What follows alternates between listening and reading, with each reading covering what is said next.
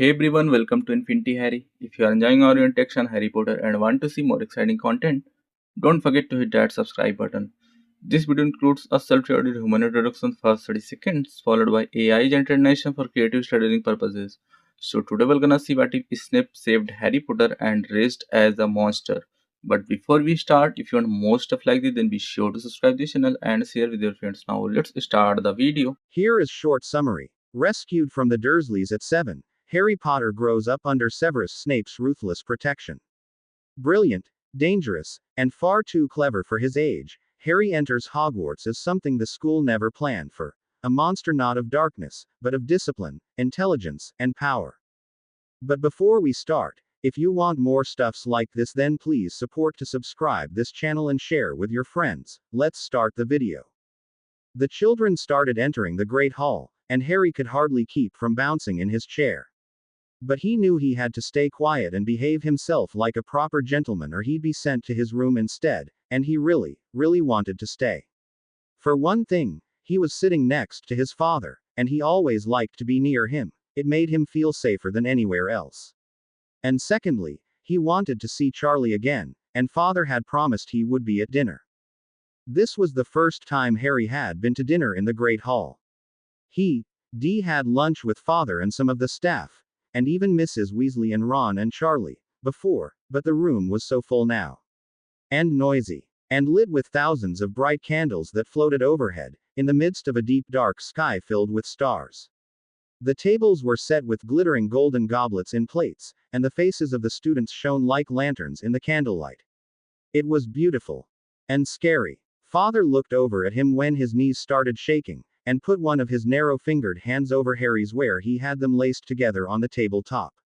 "All right, Harry?" he asked. His voice was smooth and rich, and the way he said Harry's name made him want to smile. Father was the first person he remembered ever saying his name like that. Like he cared. Like he really wanted to know if Harry was all right. Yes. Yes, father. He'd almost messed up again. He did that when he was upset sometimes, or scared, but father never yelled at him when he made the mistake of calling him, sir, instead. Sometimes he looked terribly disappointed, though, and Harry hated that. It always made him feel small and stupid, like he still deserved to be locked in a cupboard and screamed at by Uncle Vernon. "We can leave, if you want," father said softly. "I can have Nellie stay with you downstairs. There are a lot more people here that you're used to." Harry shook his head. He didn't want to go. He wanted to stay. But sometimes, everything was just overwhelming. "I'm all right, father," he said. "Honest." Father's brows dipped down into a small frown, but then he nodded and let it go. The tables were almost full up now, and Harry saw a flash of bright red hair amongst the sea of new faces. He sat up straighter, and lifted his hand in a little wave. At the table on the far left of the room, Charlie grinned at him and waved back. A warm feeling infused Harry. He leaned back in his chair and relaxed. "Happy now?" father asked, with a twitch to his lips that Harry knew was like his laugh. "You see he's not forgotten you." Harry nodded, a contented smile on his face. His Charlie was back. Maybe they could play Quidditch tomorrow, or Explodin' Snape, and he could show Charlie the new passageway he'd found with Fern on the third floor, behind the statue of a witch with a humpback. Fern hadn't let him go down the passageway, but he bet that he could, with Charlie there. Then they could have tea with Hagrid and talk about dragons again. Harry loved the idea of dragons, but until Charlie started asking Hagrid all he knew about them and how to train them, he'd never actually thought they might be real. Now he really wanted to see one for himself, but father said that was not going to happen. Peering out at the tables again, Harry saw Charlie talking with a boy to his left, with dark hair and a tanned face. Both were laughing, and Harry frowned at them, wondering what they were saying. Were they talking about dragons? "Ah, look there," father said, and gestured with his chin toward a door to the side of the table. "Here comes Professor McGonagall." "What's that?" Harry asked, and pointed at her. Professor McGonagall set down a small stool and put a battered cone of cloth on top of it. "That is the sorting hat," father said. "What's it do?" "You'll see." Harry looked up at his father, the dark, fathomless eyes suppressing mirth. What kinds of things did the hat sort? He wanted to ask, but when father got all mysterious like this, it was usually because he wanted Harry to see something without any preconceived notions, whatever those were. But sometimes, he just liked to see Harry be surprised. Harry figured it wouldn't be anything scary, because father knew not to surprise Harry with scary things. Harry was going to change his mind, though, when the professor left for a moment and then came back into the great hall, leading a line of terrified looking new students. Some of them were whiter in the face than Sir Nicholas, and at least one of them was actually crying. What's gonna happen to them, Daddy? Harry whispered. Father gave him a sharp look, and then squeezed his hands with his one strong one. Don't worry, Harry, he said just as softly. Nothing will hurt them at all. It's just a little test. Harry swallowed and nodded. He trusted his father. Had to. Father had rescued him bunches of times, from Mr. Filch, from the Squid and from the Dursleys, and he was the only person in the world who had promised over and over to keep Harry safe. Right after the line of new students halted in front of the head table, to Harry's amazement, a slit opened in the side of the hat and it started to sing. Harry didn't understand all the words of its song, but he heard the names of the houses, like father had taught him. Gryffindor, Slytherin, Hufflepuff and Ravenclaw. Father was in charge of Slytherin, and he said snakes were the best of the lot. Harry, who very much liked snakes, especially the ones he had talked with, had to agree. When the hat was done singing, there was a lot of clapping from the tables of students, and even from the head table. Then Professor McGonagall stepped forward with a scroll in her hands, which she unrolled. She looked over the line of new students and nodded. When I read your name, you will come up here, put on the hat and sit on the stool to be sorted. Abbott, Sarah. A girl with long blonde hair done in one wide pigtail down her back jerked forward as if pulled by an invisible string and stood next to the stool. The professor lifted the hat briefly, so the girl could sit down, and when she had, the hat went on her head. The girl sat rigidly on the stool, her hands clasped together in front of her, for a few seconds, which seemed like an eternity to Harry. What was the hat doing? Suddenly, the hat yelled out, Hufflepuff. And there was cheering from one of the tables, and some good-natured clapping from some of the other students. Sarah Abbott jumped off the stool, with a big grin on her face, and hurried over to the table that was cheering for her. See, Harry, father said. They're just being sorted into their houses. No one's being hurt. Harry grinned back at him, almost wishing he was going to be sorted, 'cause he could then be in his father's house, and be one of his precious snakes. The rest of the students were sorted, but the only ones Harry paid attention to were the ones who ended up in Slytherin, like Marcus Flint, Terence Higgs, and Persephone Urquhart, as well as Percival Weasley, Charlie's little brother, who ended up in Gryffindor. Percy, as Charlie called him, didn't smile like his brother, all teeth and dimples, but rather forcefully, Harry thought, almost as though smiling hurt his face.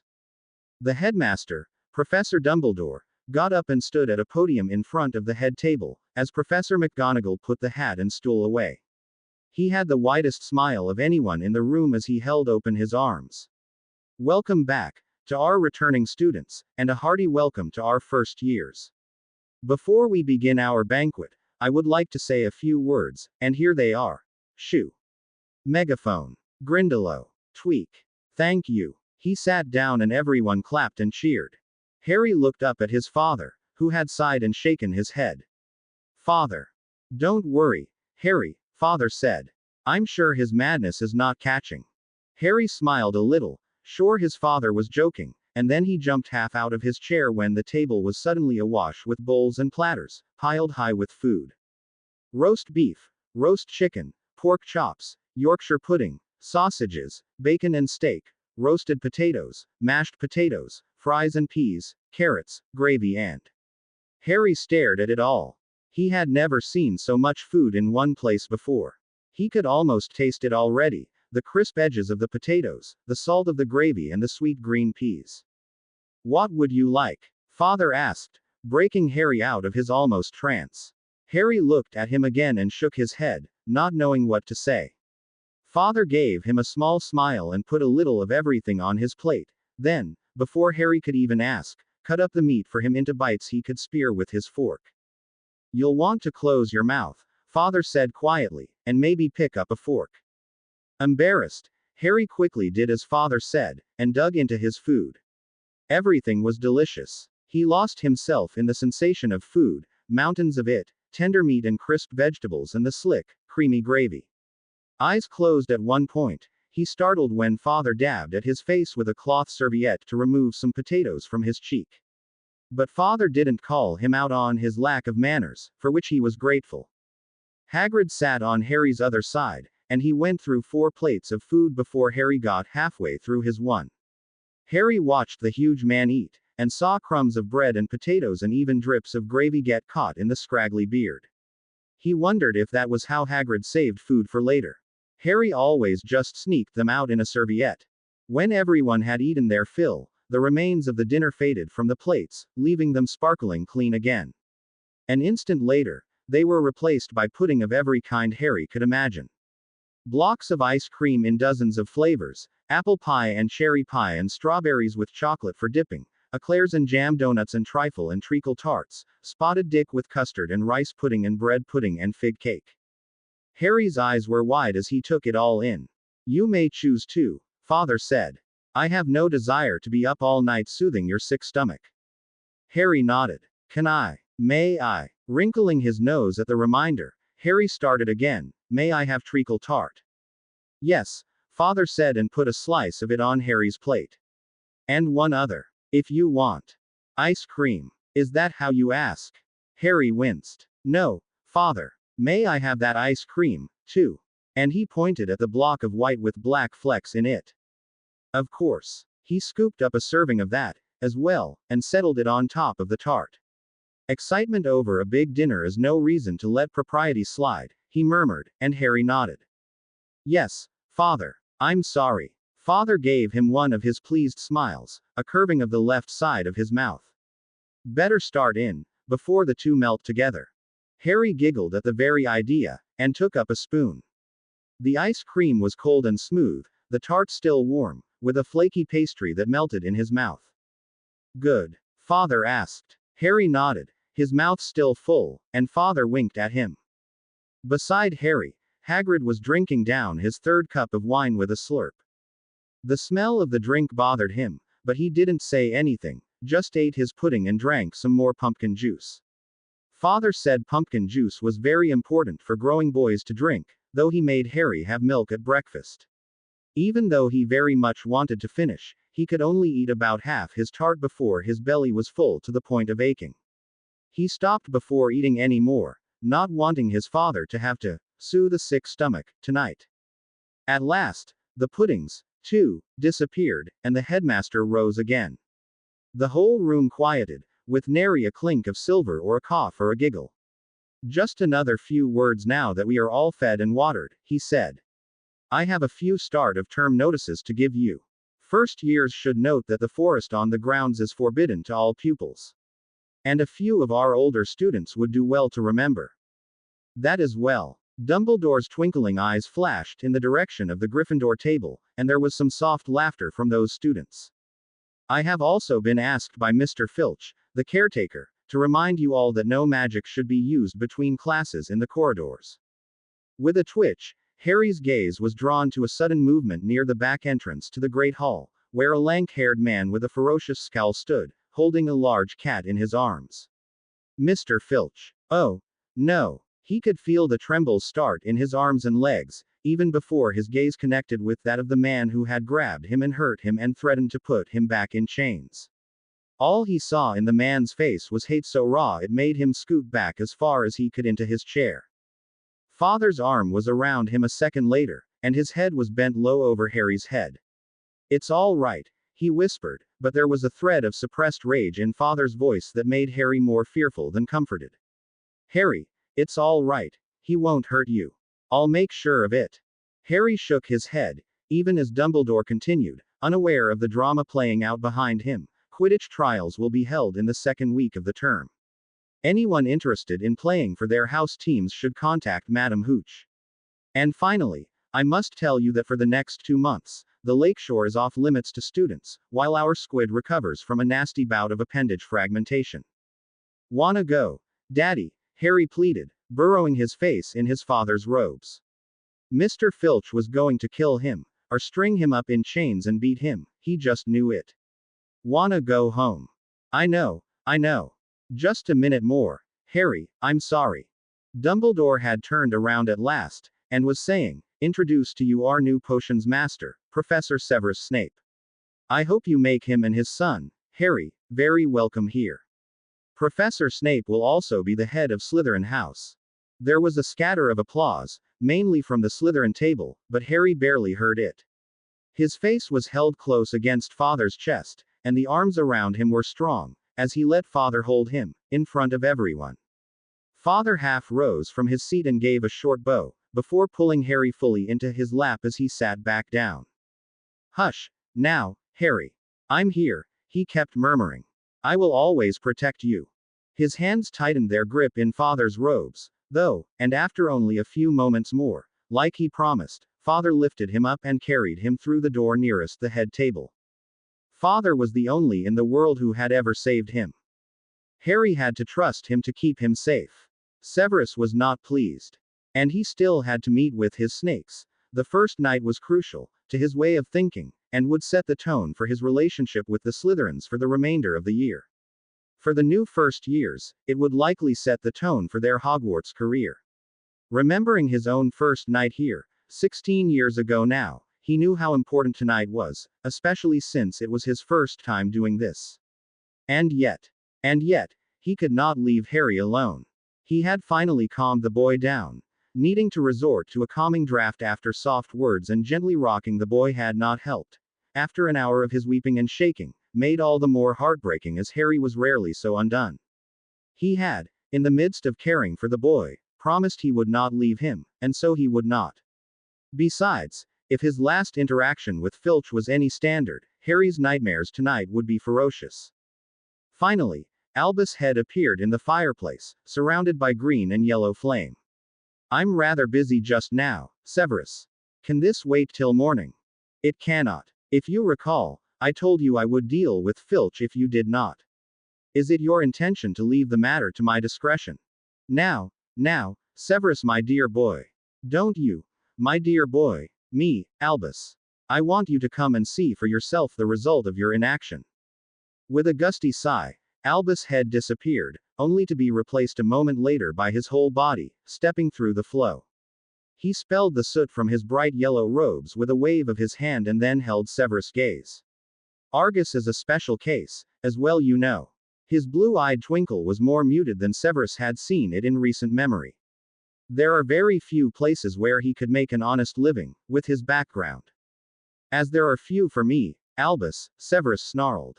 And yet, I do not make it a habit to torture young children. Now, Argus did not actually harm Harry. Do you truly think so? Come in here, then.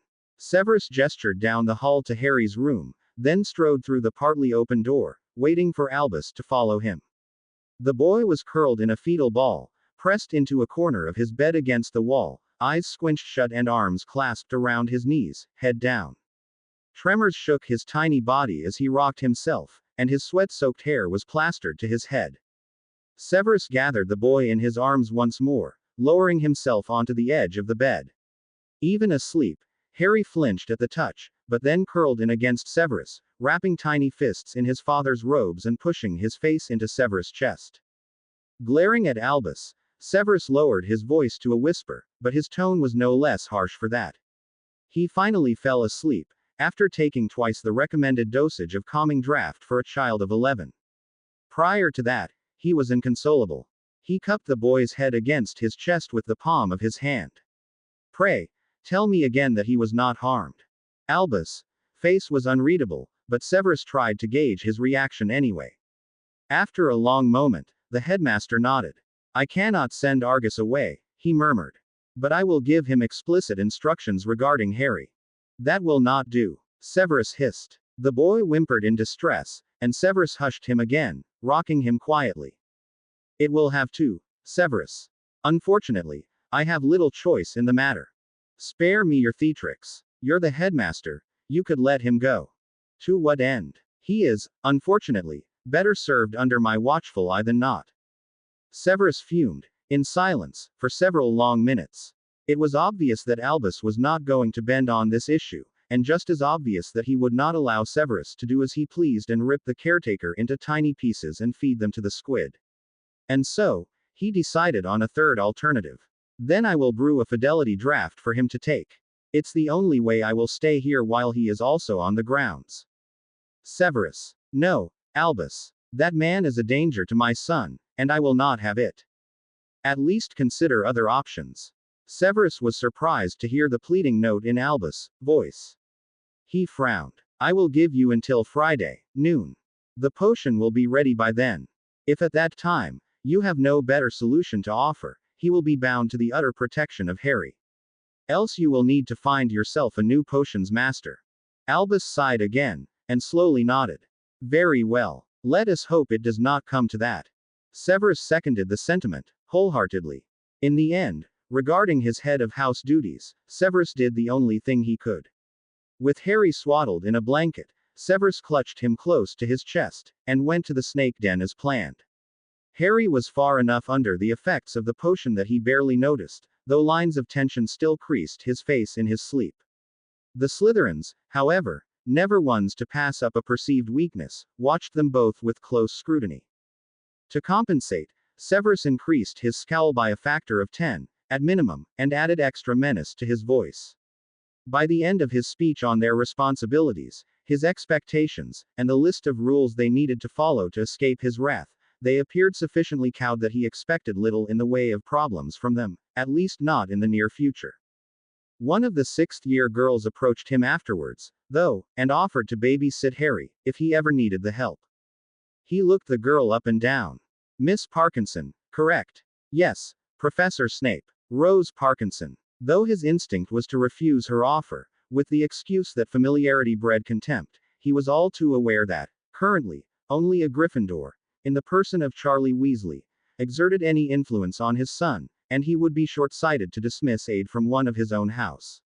Thus he spoke in measured tones. I will consider it. I appreciate your interest. Thank you, sir. She smiled at the boy in his arms, her pug-like features softening. How old is he? She asked, and Severus sighed, resigned to holding a conversation. 7. I have a little sister that age. She frowned a bit. But he's so little, she murmured. Severus snorted. Don't let his size fool you, he's quite a terror when up and running. The girl laughed. Pansy is as well. She looked over her shoulder to where some of her yearmates were gathered, watching her and waiting. I should go. Prefect stuff, you know. But thank you, Professor. With a muttered HMMPH, Severus left his snakes and returned to his quarters, knowing he'd lost something in the interaction with Parkinson, but unsure exactly what. Harry's nightmares were horrid, and neither of them got much sleep that night. In the morning, the boy was clingy and fretful, and Severus despaired of getting either of them to breakfast on time. Finally, he had to call in both Nellie and Fern to stay with Harry in their quarters, while he went to hand out class schedules and grab a quick bite before he was due at his first class. Breakfast was just about over when he arrived, however, so all he got for his trouble was a lukewarm cup of coffee. He spelled it hot again, but the resulting bitterness made him waspish. McGonagall, in particular, gave him wide berth. After a half-dozen unsatisfying sips, he swooped down upon the Slytherin table and passed out schedules, ignoring the early morning whining of his students as they perused their timetables. With only minutes before his first class, he hurried to the dungeon, robes billowing behind him in his haste. As he flew to class, he heard more than one comment about his likeness to a great black bat. The idea made him smirk, and he put an extra bit of billow in his stride as he slammed open the door of the potions classroom, startling the third-year combined class of Gryffindors and Slytherins so that they jumped almost as one in their seats and turned to stare at him. He cast his gaze over the class, catching this one's eyes, then that one's, staring each of them down in turn. After he was sure they were all attentive, and suitably leery of him, he pitched his voice to a near whisper. There will be no foolish wand-waving here, he began. Where's my father? Harry asked again. Nellie cocked her head to the side, her big eyes sympathetic, though her voice was firm as she said, Master Snape is teaching his class, Master Harry. And he is wanting you to eat your breakfast. I'm not hungry. His stomach hurt, like there were butterflies swarming around in there, and he didn't want to eat. He just wanted his father back. You was not supposed to be skipping your breakfast, Master Harry. I'm not skipping. And you was not supposed to be whining, either, Nellie continued. I'm not. I just want my daddy. His eyes filled with tears. He couldn't make them stop, even though he'd been feeling like this all morning. It was weird, really. He'd never cried so much in his whole life. Why can't he come home and be with me? Master Snape is teaching his class, Master Harry, Nellie said again. But after you was eating your breakfast, Nellie can take you to visit Mr. Hagrid and the slobbery dog, yes. Don, wanna. Master Harry, Nellie chided. Mr. Hagrid is missing you, Nellie thinks. He is saying 2 days ago he is wanting to see you again soon. Still sitting at the little table in their kitchen, Harry poked at his sausage and eggs, swirling them around on the plate. His toast lay to the side, untouched. Master Harry. Okay, he said dully. You are eating your breakfast first, Master Snape says. Okay. He poked at the eggs a bit more, taking 2 bites before he gave Nellie a pleading look. I'm really not hungry, he told her. Nellie tutted at the plate, but nodded, and Harry slid off his chair and, after donning his light cloak, followed her outside. The day was cloudy, with a slight chill and the hint of mist in the breeze that blew across the grounds. Morning dew clung to the grass, still, and Harry's shoes were soaked, socks as well, within minutes of their descent from the castle. But Harry hardly noticed. As they neared Hagrid's hut, Fang launched himself at them, and Harry pushed his nose away as the boarhound tried to lick his face off. Down, Fang, he said, instead of laughing like he usually did. Fang obeyed. Ari, a loud voice exclaimed from the garden in back of the hut. Good tear see ye, lad. Come in, have a cuppa with me and Fang. Hi, Hagrid, Harry said. I'm not real thirsty. Not thirsty for tea. Hagrid looked shocked. How about a nice cakey, then? Made 'em fresh this mornin'. Not hungry, Harry said and drew a circle in the dirt with the toe of his shoe. But thanks. Oh, now what's wrong, then, Ari? Never seen her refuse a cakey before. Harry shrugged, and Hagrid came up in front of him, and put a couple huge fingers under his chin, tilting his face up so he had to look at the giant's face. You can tell me, Ari. Anything at all what troubles ye know that. Can't, Harry said, and to his horror, felt tears rise again. He roughly rubbed them out of his eyes before Hagrid could see. Sure ye can. Hagrid's voice was real soft, and so kind it made the breath hitch in Harry's chest, just to hear it. I want my father, he whispered, embarrassed, but desperate all the same. Ah, well, now, Ari, he's busy with classes today. Ye know that. I know, Hagrid, but he, spit it out, Hagrid encouraged. It's all right. He's the only one what'll keep me safe, Harry blurted at last, the words tumbling over each other. When Mr. Filch tries to kill me. 'Cause he will. I know it. He'll catch me and put me in chains and hurt me bad, and only my daddy can save me. Hagrid's silence was like a roar of blood in Harry's ears. The giant stared down at him for a long time, and then his eyes filled with tears, spilling over to drip down his cheeks and into his scraggly beard. No, Harry, he said and sniffled loudly, wiping fingers the size of sausages across his face. No, never thinkda. Mr. Filch won't do it, not any of it. And the headmaster wouldna let him, anyway, and neither would your da. But, no buts, now, Ari. Safe as houses, I swear on Dumbledore's good name. All right. Biting his lip, Harry glanced at Nellie, who nodded quickly in agreement. Thoroughly outnumbered, he hitched up his shoulders a bit, but then nodded, too. Okay, all right. Good. Hagrid patted him on the back, almost knocking him over. Now, come inside mo. I got a delivery last night. Some at you'll like, I'm sure. All the way from Siberia, this one is. Calling up a smile for Hagrid's newest acquisition, Harry followed him into his hut.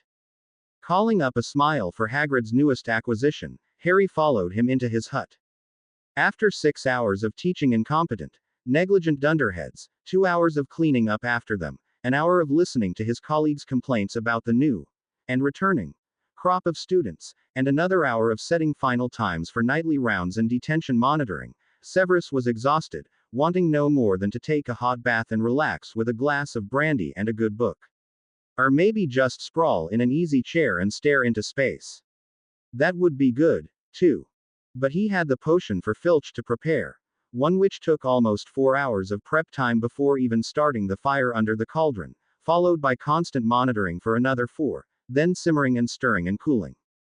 It would be done by Friday, but only just, and he meant to have Filch drink it or be damned by then. Plus he had summer assignments to grade, 2 detentions already to monitor, both students from his house, with the detention assigned by Minerva, damn her, as well as potion ingredients to prepare for tomorrow's lessons. It was going to be a long night. He entered his quarters with the expectation that it would be quiet. Nellie had been on duty with Harry until noon, at which point Fern and the other one took over until bedtime, and Harry should have been fed dinner already and be in the process of getting ready for bed even now.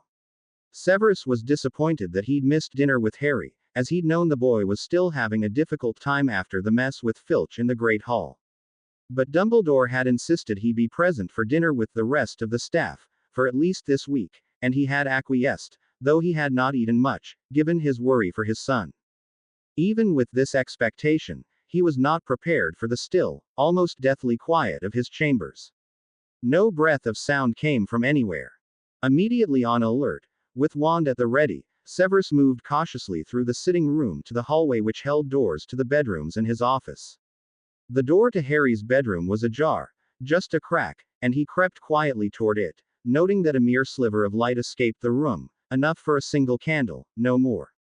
Not until he was almost at the door did he hear anything, and then it was only an odd scritching sound, then silence again.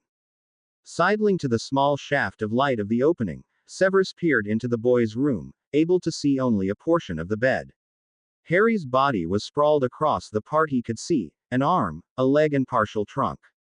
And then, over the band of Harry's black hair where it met his neck, a large, pointed tuft of white furred ear appeared. The ear swiveled toward him and then twitched as a clawed paw rose to scratch at it.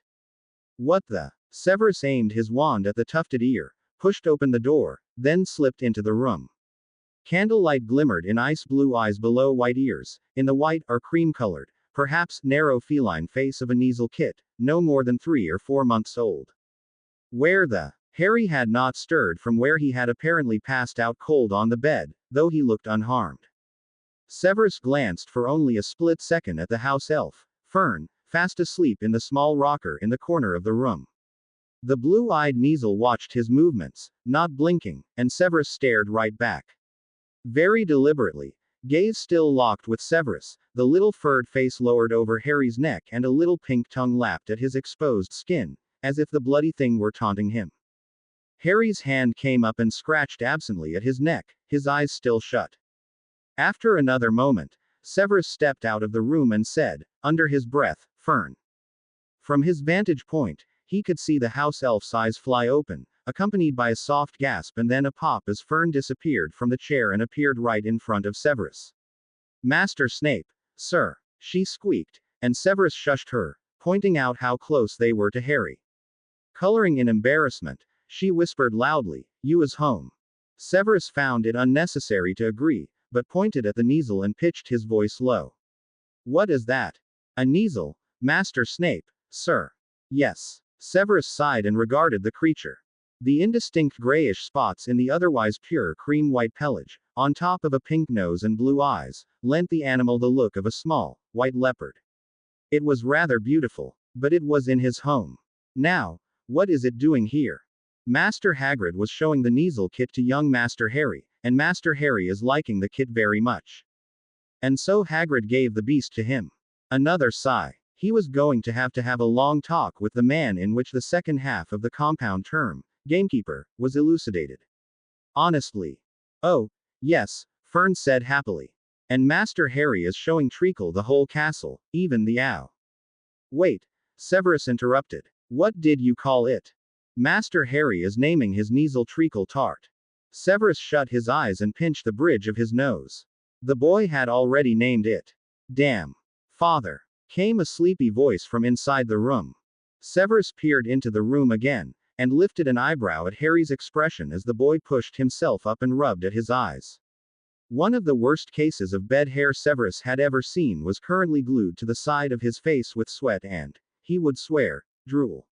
Maybe even some nasal spit. The nasal rose on back paws and stretched up to lick the boy's ear. Harry giggled. Quit it, tree. He scratched the kit's head and it leaned into his hand, purring. Harry, Severus said, in a leading tone. Hagrid gave me her. Isn't she pretty? Hagrid says she can protect me from bad people and help me find my way home if I'm lost, 'cause she's nearly magic and real gentle. Can I keep her?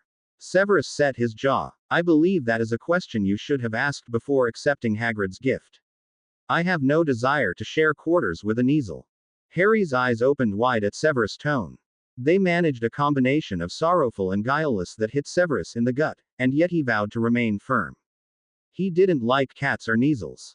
In fact, he was sure he was quite allergic to them. A faint flush colored Harry's cheeks before he ducked his head. Yes, sir, the boy whispered. I'll bring her back. Avoiding Severus' gaze, he gathered the bundle of fur and claws in his arms and pressed his nose to the top of her head, then rubbed his cheek along her ears as he slid off the bed. It's late, Severus told him with some asperity. Too late to pester Hagrid tonight. You can go down in the morning. He glanced at Fern, and then at the rumpled bed where Harry had been resting and asked, Have you eaten dinner? Did you at least have lunch? At Harry's blank look, Severus rounded on the house elf. How long have you and Harry been sleeping? Master Snape, sir. Fern's face wrinkled further briefly before she said, 2 hours and 35 minutes, sir. Master Harry was very tired from exploring the castle and, sighing again, Severus turned away from both of them and strode back down the hall. I would like dinner on the table, and Harry washed and straightened up by 7:30, if you can manage that. He retreated to his shower and very hot water, and quiet. Perhaps Severus would have more of a chance to eat, too, here in the privacy of his own chambers, than he had been given in the great hall, full of loud, gawking children. 20 minutes later, he emerged, still cross but clean. At the table, Harry was standing beside his chair, clothes straightened and head down, with neither Fern nor the Kneazle in sight. Dinner was laid out. Roast beef, potatoes and peas, and smelled inviting. At Severus' place was a glass of red wine. He sat, unfolded his cloth serviette and draped it across his lap, then surveyed Harry where he stood stock still, fists bunched by his sides and arms trembling. Harry, sit down, he said mildly. The boy's head came up. His eyes were dilated, his mouth drawn tight. His gaze skimmed over the table and a breath hitched audibly in his chest. Severus was rapidly losing patience. He knew he should get up and walk away while he was in a fractious mood, but he was hungry and tired and just wanted to relax after a long, arduous day. What was it about dinner that was so hard? Harry, talk to me. What is it? Harry gave a short shake of his head. It may have even been just a twitch. The trembling in his limbs grew more pronounced. Severus' eyes narrowed. What the hell? He had no idea what might be wrong, and the boy seemed unable to tell him. Well, fine then. Look at me. Harry met his gaze at last, and Severus whispered, Legilimens. A barrage of images bombarded him. Severus sifted through them carefully, easing past this memory or that, dismissing his own attitude toward the Kneazle surprise as of no consequence, then the boy's afternoon's activities of mucking around in dusty corridors and running himself almost sick on the fields with a leaping kitten, searched back past Filch's terrorizing taunts, back days and then a week, then further and further in time, seeking reasons for the boy's behavior. Ah, there they were, the remnants of a meal, roast and peas and potatoes, laid out on a white tabletop, and Harry pulls dishes down, one by one, to clean them, staring hungrily at every bit of food he is not allowed to have. Wipes down counters, wishes for water, just a moist cloth to s. On in the darkness of a cramped, claustrophobic room, rummages through a garbage pail, the taste of potato peels. Mealy but wet, barely chewed and swallowed quickly, bright light. Yelling and screams, Harry's screams, the cold of a night outdoors, the coppery taste of blood on his lips, the hose and blinding cold water, more water than he wanted, and Aunt Petunia's cold words. Vernon will sort you out, boy. Kicks and punches of Dudley and his friends. Aches in his ribs. His hand. Crushed. Uncle Vernon. On your knees. With the collar. Latching it tight. Metal links cutting into his skin. If you're a good dog, you'll get dinner tonight. Severus withdrew from Harry's mind, feeling sick. His gorge rose and he struggled to keep his composure. If Dursley wasn't already on an express train to Insane thanks to his previous visit, Severus would have gone directly to that damn muggle's house now and flayed the skin and meat from his bones. With a flick of his wand, Severus banished the unfortunate meal on the table, and turned his attention to Harry, who was on his knees, arms wrapped tight around his middle. Silent tears flowed down his cheeks as he rocked himself back and forth, mouthing words Severus could not hear, hunched over his knees. Severus dropped down beside him, and his heart broke when Harry flinched away. The boy was cowering from him, and no wonder, with Severus' attitude over the last half hour. Cursing both his stupidity and lack of patience under his breath, he had to force his hands to stay by his sides and not reach for the boy, not wanting to frighten him again. Harry. I'm sorry. Harry, you're at Hogwarts, do you remember? Please look at me, Harry. Can you hear me, son? Unable to stand the boy's silent keening, Severus reached for him again, but his hands were knocked away by a white blur that streaked across his field of vision. Disgusting. Filthy animal. Uncle shrieks and grabs the boy by the neck, shaking him hard enough to make his teeth rattle. I told you, boy, no food. I'll teach you to disobey me. No good freak. Uncle shoves him to the back door. Outside with you. If you behave like a dog, you'll be treated as one. Should've known you weren't fit for living indoors with decent folk. Get out of my house. ... Later. Uncle's eyes are frightening. But the boy's legs tremble weakly, so it is no hardship to sink to his knees. In seconds, his uncle has slipped the chain around his throat and cinched it tight like a collar. In the next moment, he clips the end to the black rope. A leash. The boy realizes with a jolt. His hands go to the chain collar and tug at it. Leave it. Uncle bellows and slaps his hands away. Then he holds up the last item in his hands, a large screw topped with a loop. Taking the other end of the leash, Uncle Vernon leads the boy to a far corner of the yard. With a heavy mallet, he hammers the screw into the side of the shed and hooks the other end of the leash to it.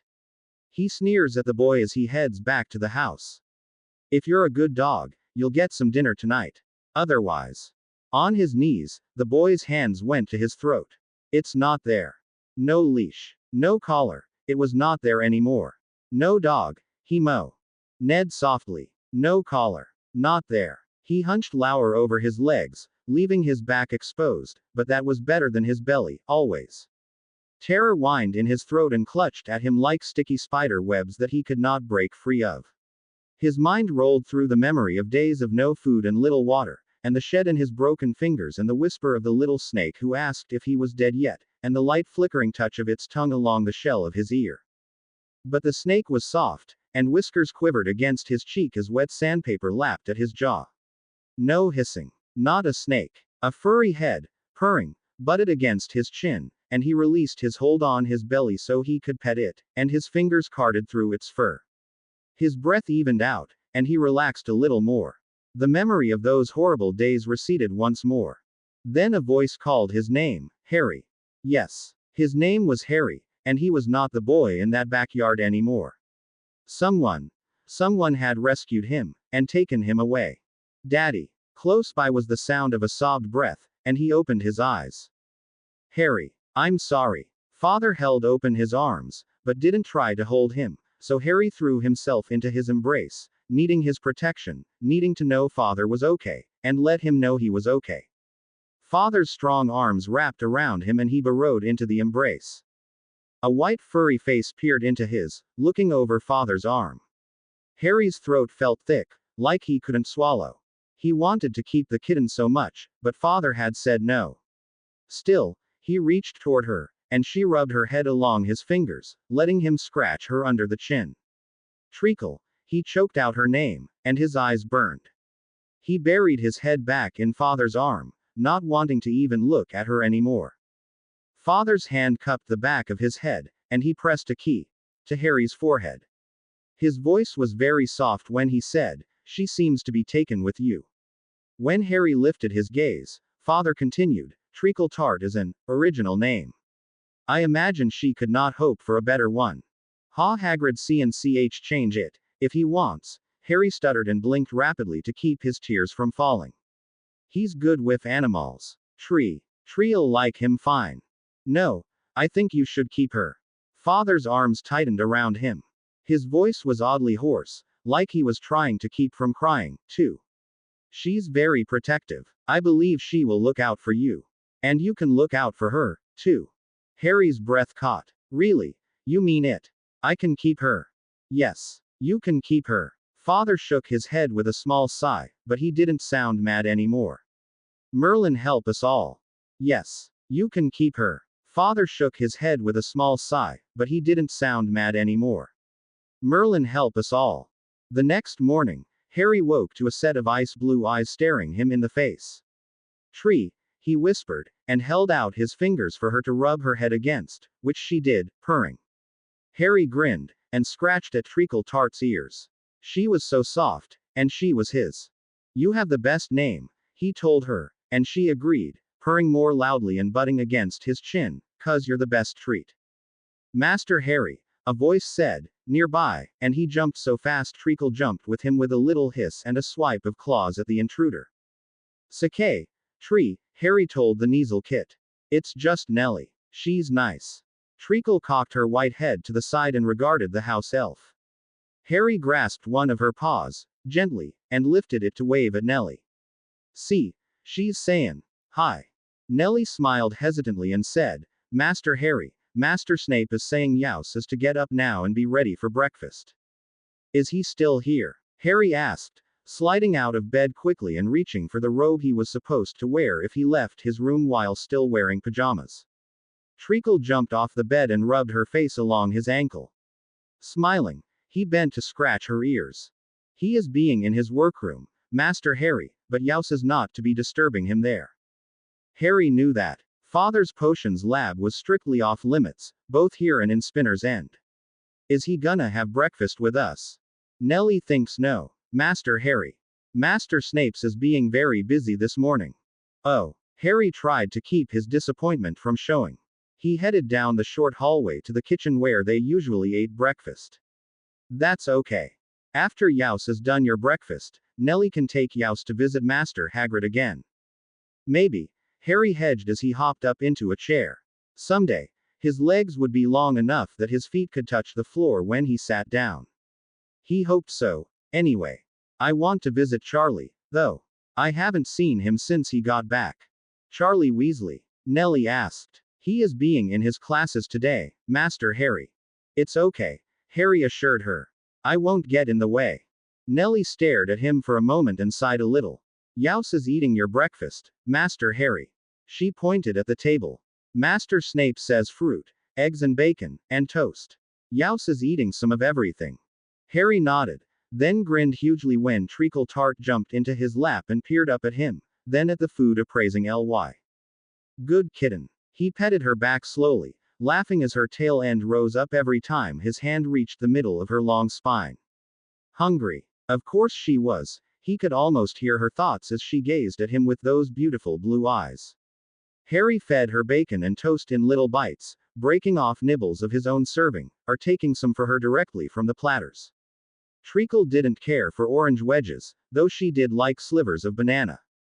Once they were both done, Harry saved a bit of toast and orange in a paper napkin, and put it in his pocket when Nellie wasn't looking. Then he got cleaned up in his bathroom and dressed in his favorite green shirt and gray trousers that were considered casual enough for playing outdoors.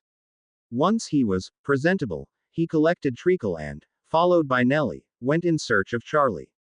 It took almost an hour of wandering the castle, Treacle by turns in his arms or at his heels, and Nellie close behind, before he finally found his friend. Charlie was in a class, like Nellie said, but it was almost over, Harry was sure. He peeked through the window on the top half of the door. He had to jump to see it.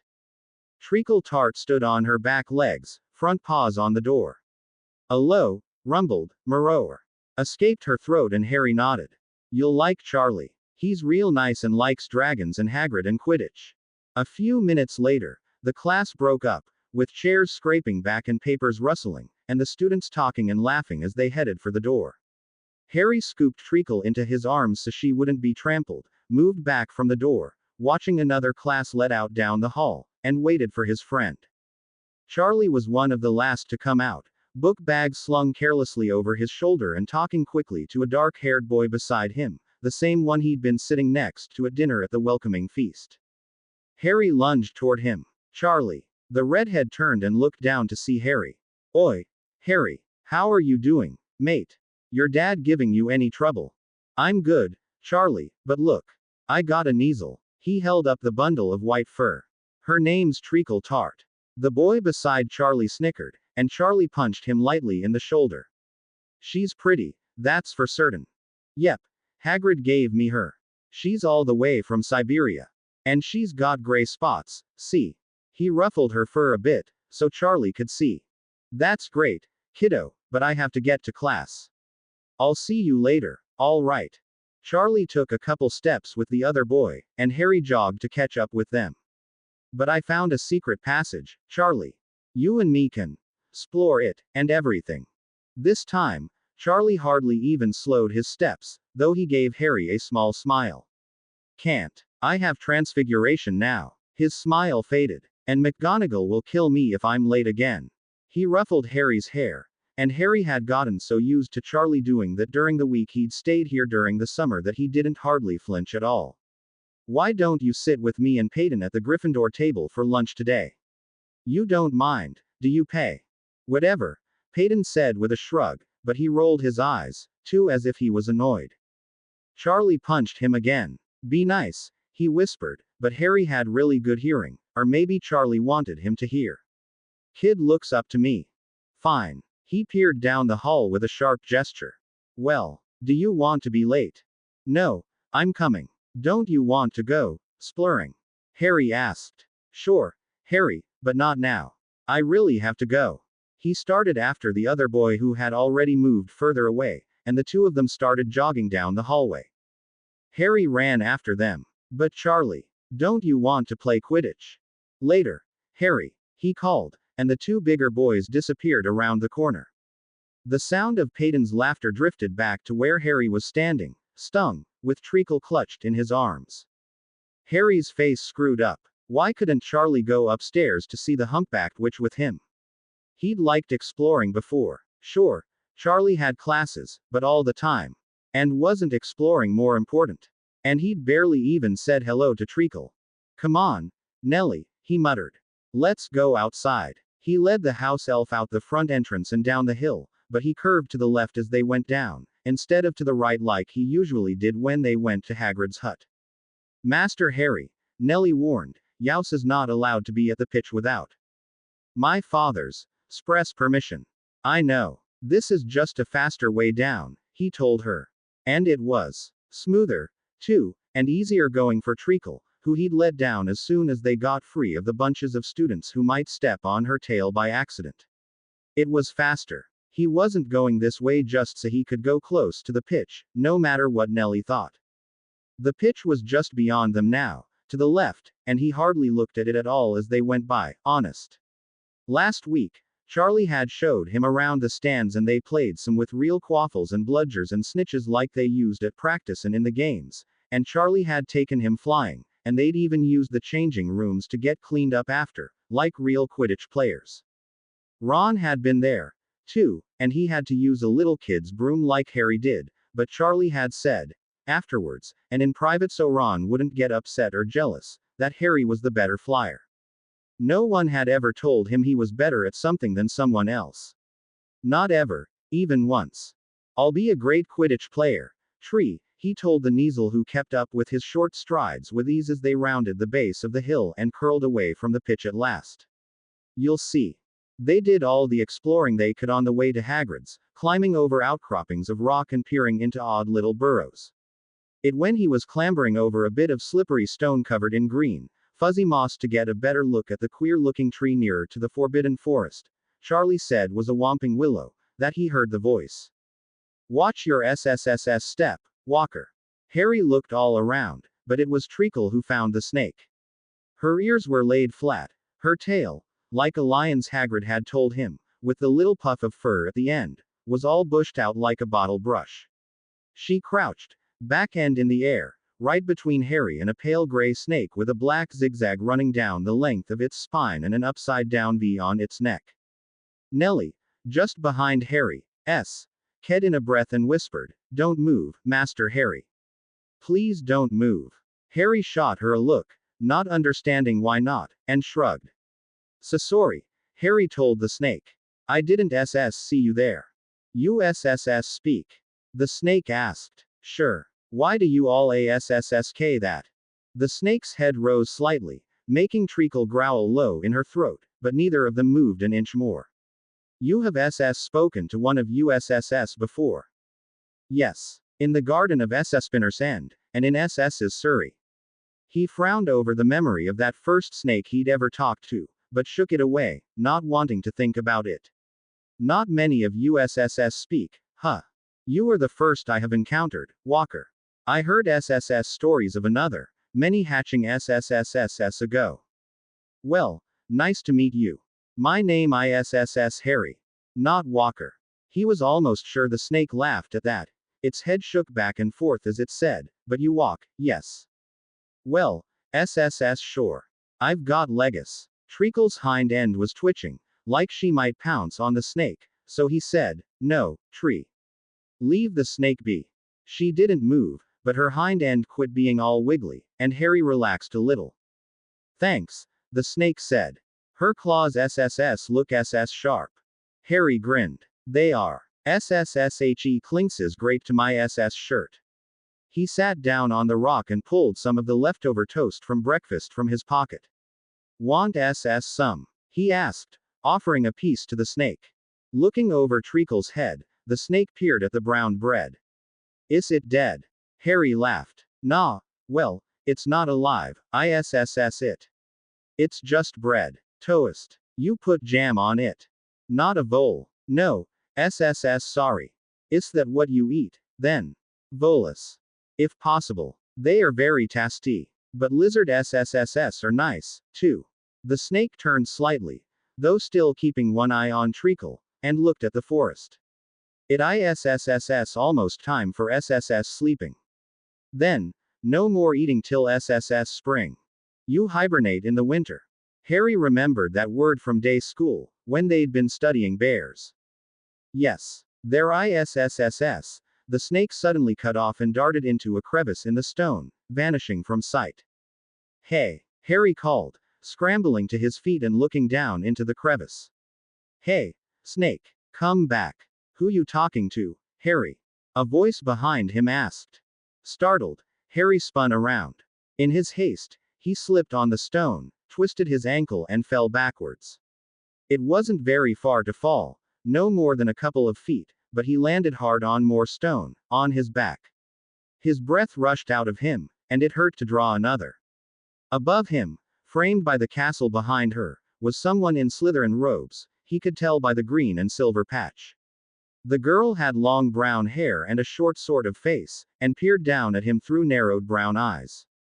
"You all right there?" she asked. "Yeah," he managed to say once he got a little breath back, and pushed himself to hands and knees and then up on his feet. His ankle hurt, so he kept most of his weight off it. It was the same one he'd hurt when Dudley and his friends beat him up. His father had spent so long fixing it, Harry knew he couldn't let him know he'd hurt it again. His lower back hurt, too, but it was probably just bruised. He'd fallen worse before. "Who were you talking to?" the girl asked again. Harry shrugged and brushed stone chips and smeared moss off his palms. They were scraped and he blew on them a little to relieve the sting. "I don't know its name. I think it was a boy, though." "A boy what?" "Snake. Was just here. Must have got frightened when you came up." "You were talking to a snake?" The girl sounded a little choked. Harry nodded. "Uh-huh. It was hungry for voles. Do you know where I can get voles?" The girl made another choking sound and shook her head. Does your father know you're out here?" With a glance at Nellie, who had gone quite pale, and was trembling besides, Harry nodded again. But he really wanted to sit down. And it still hurt to breathe. But he's in class, so Nellie's got to watch me till lunchtime. I think. The girl reached down for his hand, and Harry hesitated only a second before taking it and letting her help him up over the rock, while trying to keep the weight off his ankle. I think he'll want to see you. Quote. Really? Harry asked. He'd be glad to see his father. He missed having breakfast with him and dinner, and they'd only had one short story last night before bed. Okay. Limping along, but smiling, Harry accompanied the girl back to the castle. When Rose Parkinson interrupted the potions class just before lunch, with a quick knock on the door before she opened it, Severus glared at her hard enough to bruise. But then he saw who she had by the hand, and his heart clenched, at the same time as he strode toward the two of them. Could he have not one morning where everything went as planned? Harry, he said in a low tone. What is the meaning of this? The boy looked up at him with confusion, one his hand firmly in Rose's, and the other clutching his easel close to his chest. Severus noted that his clothes were in disarray, as if he'd been in a fight. To Rose then, he said, what has he gotten into now? I found him outside, she said, almost whispering.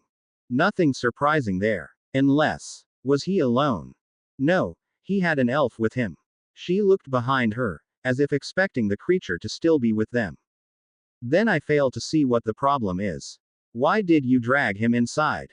Rose's gaze roamed the room quickly, and only when she saw the children, third years, keeping their attention on their potions did she continue, in an even lower voice, he was talking to a snake. An adder. And just like that, Severus's insides turned to ice, part abject fear, part horror. He remembered, when he'd first found Harry in the backyard of those muggles, that he'd heard something like Parseltongue coming from just beyond his view, but he'd promptly forgotten those brief noises in the face of the utter depravity of the boy's captivity. Now it all came rushing back. And an adder. Of all things for him too, he could have been killed.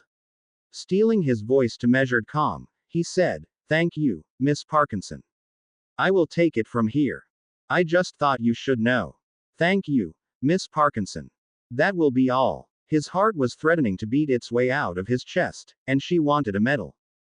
Giving him a brief, yet almost crafty, smile, she released her grip on Harry and retreated from the room. That one would bear watching. And as for Harry, could you sit over there for me, please? He told the boy, and pointed at a chair near his desk. Until this class is done. Then we'll have lunch. Yes, father, Harry said dutifully, though he still looked perplexed. As well he might. Harry had no idea of how frightening a prospect it would be to many wizards if he manifested the same odd, dark power that Voldemort had. It would bring up far too many memories for most people, including himself. And he probably had no idea of the risk he had put himself, talking with such a poisonous snake as that. Severus had almost turned back to his class, a snarl for them to pay attention.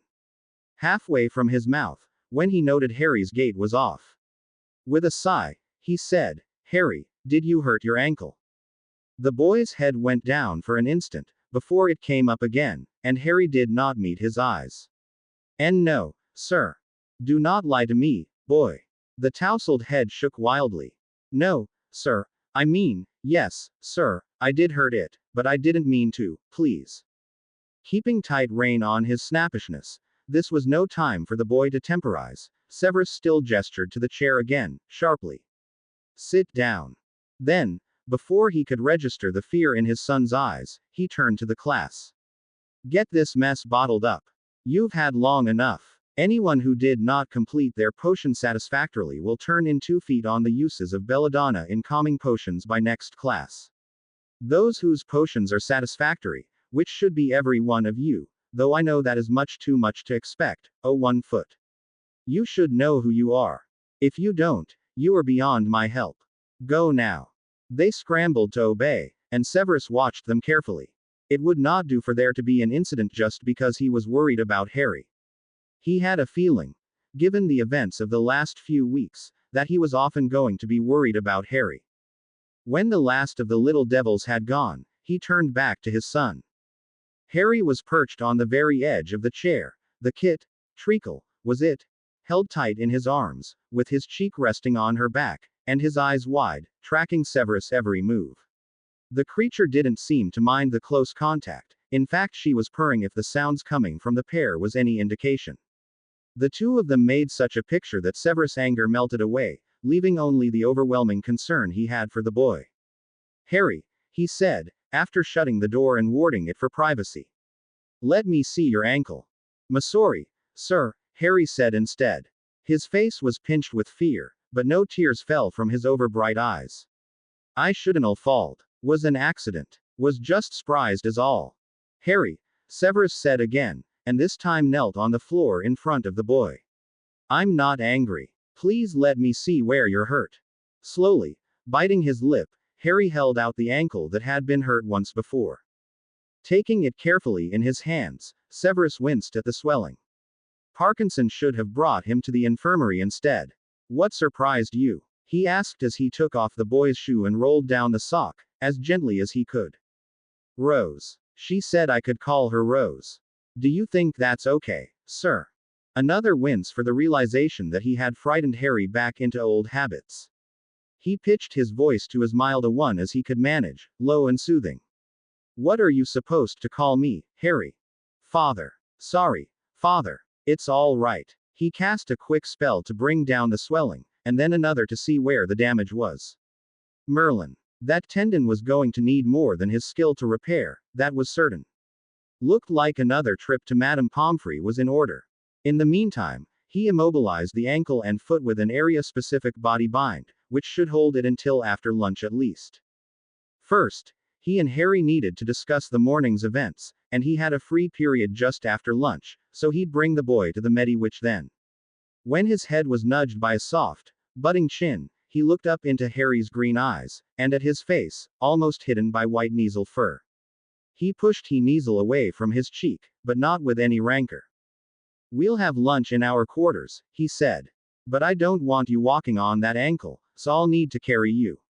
He looked pointedly at Treacle Tart. But I don't give rides to Kneazles.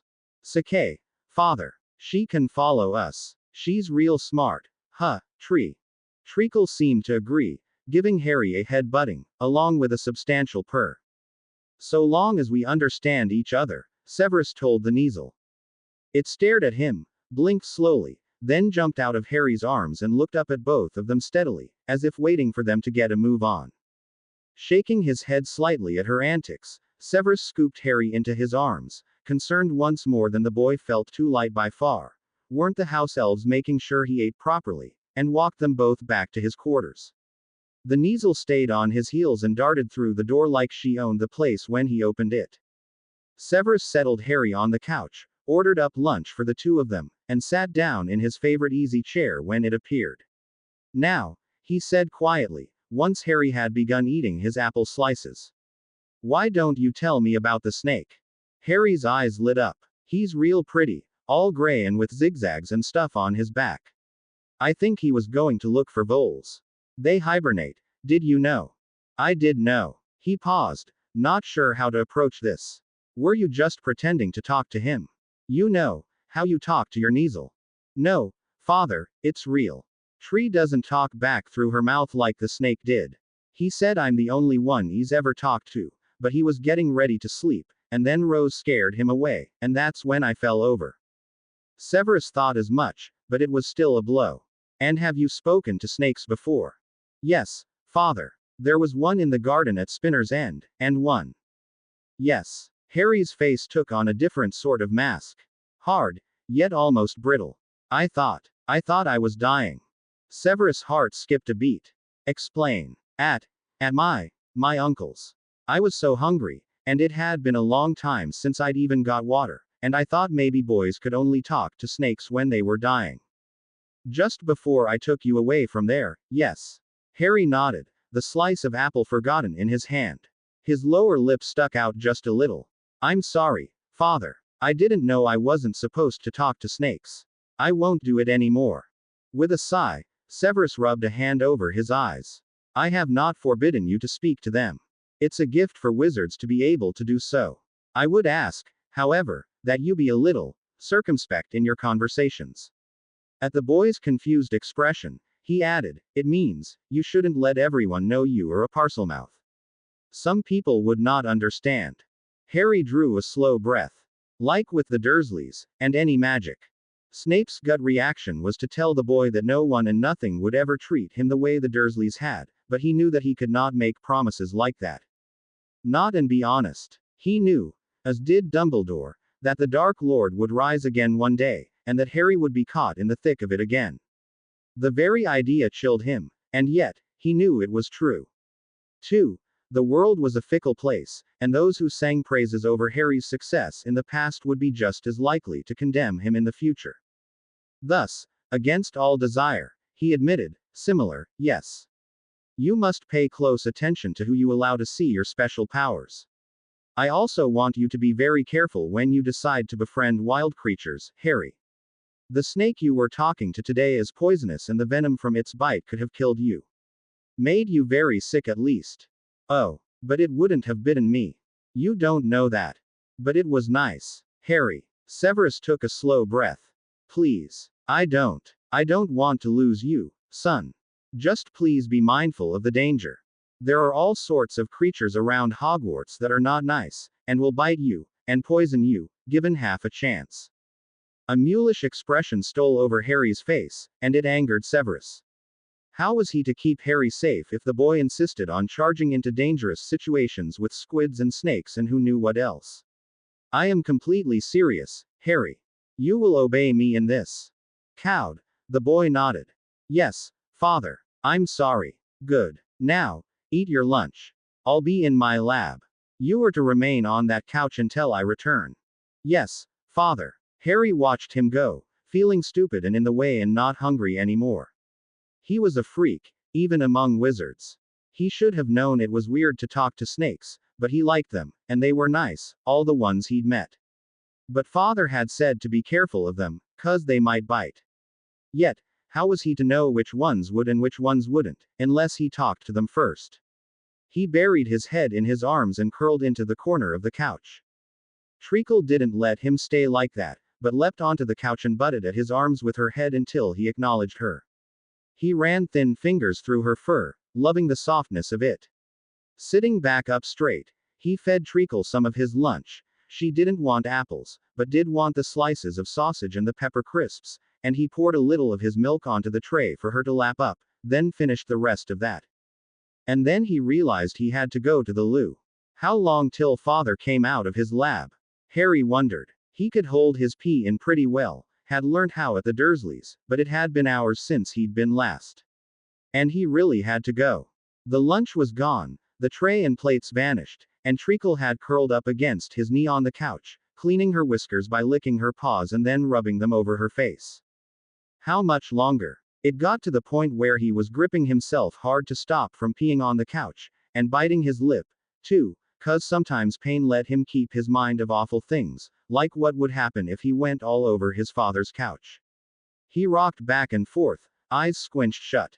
Please hurry. Please, Daddy, please hurry, please. Suddenly Treacle jumped down from the couch, and the sound of her paws hitting the floor startled Harry enough to make him lose control.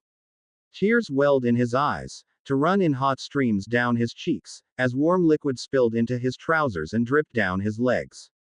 Once the flow started, he couldn't stop it until he was empty and sopping. Sorry. I'm sorry. Oh father. Oh, sir, please, I'm so sorry, please. Severus had lost track of time. This was not an infrequent event when he was engaged in making potions, especially one as tricky as the Fidelity Draft. His lab was soundproofed, of course, and spelled to stay as fume-free and humidity-controlled as he could make it, with various bubbling cauldrons always going.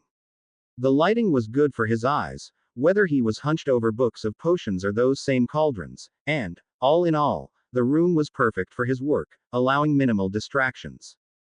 Indeed, when he noticed the time again, he realized he had spent not only the whole lunch hour, but also most of his free period in his lab, and he still had to set up the ingredients for his next class. It was a Gryffindor-Slytherin combined class of second-year students, who he just knew he would have to watch over every second to make sure they weren't hexing each other or blowing up their cauldrons. He had less than 10 minutes to finish up here and get it all assembled for them. Thus, he was rushed getting out of the lab, practically tripping over that damned Kneazle, who was scratching at his door, and rushed when he burst into the sitting room, and he was not inclined to be understanding when he saw the boy sobbing with his head down, and possessed of a rather pungent, all too familiar smell. On the couch. Merlin's pants. Boy, don't you know how to use the toilet? The only response came through chattering teeth, Harry's head still down, and now covered by his hands. Sorry, sir, sorry, please, I'll be good, please don't hurt me, sorry, sir, over and over again like some sort of litany of his failures.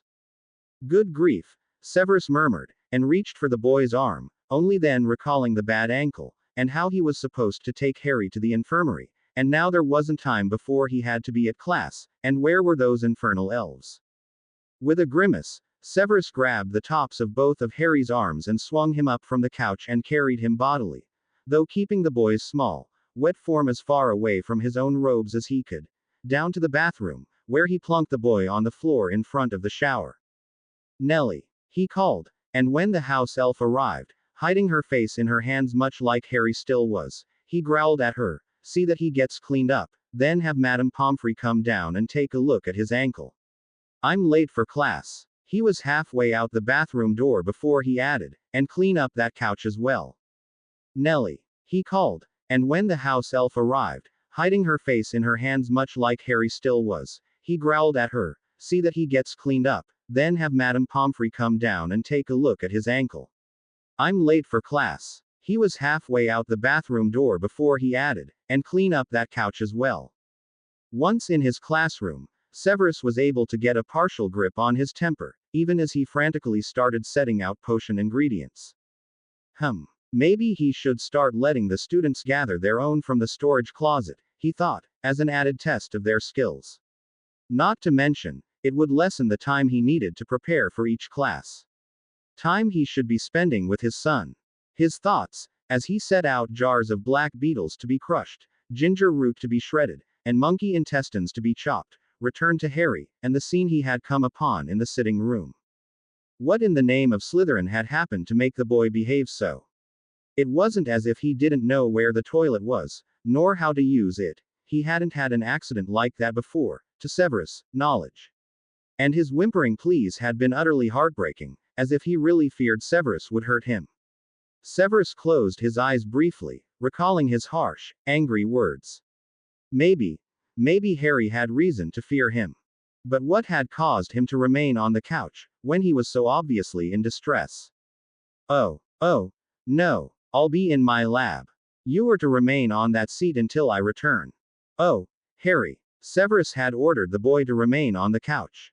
And then, he had castigated Harry for doing exactly what he had been told. Merlin. How much more of a horrible monster could he have been? More than anything else at that moment, Severus wanted to race back to his quarters and apologize profusely to the boy. How could he have been so dense? How could he have forgotten, even for an instant, how seriously Harry took any orders, how desperately the boy strove to obey in everything, every rule, even every hint of one? How could he have been so cruel? He had no time, however, to make it up to Harry, as the students started to pour in from the corridor and take their seats. He bellowed at them for silence, then ran through roll call quickly, glaring at every one of the dunderheads that was keeping him from his son. After that, he started his little speech about how wondrous this class could be if only the students were not quite as stupid as he was sure they were. With that out of the way, he flung the day's potion instructions up on the board and snarled at them to get to it. Over the course of the next double period, he assigned 12 detentions, took 40 points from Gryffindor, and failed 2 students' potions outright, because they dared not follow his instructions to the letter. If Harry could follow his instructions, even to his own detriment, why was it these children, who were twice his son's age, could not? How dare they flaunt their arrogant defiance like that?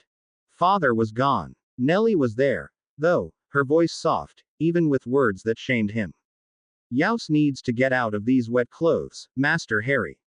Master Snape wants you to wash now. Yaus be wanting a shower, Master Harry. Harry nodded bleakly, hands over his face. How could she stand to look at him? He was such a freak. Peeing his pants, and now crying. No wonder his father had yelled and left him here. He was ashamed of Harry, he had to be. Probably didn't want such a freak for a son. No one could. Gulping a few unsteady breaths, Harry did what he was told and peeled off the wet clothes. The smell made him want to throw up, reminding him of days spent in his cupboard with no relief but what could be had in a bucket, when the heat of the summer made the cloying smell unbearable. Balancing on his good foot, the other ankle didn't hurt at all, in fact he could barely feel it. He stepped into the shower. Nellie helped him with the spigots, until the water was comfortably warm. But freaks like him didn't deserve warm water, it shouldn't be wasted on him. He should have only cold water, and hard scratchy lye soap instead of this nice foamy stuff, and no flannel, just fingernails, nails that scraped across his skin, scratching at where he had soiled, clawing hard enough to tear into his flesh and draw blood. No, Master Harry, Nellie said. Her tiny hands grabbed at his, pulling them away from his body. Youse is not to be hurting yourself. Youse wanting Nellie to get Mistress Pomfrey now. Harry shook his head, his throat too thick to answer. What did it matter? His father hated him, and didn't even want him anymore, he could tell. He never should have talked to snakes, never should have lied about hurting his ankle, and should have held in his pee like a big boy, and never started crying like a stupid baby. He was bad and never deserved to have a father at all. Uncle Vernon was right. No one could ever love a freak like him. Come now, Master Harry. Nellie had turned off the water, and was pulling him from the shower. She patted him down with a towel, and he stood, shaking, though not with cold, arms wrapped around his middle. No more tears, he swore. No more being a baby, even if he couldn't help being a freak who talked to snakes and wet his pants. He had to take care of himself, just like always. He had to, 'cause no one else would. He took the towel from Nellie's hands so he could finish drying. A little bit of blood from where he'd gouged his stomach stained it, and he just stared at the stain, wishing he knew how to get rid of the proof that he was a freak. Youse can sit down there, Nellie said, taking the towel and pointing at the little stool Harry stood on so he could see the mirror when he brushed his teeth and hair before bed. He noticed the wet clothes were gone, thank goodness, though he deserved to have to clean them himself, he knew. The house elves shouldn't have to do it. Master Snape is not wanting Youse to walk on Youse's ankle, okay. I brought Youse clean clothes. See, Master Harry. Does Youse want Nellie to help Youse with your clothes? He shook his head again and, seating himself on the stool, started pulling on clean socks and pants. The hurt ankle felt very odd, and wouldn't bend, but he managed to get the sock on it anyway. Nellie handed him trousers next, which he wriggled into, without putting any stress on his ankle, and then a shirt, the easiest thing to put on, though he made sure the bleeding had stopped on his scratches before he did, so the shirt wouldn't stain, too. The shirt was pale blue, with a collar and only a couple buttons, and was clean and soft, softer than a freak like him deserved. Youse wait here, Master Harry, and Nellie is going to get Mistress Pomfrey. Okay, Harry said and folded his hands in his lap to wait. Thank you, Nellie. It was only a few minutes later that Madame Pomfrey's voice came from doorway of the bedroom. Harry. May I come in? Yes, ma'am, Harry said, but his voice was hoarse, and he coughed to clear it. Sorry, Madame Pomfrey, he said a little louder. Please come in. The Mediwitch appeared in the bathroom door, her face creased with worry, probably because of his ankle. Let's get you somewhere more comfortable, shall we? She said, and drew her wand.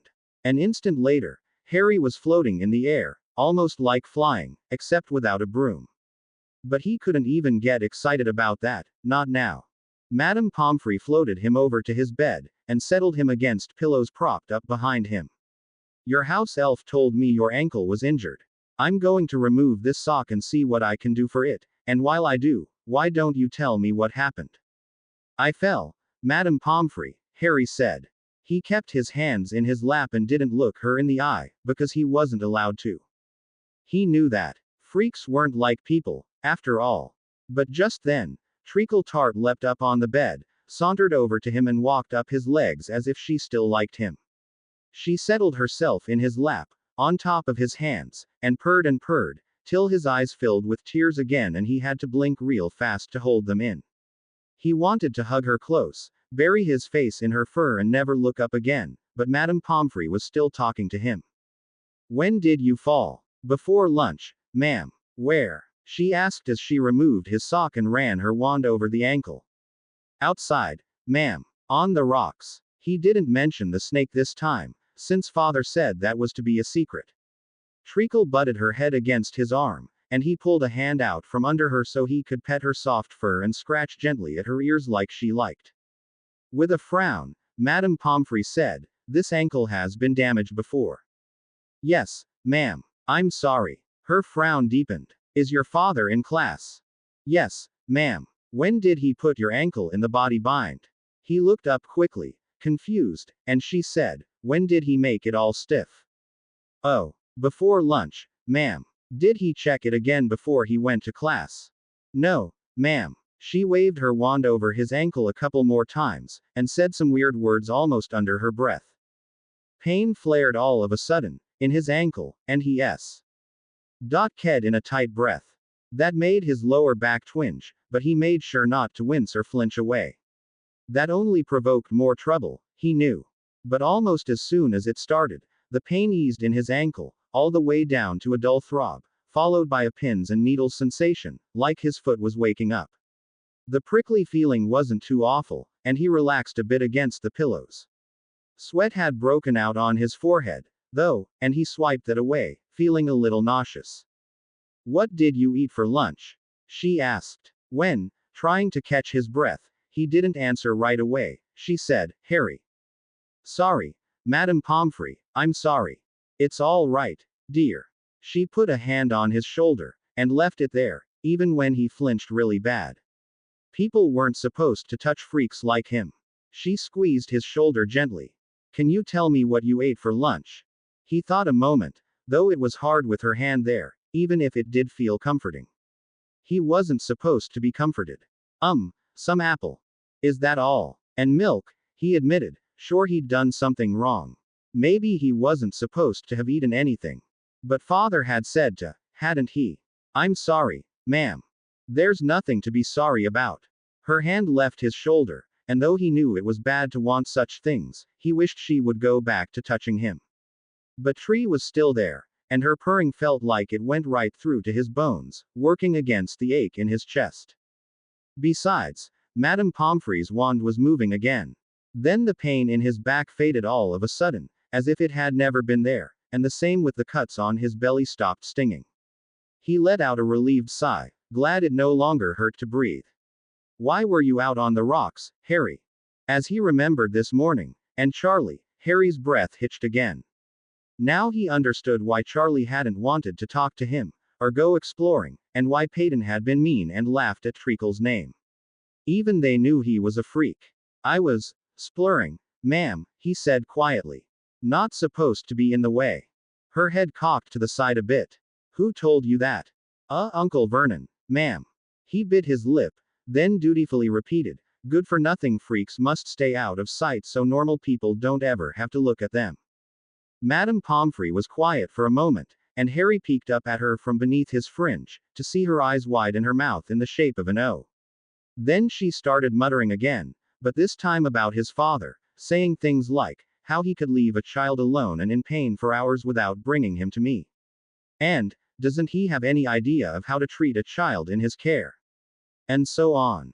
Harry closed his eyes briefly, only to open them again when Madame Pomfrey said, "Here, Harry dear, drink this for me. It will help heal your ankle, all right. And the bruising." Though he was a bit scared, he had to be brave and do what he was told, so he drank the potion she held to his lips, expecting poison and burning pain and vomiting, any second. The taste was yucky, but nothing worse happened when he drank the medicine down, and he leaned back again. "Good boy. Thank you, Harry," she said, and he knew she was lying, because he wasn't good. She was quiet then, for a while, and Harry didn't even realize he had fallen asleep until he woke up, opening his eyes slowly and rubbing the crust off his lids. His eyes ached, still, and he remembered again, he'd been crying. He heard the sound of raised voices from the other room. Madame Pomfrey and father. Almost desperately, he wanted to know what they were saying. Were they discussing how to best get rid of him? Was father telling her what a baby he was, what a freak? He would be prepared. If he got up to listen, he would know what was in store for him. But he was too tired to move, really, and his ankle still throbbed dully, reminding him that father had not wanted him to move about. He wouldn't disobey. He couldn't. Instead, he closed his eyes again, one hand stroking idly through Treacle's fur, and wished he was normal. Just once. For father. At the end of his class, Severus flew, almost bat-like, to his quarters. He expected to find Harry still in distress, but hopefully with his ankle fixed by Madame Pomfrey. He did not expect to have the Medi Witch, almost frothing at the mouth, greet him at the door with, "Severus Snape, there you are.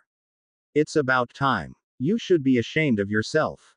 I have half a mind to call Child Wizarding Services and have them do an investigation." All he could glean of her speech was that something else had happened to Harry. How is he? Is he all right? He will be. No thanks to you. How on earth could you have become a potions master without learning a thing about first aid? I will never. What are you talking about? His ankle. Severus. You wrapped it tight and it swelled again, cutting off the circulation to the whole foot. If I hadn't gotten here when I did, he could have lost it. Permanently. Do you understand me? Feeling the blood drain from his face, Severus stepped back from her ire. He had bound the foot, meaning to take Harry to the infirmary. He hadn't checked it again. I understand, he whispered. Good. Because I believe your priorities need some adjusting. My priorities? He echoed. Yes. That boy, she gestured to the bedroom down the hall, is obviously in need of far more supervision than he is currently experiencing. Whose care are you leaving him in while you are playing about with potions? The house elves, he said, unable to keep a note of defensiveness from creeping into his voice.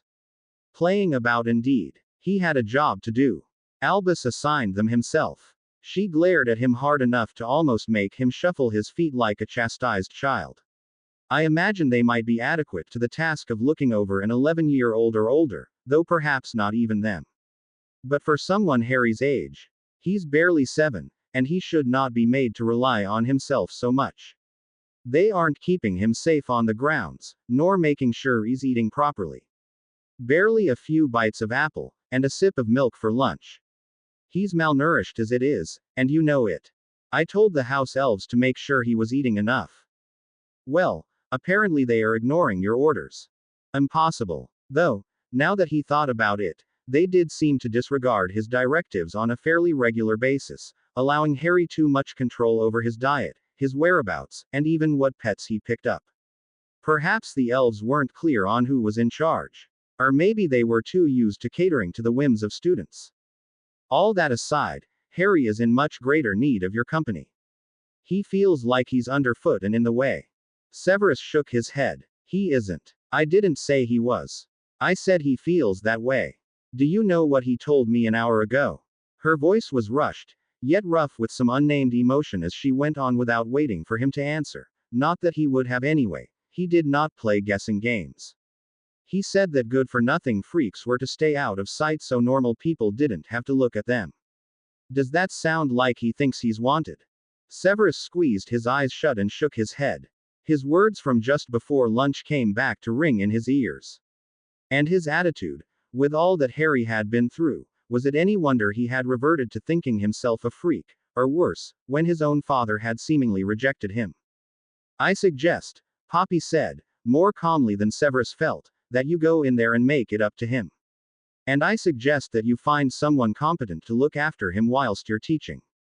Or else, find yourself a job where you can be with him more yourself. She paused, and he opened his eyes, to see her regarding him with a mix of righteous anger and concern. He needs you desperately, Severus. Do not fail him again. She was right. He had been such a fool. How could he turn a boy like Harry, who had so much trouble with trust and lacked almost any instinct toward self-preservation, over to mere house elves? How could they have any understanding of his issues, of his psyche? Of the particular needs an abused, malnourished, and essentially lonely boy would have in a huge castle like this one, dominated by older, busier people who all had their own duties, as well. He was pretty sure that each of the house elves had other jobs besides watching Harry, too, so he was not even their first priority. If Severus wasn't going to be able to watch Harry all the time on his own, he was going to need to hire someone who could and would. I also think, Poppy continued, when he did not respond to her earlier remarks, that you might consider contacting Molly Weasley again, and see if she has any insights for you. Molly Weasley. Yes, actually, that might be for the best. The thought, the idea, nearly made him laugh, that he would seriously consider asking the matriarch of the Weasley clan for advice. But Poppy was right, and Molly did already know Harry, and know about him. I will, Poppy, he promised. See that you do. Now go see your son, Severus, she said again. He really does need you. Severus nodded and she stepped out of his way. He had some planning to do, and a Weasley to contact, but first he had his apologies to make. Severus nodded and she stepped out of his way. He had some planning to do, and a Weasley to contact, but first he had his apologies to make.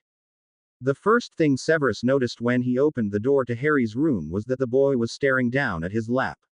There, the Kneazle kit, treacle tart, lay on her belly, all her legs splayed in the air, except for one, which was curled around Harry's hand, holding it to her belly so he could rub it. They made quite a picture of contentment, actually, and the scene would have made Severus feel less horrible and inadequate as a father, if he hadn't noticed the boy's eyes were red and puffy from crying, and that he did not look up at Severus when he came in, as he almost always did nowadays. Clearly, Harry did think he was less than deserving of Severus' care and interest, and all that was left to Severus now was to figure out how to make it up to his son. He crossed the room quietly and eased down on the edge of the bed. Harry, he said softly. Harry had tensed when Severus came in, and tensed even further when he sat down. His little hands were curled into fists, and he was holding his body so stiffly that tremors ran through it. He did not look up, but his voice came in a whisper, "Yes, sir." Severus did not address the "sir" Harry used, since he only did so when he was very nervous, and Severus did not want to make it worse for him. Instead, he said slowly, "Harry, I am very, very sorry for what happened at lunchtime." There was a lump in his throat that he had to swallow past. To see his son so obviously afraid and needing reassurance, but unable to accept it, was heartbreaking.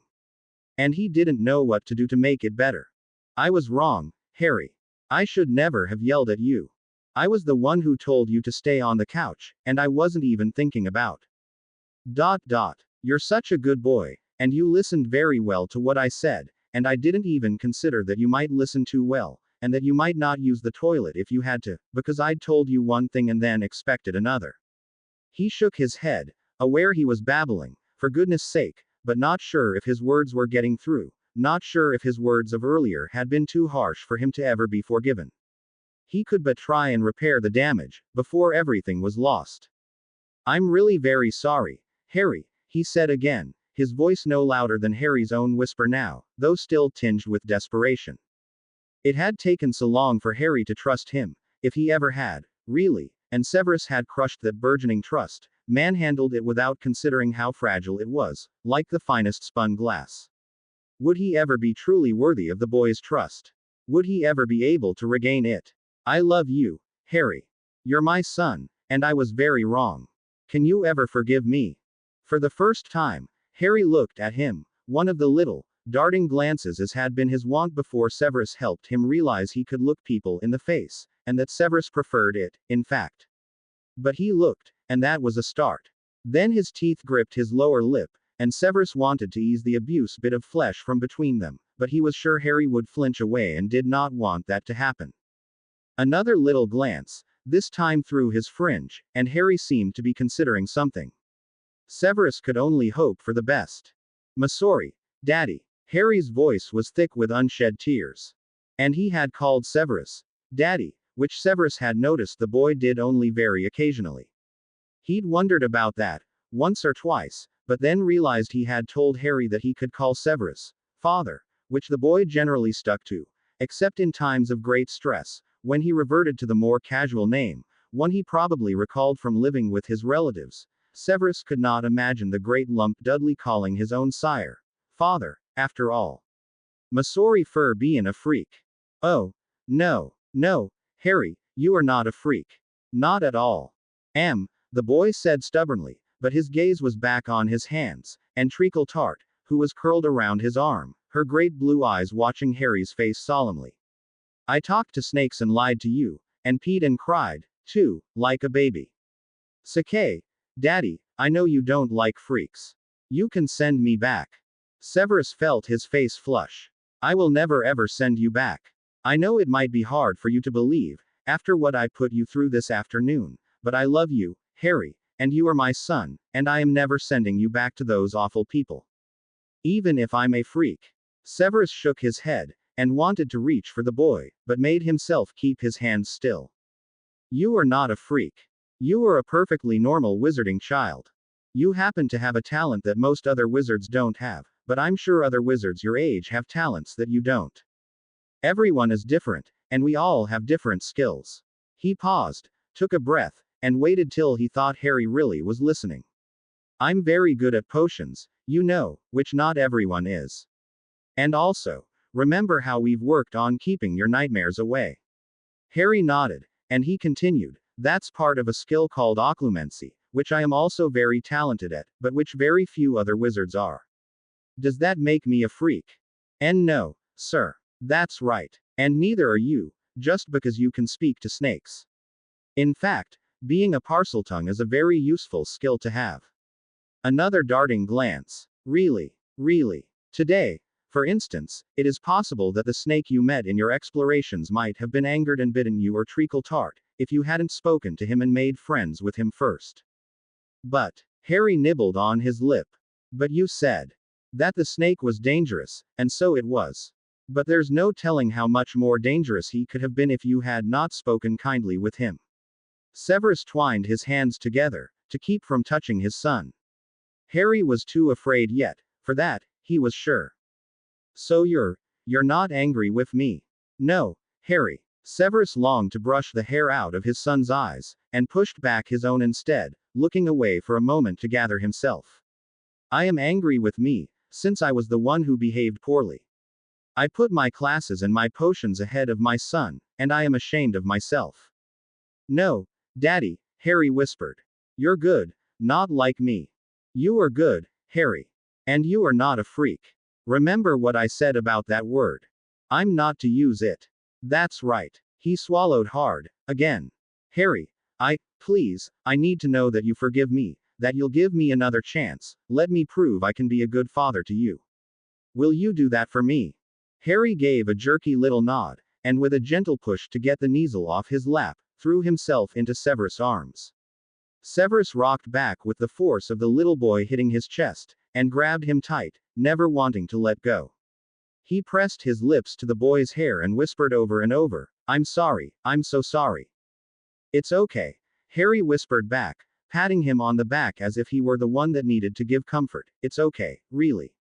Severus knew it wasn't. Still, not by a long shot, but he would take what he could get for now.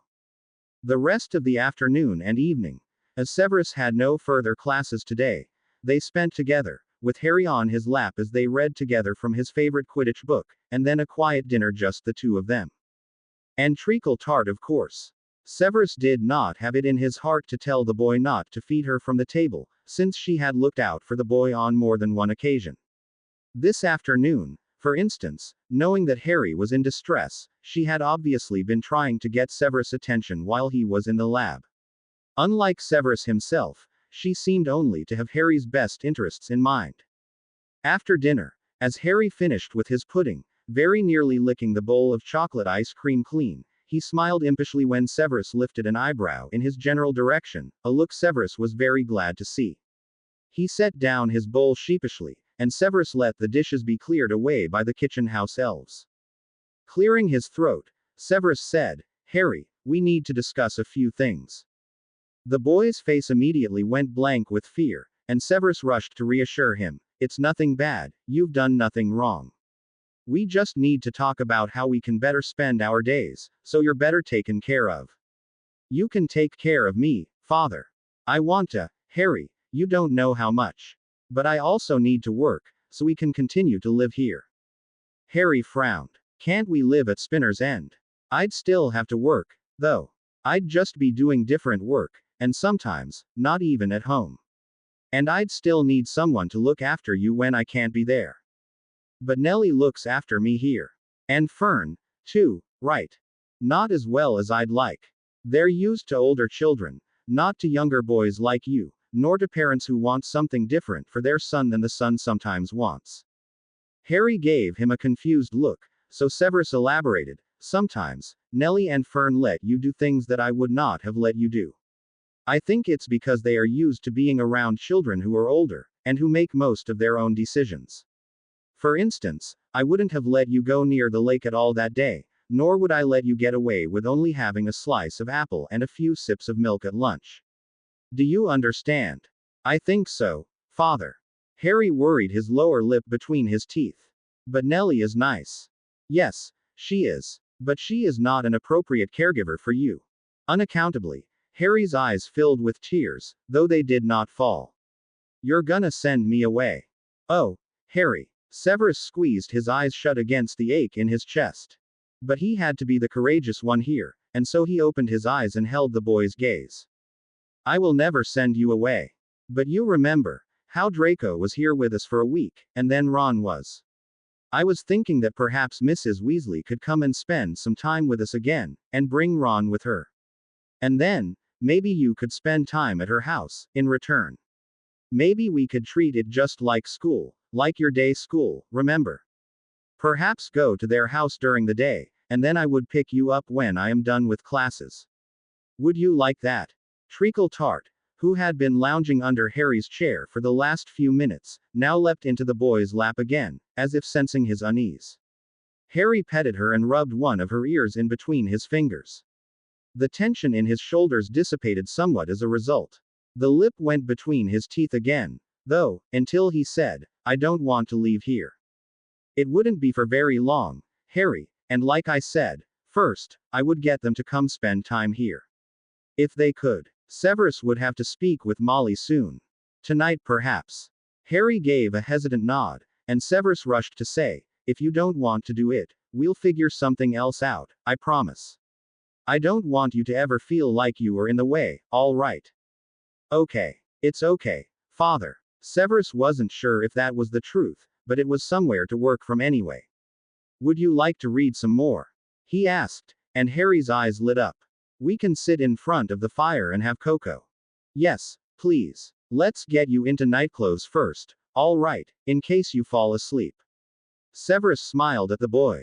Since I realize my voice can be very soothing. I don't fall asleep, the boy protested, though he had done just that the last 2 times they'd read together of an evening. I was just resting. Of course you were, Severus said, suppressing a smirk. All the same, nightclothes first. Yes, sir, Father. Severus nodded, and watched Harry scamper off to his room and hurriedly change before scampering back, book clutched tight in his hand. It was one McGonagall had given him, a dozen wizarding fairy tales with bright colorful pictures and words in large enough print that Harry could almost follow along if Severus read slowly. Once the cocoa was ordered up, they settled together in the easy chair by the fire, with Harry on his lap and nestled in the crook of Severus' arm. Treacle Tart, on Harry's lap, purred and kneaded his leg with her paws, though she kept her claws carefully sheathed, Severus was glad to see. Severus leant his cheek alongside Harry's hair, which was as dark and thick as his own, and keyed his head gently. He opened the book to the next story, as they'd read several already, and started, The Tale of the Wizard's Glove. Once upon a time. As predicted, Harry was asleep before they had made through the second story, but Severus wasn't too surprised, as the boy had had a trying day. He carried Harry to his bedroom and settled him into bed, smiling slightly when the Kneazle followed at his heels and then jumped onto the bed, to curl into the curve of Harry's arm, half under and half on top of the blankets. Severus keyed the boy's forehead, and smoothed his hair back from the lightning bolt scar. Sleep well, he whispered, letting his fingers linger on the pale cheek for a moment before he left to go make a fire call to the Weasley matriarch.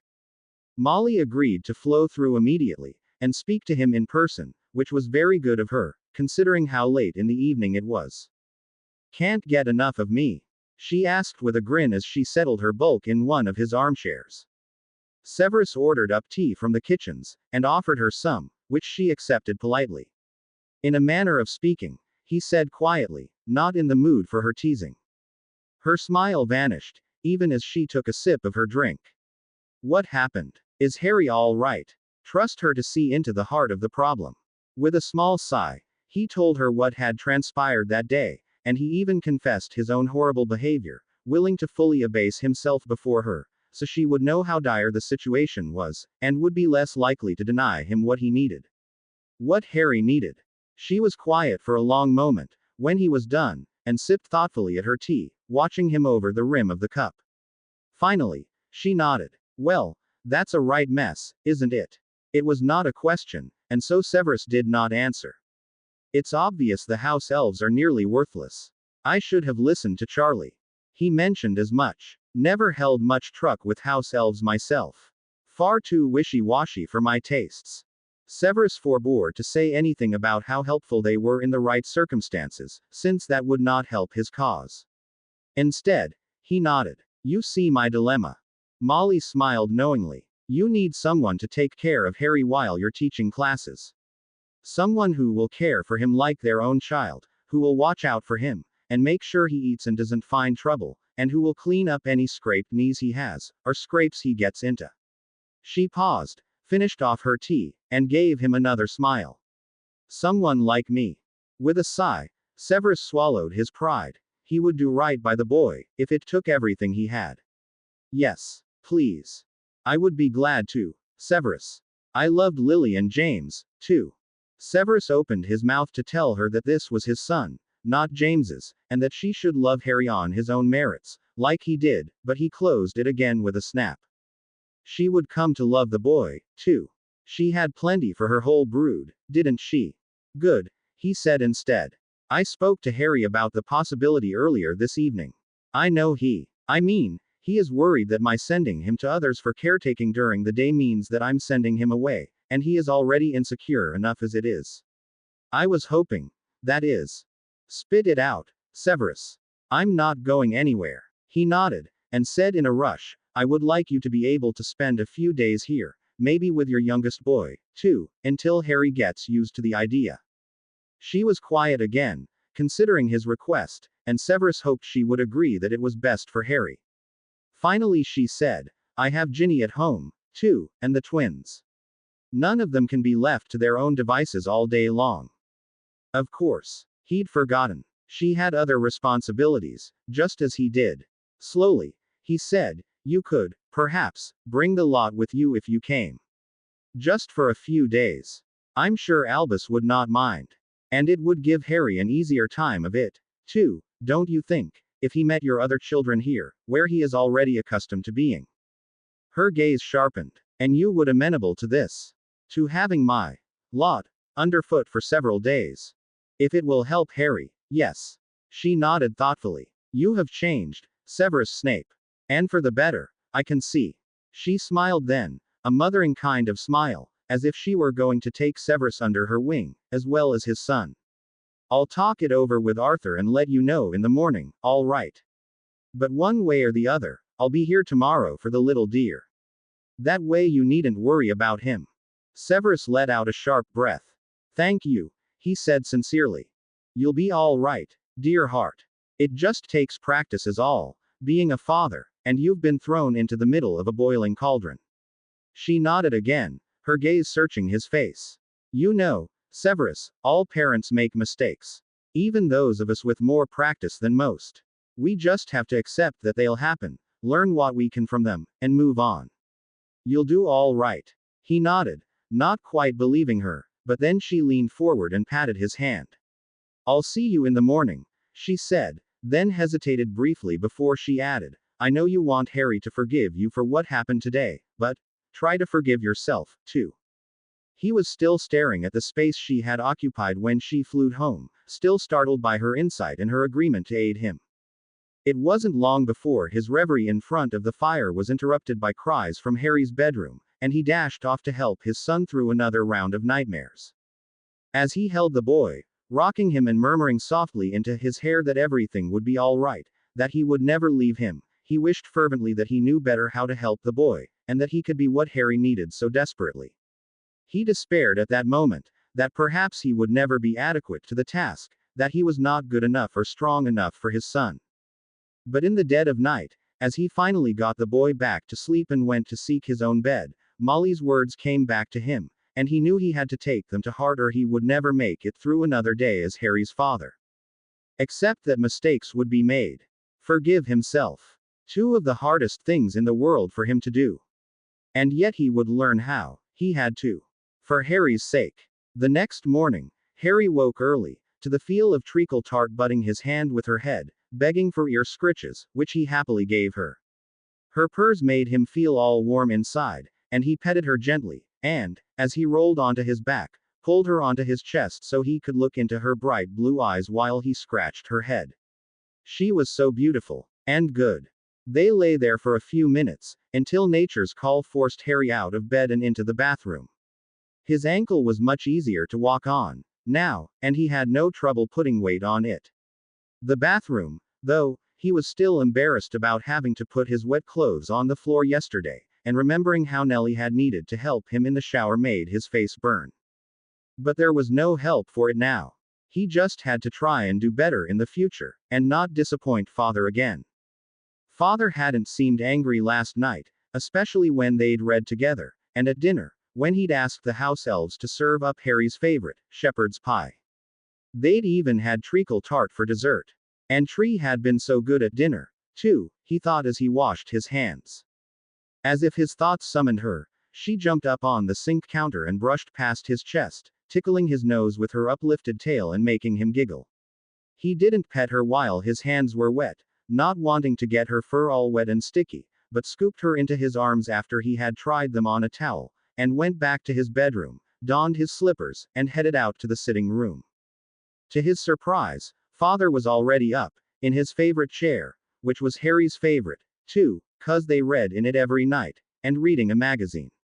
Harry liked to watch him read, the slight cant of his head, the tiny purse of his lips if what he was reading was complicated, and the small crease of lips if it wasn't. Today, his lips were pursed. Potion's journal, probably. Father's gaze rose from the magazine to look at Harry as he crossed the room. "Good morning, Harry," he said in a very calm voice. Harry was glad to hear it. "Morning, Father. Did you sleep well?" Yes, Father." Harry flinched. He wanted to hit his head, he was so stupid sometimes. How could he not remember to call his father father? After all this time, too. Father didn't make any mention of his stupidity, though, just got up and laid aside his reading. "Good. I'm glad you're up early. Let me call up breakfast, and we'll have a bit of a chat." "A chat?" Harry asked. "Nothing to be nervous about, Harry," Father said. "I just want to talk to you about what you can expect this morning." "Yes, Father." Harry went to the kitchen and sat at the table where they usually had breakfast. "Where's Nellie?" Father's expression darkened. "She won't be joining us today." She's not in trouble, is she?" "No, of course not." Father spent a few minutes getting breakfast delivered to their table, and sat down as he gestured to the spread before them, of eggs, bacon, porridge, toast, juice and bananas. There was a bowl of sugar, a pot of honey, and a little pitcher of cream, too. "I want you to have at least some porridge and juice. You can have as much as you want of everything else after that." "Yes, Father." Harry pulled the bowl of porridge closer, and looked up at Father, and then at the pot of honey. "Would you like honey on your porridge?" "Yes, please." Father smiled and used a dipper to drizzle the amber liquid across Harry's cereal. After he put the dipper back into the pot, he touched Harry briefly on the head, brushing the hair out of his eyes. Harry tried his best not to flinch, and Father didn't say anything about that, either, but his eyes were sad. Treacle leapt into Harry's lap. Harry reached for a piece of bacon for her. "Harry," Father said. "Yes, Father." Father pursed his lips, like he was trying to think of what to say, but finally he shook his head slightly. "I would prefer if Treacle Tart did not learn to beg at table." "She doesn't beg," Harry said, frowning. "She only takes what I give her. Now, she does. But Father sighed. She needs to be provided with her own food, perhaps in her own bowl. Away from the table. Harry didn't understand. Ripper ate right from the table, sometimes licking from Aunt Marge's own cup or plate. And Fang, the only other pet he really knew, also got food right from Hagrid's table. Why? Because it's not polite to have animals eat from the table. Why? Father closed his eyes briefly. Because it isn't. But Tree's polite. She is. And Fang and Ripper get to eat from the table, so why not Tree? Ripper. Harry swallowed, and unconsciously hugged Treacle closer to him. She did not protest, but butted her head against his chin. Aunt Marge's dog. Father's eyes narrowed, but he didn't ask any more about Ripper, and Harry was just as glad. He hated that dog. It was mean and it chased him and tore his trousers with its sharp teeth while Dutters laughed at him and called him a two-legged dog bone. All the same, Harry. Our family has different rules than those of the Dursleys, I dare say, and different from Hagrid's, too. Harry pressed his lips together, but nodded. Father was letting him have treacle tart, even though he hadn't wanted to at first. And hadn't he just promised himself to be good and obey all the rules? He key. Ed Treacle on the head and let her down from his lap. What kind of food should she have, Father? We'll have to ask Hagrid, I suppose. You can find out from him today, all right. But she's hungry now, Harry. Harry ducked his head. He shouldn't have yelled. Sorry, Father, he said softly. Indeed. There was a pause, and Harry realized what his father was waiting for, so he lifted his head and looked Father in the eyes. Father nodded. For right now, you can make her a little plate of eggs and bacon, broken up a bit. Okay. He started to slide off his seat, then stopped. Can I get her a plate, Father? May I get her a plate? Sorry. May I? Yes, Harry. Thank you for asking, before you left the table.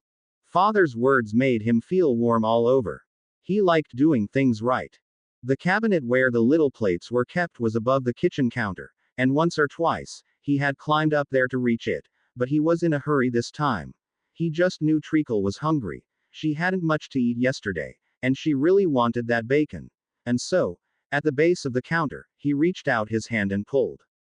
Quicker than thought, the cabinet door bumped open slightly, and a white dessert plate with tiny blue flowers on it flew into his hand. Behind him, Father gasped. Plate in hand, Harry turned around to see Father striding toward him, eyes wide. Oh, no, he'd done some freakiness again. Harry backed up a step, and another. He put his arms up to protect his head. Sorry, Masori, I didn't mean it. Please don't hurt me. Father froze where he was, his mouth hanging open like he wanted to say something but the words wouldn't come. Harry, he whispered finally. I'm not going to hurt you. I was surprised. I have not seen you do that before. Harry slowly lowered his arms, chiding himself for forgetting that Father didn't mind magic, that Father would not beat him or lock him in the cupboard if he did any freaky things. You do it, Father. With books and potions and all. Father was quiet for a long minute, and Harry could not tell what he was thinking. His dark eyes were very hard to read right now. Then he nodded. Yes, but understand, Harry, I did not realize that you were capable of summoning objects. I never done it before, Harry admitted. One shoulder went up. I was just in a hurry, 'cause Tree's hungry. Father nodded again, this time with a slight crinkle around his eyes that meant he was smiling. Very well, Father said. Best get that plate together for her then. Harry smiled back. Yes, Father. He climbed back into his chair so he could reach the platters of food, and carefully broke a rasher of bacon into easy pieces for Tree to eat, then scooped scrambled egg onto the plate, too. After he'd set the plate on the floor and made sure Treacle had started in on it, he returned to his porridge, which had cooled considerably. But Harry didn't mind. He liked porridge any way he could get it, even without honey, if Father had said no to that. He kept glancing down at Treacle, though, to make sure she was okay. He missed having her in his lap. Harry, Father said when he was about halfway through his porridge. Remember what we talked about last night, about needing someone better to watch you during the day? He waited till Harry nodded. Well, I spoke to Mrs. Weasley after you were in bed, and she is coming to be with you today, and with several of her children, I believe. Regardless, she will look after you today, while I'm in class. Harry swallowed the bite of sweetened porridge he had in his mouth, and ducked his head again. He wanted to stay at Hogwarts. He didn't want to separate it from his father. He didn't want to be with anyone else. But father, he needed to work. And Harry didn't want him to think he was just a baby who would cry about being left behind. Harry, came father's gentle voice. Please look at me, son. Harry obeyed, though he didn't want to. He didn't want father to think he was upset or anything. Sorry, he mumbled. It's all right, father continued, still using his soothing voice, as Harry called it. Mrs. Weasley has many children, as you know, and she is very experienced in watching after them. She will be very good to you. And, as I mentioned, I think she will bring at least Ron with her, so you'll have someone to play with. Won't that be fun? Harry made himself nod. Yes, father. But I don't know that place. No, Harry. You will all stay here, today, so you can get to know Mrs. Weasley better, and her other children, if she brings them, too. I asked if she could stay here for a few days or so, to let you get used to her here, before we ever go to the Weasleys' house. Harry swallowed again. Will you go there with me? Father nodded. The first time, certainly. I won't make you go alone. I am concerned, Harry, about the level of supervision you've been experiencing since I had to start classes, and I want to make sure you're happy, too. The best I can. Father was trying his best. Harry knew that, and it wasn't fair of Harry to try and keep his father all to himself. Uncle Vernon had to work, and other kids' fathers, and some of their mums, too, he remembered from day school. Okay. It'll be okay, father. I hope so, Harry. If it isn't, I want you to tell me. I want you to be able to tell me if anything is upsetting you. Will you try and do that for me? No one had ever wanted to hear from him before if he was upset.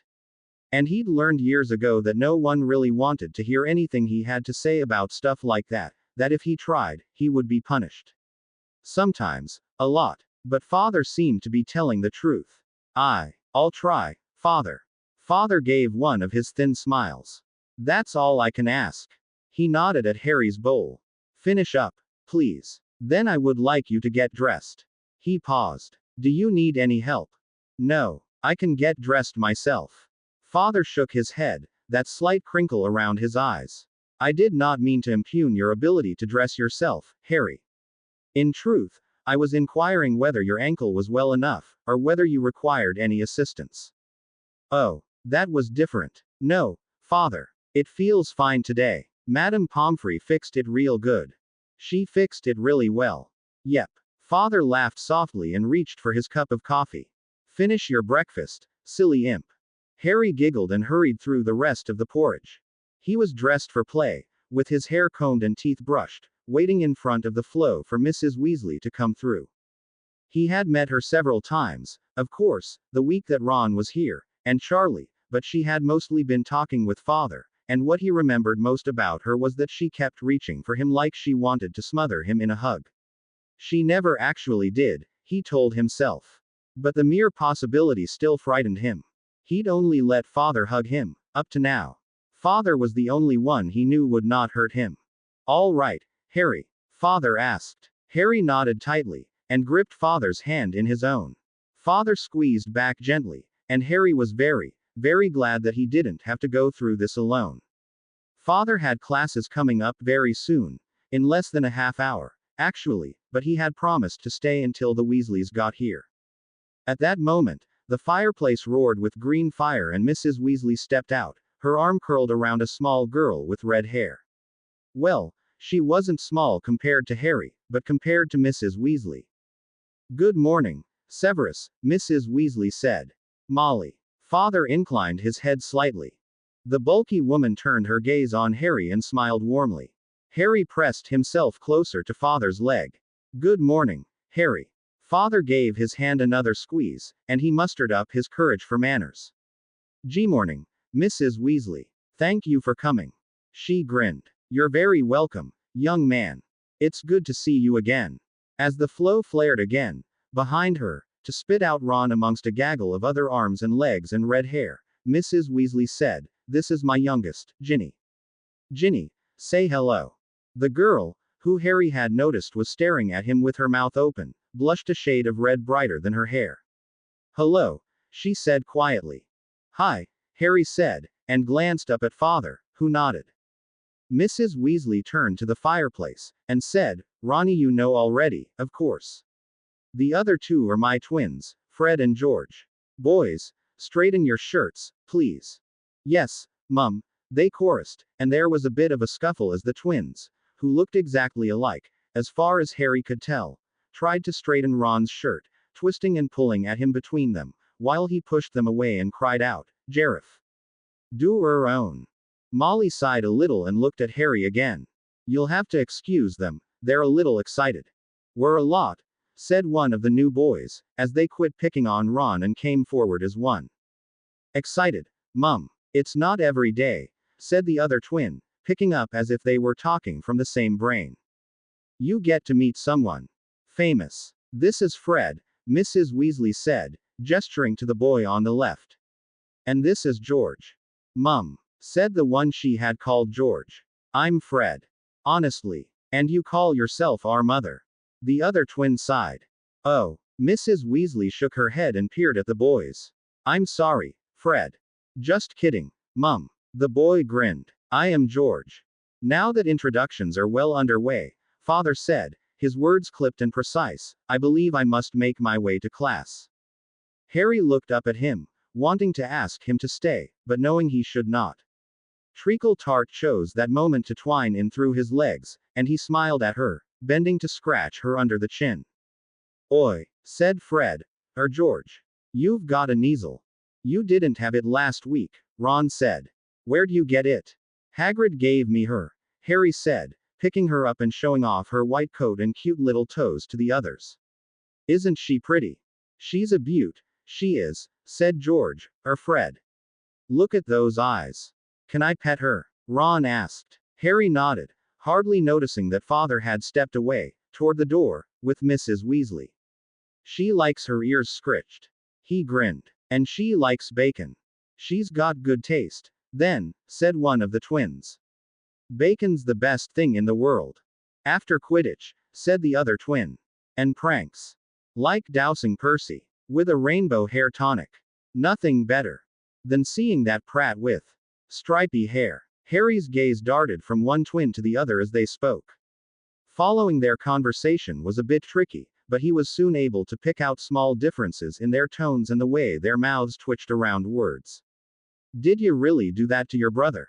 Sure. Mum was a bit put out by it, but less than Perce was, especially. Once we told her it'd wear off before the prat had to be at school. The four boys stood close together, with Harry still holding Treacle in his arms. See, and I pet her, too. I wanna pet her, too. Ginny was right behind Harry, and he jumped, startled, when she spoke. Why don't we all head outdoors, now? Mrs. Weasley said suddenly, from near the door. Father was there, too, arms crossed over his chest. And I'm sure Harry will let everyone have a chance to pet his neasel, if they are very kind with her. Yes, ma'am, Harry said. Harry, Father said, I am going to class now. Behave yourself for Mrs. Weasley. Though his stomach did a little flip, Harry nodded, rubbing his chin along Treacle's head. Yes, Father. Father nodded in return. I will see you at lunchtime. Do make sure to check in with Hagrid this morning, if you can. He inclined his head slightly for Mrs. Weasley, and then he was gone. He's dark as a bat, that one, George said quietly. Charlie likes him all right, said Fred. Charlie likes dragons. The twins grinned at each other, and then at Harry. You gonna show us around or what, Harry? Outside, Mrs. Weasley said firmly and started to herd them toward the door. Let's go. Ron walked next to Harry as they made their way out of the dungeons and toward the main entrance. We're gonna stay here during the days, Mum says, and go home after your dad's done with classes. But just for a bit, and after that, you'll come to our place for days, 'cause there's stuff at home what won't get done by itself, Mum says. Yeah, Harry said quietly. Besides, the pitch we've got is easier to play on than the one here. And Mum says we wouldn't get a chance to play here. Anyhow, not now that school's started up again. The pitch. For Quidditch, you know. We've got one at home. A Quidditch pitch. Really? Ron grinned. Yeah, we can play all the time when you're over. Suddenly things didn't look quite so bleak. That'll be brilliant. Severus hated leaving Harry behind for the day. Even if he was not leaving his son alone, but with the Weasleys, he still felt terrible about it, especially after yesterday's debacle and Harry's rather obvious fears of being abandoned. He could not blame the child, not ever, for feeling like that, given what he had gone through for 6 years after his mother and James died. But Severus had been truthful about needing to work, either here or elsewhere, and at least here, or at the Burrow, Harry had more to do, and more children to play with than he would at Spinner's End. Since he had taken breakfast with Harry in his rooms, and then waited for the Weasley clan to make their entrance, Severus was rushed in getting to his classroom to make sure all was ready for his first meeting with the Ravenclaw and Hufflepuff fifth years. He had just finished putting out tiny jars of dragon's blood for today's lesson when the students filed in. They were silent as they took their seats and set up their cauldrons. Good. Seemed his reputation, as a professor not to be trifled with, was growing quickly. From the front of the classroom, he took roll, then snapped out a few directions and watched the owl preparatory class get started. In the previous couple days, he had found that Ravenclaw's and Hufflepuff classes were far easier to manage than the others, if for no other reason than the Ravens just wanted to do their best on every assignment, and the Puffs would never dream of sabotaging any of their classmates' projects. The Gryffindor-Slytherin combined classes. Well, that was a whole another cauldron of Mertlap.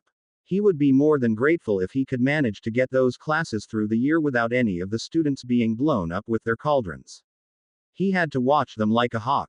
This class was advanced enough, and well trained enough, that he need only sweep through the room infrequently and not be beside the little blighters every second.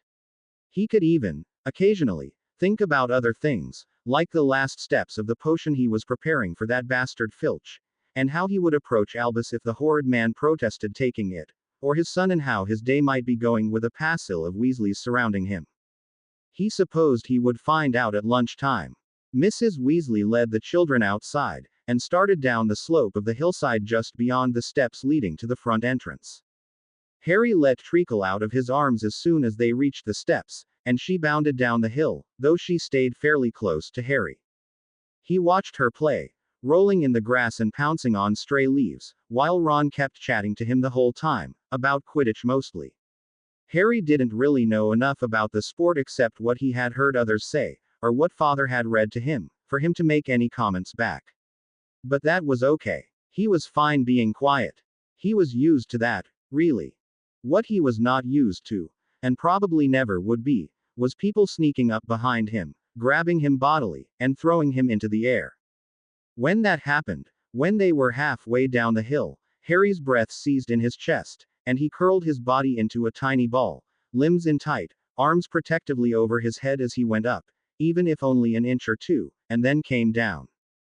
Expecting to hit the ground hard, like he would have if Dutters had been the one who grabbed him, Harry was startled to be caught again in strong pale arms, and to hear boyish laughter in his ears. With a gasp, when he was let go, Harry scrabbled away, all knees and elbows and sharp movements, until he was hiding behind a small outcropping of rock. Oi! Harry! Whassamatter? George! You great prat! Ron yelled. You're not meant to grab him. Boys! Mrs. Weasley called, turning around in time to see Treacle fling herself in front of Harry to defend against anyone who meant him harm. What's going on here? Ron pointed at the crouching, half-hidden boy. Mum, George grabbed Harry and frightened him. I didn't. With a small sigh, Mrs. Weasley frowned at the twin, then approached the snarling Measle and the hidden boy and knelt in front of him, but did not try and touch either one. Harry, love, it's all right. Georgie didn't mean to frighten you. Blood pounded in his ears, and Harry stared at her, not really hearing her words, but rather the tone of her voice, which was oddly soothing. His breath came in stuttering gasps, and his palms were sweaty. He held his arms tight around his middle to keep them from shaking. He wasn't scared. Of course not. But he wanted his father suddenly. He couldn't say so, though. Father was busy. He was with his students, and Harry was in the way, and so had to go with Mrs. Weasley. He couldn't have Nellie, either, 'cause he was too much trouble. Everyone was staring at him. Even the girl, Ginny. He ducked his head, wanting to hide forever. "Sorry," he whispered. "Sorry, Mrs. Weasley." "Oh, Harry, dear heart, there's nothing to be sorry for." Her face was kind and open. She held out her hand for him to take if he wanted. "Come on, now, let's get the rest of the way down the hill. I've brought some games for you and the others to play." Harry bit his lip and peered at the other children, but didn't move to take her hand. George ran a hand through his shock of red hair and scuffed a toe of his trainer in the grass. "Hey, Harry, sorry for sneaking up on ye like that. I didn't realize you didn't like it. Ronikins likes being tossed round like that." "Don't call me that," Ron growled, fists clenched by his sides. Then he turned back to Harry. "They're just stupid, you know," he said quietly. "No, not stupid," Harry said, and reached for Treacle, who jumped into his arms and butted his chin with her head. Having her in his arms soothed him more than any words. He took a deep, much slower breath. "I just wasn't expecting it." "Oh, sweetie, no one expects to be manhandled like that," Mrs. Weasley said, and frowned at George again. "But my twins are masters of doing the unexpected." Fred nodded. "It's what we're best at," finished George. "But I really am sorry." "Sakay," Harry said. He shrugged and stood up, feeling embarrassed now. He was such a dunce. He should have known Mrs. Weasley wouldn't let him get hurt. "Can we go now?" "Of course, Harry dear." Mrs. Weasley stood as well, but kept a closer eye on them as they continued down the hill to a fairly open, flat area near Hagrid's hut, but far enough away from the forbidden forest that it provided little temptation. Harry knew he wasn't allowed in there anyway. That was why it was forbidden. "All right," Mrs. Weasley said. She pulled a small bag out of one of her pockets and put it on the ground before tapping it with her wand. The bag grew and grew and grew, and in seconds was almost as big as Harry. He gaped at it, and Ron grinned. "You never seen anything enlarged before." Harry shook his head, and Ron continued, "Mum's a whiz at it. She can pack more into a bag than Father Christmas." Harry gave him an uncertain smile.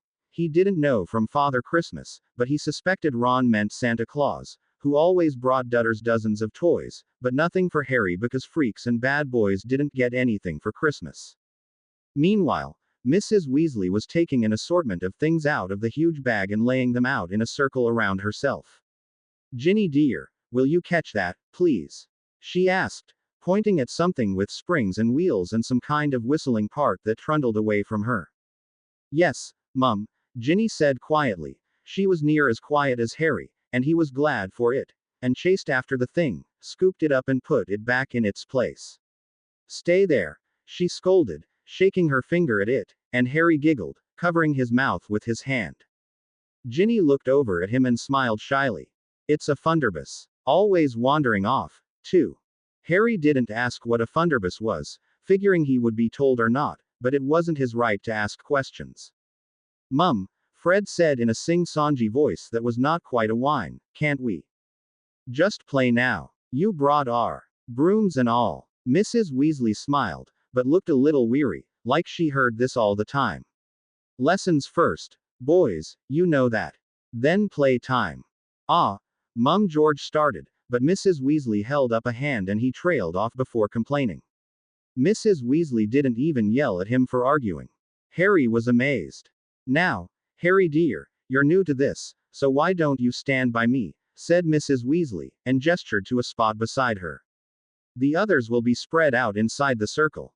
As she said it, the twins, Ron and Ginny each took a place within the circle of objects, some of which were making low humming noises, and some of which had moving parts and lots of arms that seemed to be waving at him. Harry nodded and let Treacle down again, but she followed him as he stepped into the circle to stand by Mrs. Weasley. "Excellent, dear." She waited, eyebrows lifted disapprovingly, while the twins swapped places with each other several times before settling down, and then she smiled down at Harry. "Now, I'm going to ask a question or pose a problem, and each of you will try and find the answer. You can use any of the objects in the circle to help you.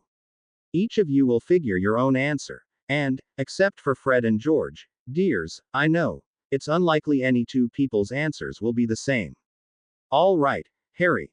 Harry had absolutely no idea what she meant except that he was going to have to answer questions.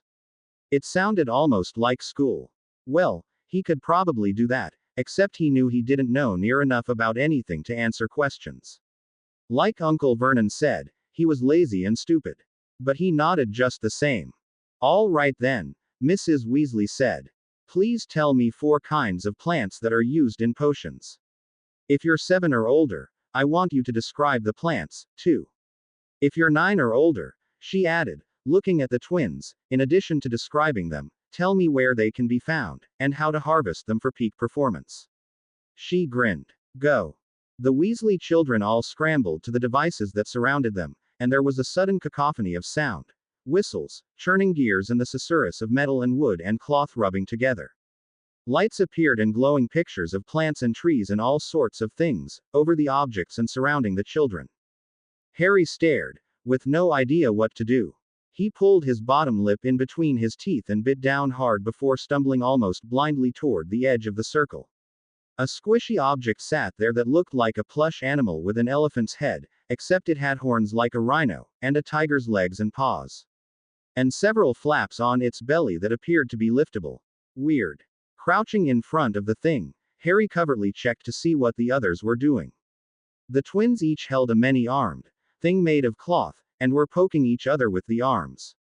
Ginny was sitting with her object, which looked almost like a scooter with many extra wheels, in her lap, and tapping the wheels with her index finger as if it were a wand. Ron was hunched over the Funderbus, poking it and seemingly talking to it, too. Taking a slow breath, Harry lifted one of the flaps on the elephant thingy's belly. A tiny picture of a tree appeared on the fuzzy surface, almost like a telescreen, but then it grew and grew until Harry was surrounded by color and the smell of damp moss. A cool breeze touched his cheek like a soft breath. He spun around, mouth hanging open, staring at the scene. He was in the middle of a dense wood, with tall trees whose topmost branch nearly blocked out the sky. The ground underfoot was spongy, covered with dead pine needles and leaves, and a long since fallen tree lay almost horizontal nearby. Where was Hogwarts? A sudden voice startled him and made him jump. What do you want to know? It said. Harry jerked around till he saw who had spoken, and his gaze came to rest on a larger version of the elephant tiger thing, which was sitting on its haunches and gazing back at him. The creature cocked its head to the side, and, if Harry interpreted the show of teeth correctly, smiled. Harry swallowed hard and hugged his arms around his middle. Was this thing going to tell him the answer to Mrs. Weasley's question? Or was it going to try and eat him? I'm meant to find plants for potions, sir. Ah, the creature said, though his mouth only moved a little, and not like he was really forming words. That's an easy one. How many? 4. Very well, the elephant tiger said. It stood up and stalked closer to Harry. Harry took a step back. The creature made that smile thing again, its trunk lifting and swaying slightly as it spoke. Be not afraid, child. I am here to help, as I have helped many children before you. Harry swallowed again and nodded, though he didn't really trust it to not trample him or anything. It was bigger than Dudder's. Okay. Come, look, the elephant tiger said, and moved its lithe body closer to a nearby shrub. The shrub was a bit taller than Harry, with tiny white flowers and very long leaves. Harry could just make out tiny purplish black berries tucked under the leaves. This is the devil's walking stick. See the gnarled trunk, and how it doesn't branch at all. Harry leaned closer and said, Yes, sir, very softly. That's why it's called the walking stick, or sometimes, Hercules Club. You may touch it, child, go on, but mind your fingers on the trunk, as it's covered in spines. When the leaves are young, you can cook and eat them like spinach. Do you like spinach, child? Harry nodded. Yes, sir. Do you know what potions you might use this plant in? Harry shook his head. No, sir, he said and knew he was a failure. Father would know. Father knew everything about potions.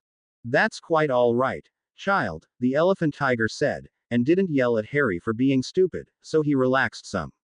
The creature leaned into the plant to nibble on some of the leaves.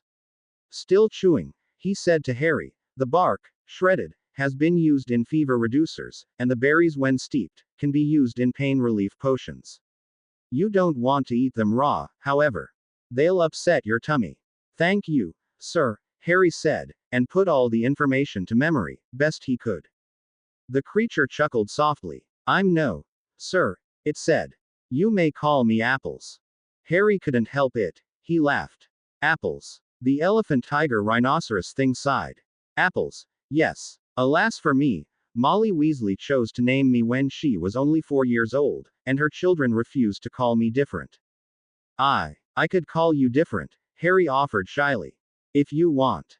With a gentle smile, Apples shook its head. It's all right, child. I've gotten used to it. I'm Harry. You could call me that. I shall then, Harry. Apples inclined his head slightly, almost a bow, and Harry felt his face heat. Do you need more information, or will that do? That's all, except for another 3 plants, Harry murmured. Very well. Let us find another, then. Yes, I mean, apples. Thank you, Harry. Now along this tree, you can see a climber known as European honeys. Clee, otherwise known as woodbine. The sun was higher in the sky, and the Weasley children were sitting in their places, chatting, and waiting for him when Harry finally turned around to face them, with the plush apples in his lap. Treacle jumped into his lap a moment later, and he scritched her ears just how she liked it. In addition to showing him plants, Apples had told Harry he was actually a Baku, an ancient being from Japanese folklore which traditionally ate nightmares. Harry wished he could take the soft creature to his own bed, so his nightmares could be eaten. Hello, Harry. All done, dear? Mrs. Weasley asked. Yes, ma'am, he said. He looked at the other children. Sorry, I didn't mean to take so long. Mrs. Weasley smiled kindly. That's quite all right. The objects sometimes take a bit of getting used to, but you can always take as long as you need. Did you get along well with Apples? Harry nodded. Yes, ma'am. He didn't tell her the Baku would have liked a different name, since he knew that would be rude. He's nice. Her smile deepened. Indeed. She looked at Ginny. Ginny, dear, why don't you tell us what plants you learned about? Yes, Mum. Ginny closed her eyes and her brow furrowed for a moment before she said, Shrivelfigs are used in shrinking solution, Fluxweed is used in polyjuice potion, Lovage is used in confuddlement drafts, and so is Sneezewort. Excellent, Ginny. Thank you. Ginny turned bright red with her mother's praise, and Harry grinned at her, glad she had done well. Harry, would you like to go next? The bottom dropped out of Harry's stomach, and he chewed on his lower lip as he nodded. It wasn't like he had a choice. But now they would all know he was stupid and shouldn't be allowed to go to school with them. Yes, ma'am, he said, barely a whisper. Go ahead then, dear. Harry stared at her, and couldn't think of a thing to say. His stomach turned over, and he was sure he was going to throw up his breakfast. His palms were all sweaty, too. Why couldn't he remember? Harry, Ron whispered beside him. Just think about one plant, alright. That way it's not so big a deal. Where did you go? Was it the woods? Did you see any trees? Yeah, I mean, a shrub. What did it look like? Harry described the devil's walking stick to Ron, and by the time he got to what the berries and bark were used for, he had forgotten how nervous he was supposed to be. It helped that he had both Apples and Treacle in his lap, giving his hands something to touch and play with while he described his findings. Excellent, Harry dear, Mrs. Weasley exclaimed when he had finished going over his plants. You did a marvelous job. Harry felt his face redden, just like Ginny's had, and ducked his head. Surely Mrs. Weasley knew he wasn't meant to be praised. That he was stupid. Father didn't call him stupid. He knew, and said that Harry was very bright and was learning his writing and reading and maths really well, but, well, Father had to say that, didn't he? Because he was Father. But Mrs. Weasley didn't laugh at him or take back her words, and none of the other Weasleys did either, so Harry didn't tell her not to say such things to him, and instead listened, though with his head still down, as Ron talked about the plants he had found, and then the twins came next, each one speaking every other line as Harry was starting to get used to. They provided even more information about their plants, including having a color display appear, of the Mediterranean island where the rock rose, used in a common sleeping draught, grew. It was very pretty. Even Mrs. Weasley said so. Finally, they were done, and Mrs. Weasley let them get up and stretch their legs, encouraging the twins, particularly, to run about and work off some energy, for a few minutes before the next lesson. When she called them back, she posed another problem, this one about magical creatures, and added, "Try a different object this time. I want each of you to get used to using all of them, over time." Harry knew she was talking to him, especially, as he had not let go of apples yet, and had been hoping to talk to the Baku again in the next lesson. But he nodded like he was supposed to, and when she said, "Go," he put apples down reluctantly, and went to try out one of the other objects instead. To his surprise, the Funderbus was just as helpful as apples, but different in its own way, and it actually made Harry laugh with the story it told about a tribe of rude and mischievous Cornish pixies. Once again, the children shared what they learned, and Harry was starting to feel not quite as stupid as he had before. After this lesson was over, Mrs. Weasley let them play gobstones if they wanted, or Swiven Hodge, a game where the players hit a ball. It had used to be an inflated pig's bladder, Fred told Harry, until that was deemed downright mean to pigs. Back and forth over a hedge.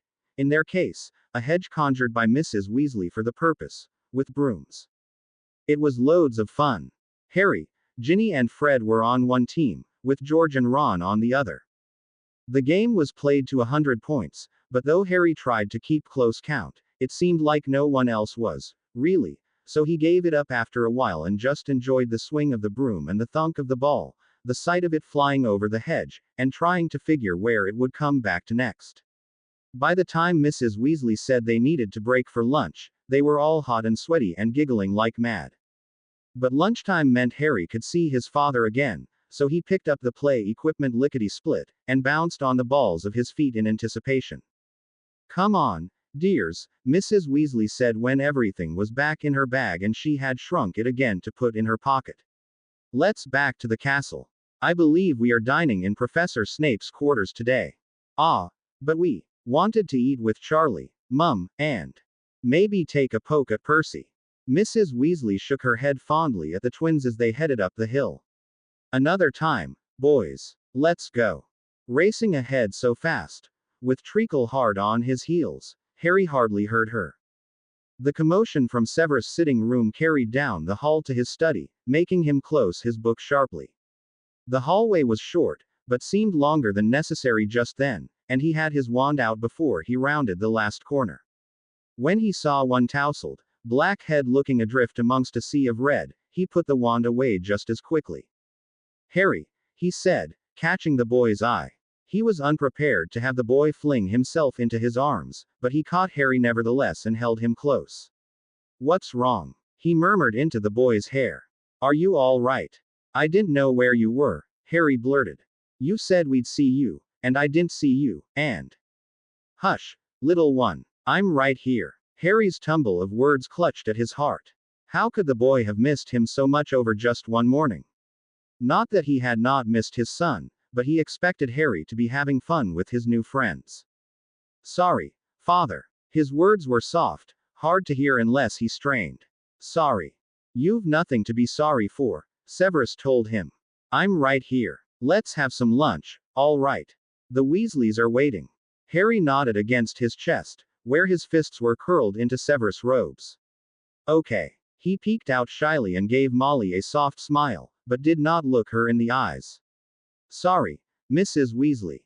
Molly's gaze rested on Severus, even as she said, "That's quite all right, dear. We're right as rain." To her children she said, "Washing up time. Ronnie and Ginny, you first." She grasped one ear each of her twins as they attempted to move past her, and held them fast. "I don't know what you two have planned. You seem more than 2 steps ahead of me half the time, but I won't have any pranks in Professor Snape's quarters, is that understood?"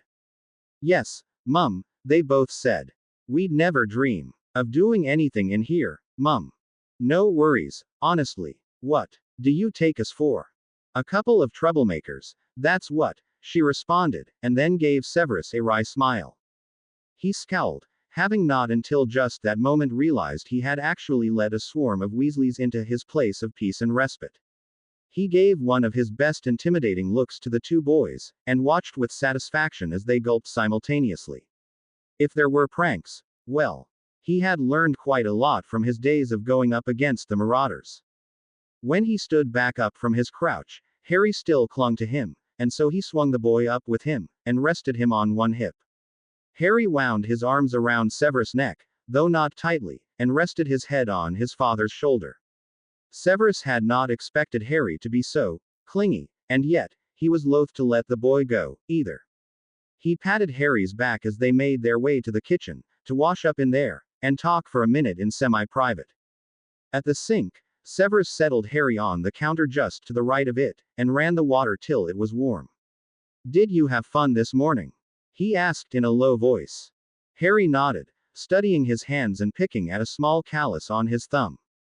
"Harry, please look at me when we're speaking." Harry did, but his teeth took hold of his lower lip, and he looked very nervous for someone who had enjoyed himself. "Sorry, Father. It's all right. Did anything happen today to make you uncomfortable?" He tried not to use the word scared when referring to Harry's emotions, as the boy clammed up almost immediately whenever he did. It was another legacy of those damned muggles, the belief that he was not allowed the same range of emotions as everyone else. Severus did not want Harry to be frightened of anything, but neither did he want the boy to think he was not allowed to be if it was warranted.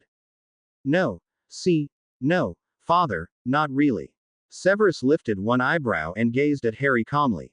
"Not really. Sounds almost like a yes. Would you care to explain?" "Well," a look of embarrassment crossed Harry's face, and then he shrugged. "You can tell me," Severus said quietly. "I won't be angry. Not even at George." Once the words were out, Harry's eyes widened in obvious fear, and he clapped a hand over his mouth. Severus took a slow breath and reminded himself that Harry was uninjured, and so he had no reason to string the twin up by the thumbs. "Not even at George," he managed to say. "What did he do?" The lower lip went between the teeth again, and Severus used thumb and index finger to gently pull it out before Harry could bite hard enough to draw blood. Harry closed his eyes briefly and nearly leaned into his hand before he whispered, Just. He snuck up on me and grabbed me. I mean, I didn't expect it, but he said he was sorry." Severus nodded, and smoothed the boy's hair away from his face. This time, Harry did lean into the touch. "And I'm sure he was. Do you wish for me to speak with him?" Harry's eyes snapped open and he pulled away. "No, sir. I mean, no, Father. Ron yelled at him already. And Mrs. Weasley said he didn't mean to scare me, but I wasn't scared." "Of course you weren't," Severus said soothingly, and touched Harry's hand now, patting it slowly so as not to spook him. Even if Molly hadn't told him, he would have known how starved for affection the boy was, and any touch that wasn't designed to hurt. Severus was not comfortable, himself, with the touch of others, but he knew Harry needed such reassurance, and so made allowances for the sake of his son. "But, you know, it's all right if something startles you badly, to be frightened by it. Everyone gets frightened sometimes." "Not you," Harry whispered. His eyes were wide as he looked up into Severus' face, the green so dark it was almost black. "Even me," Severus said.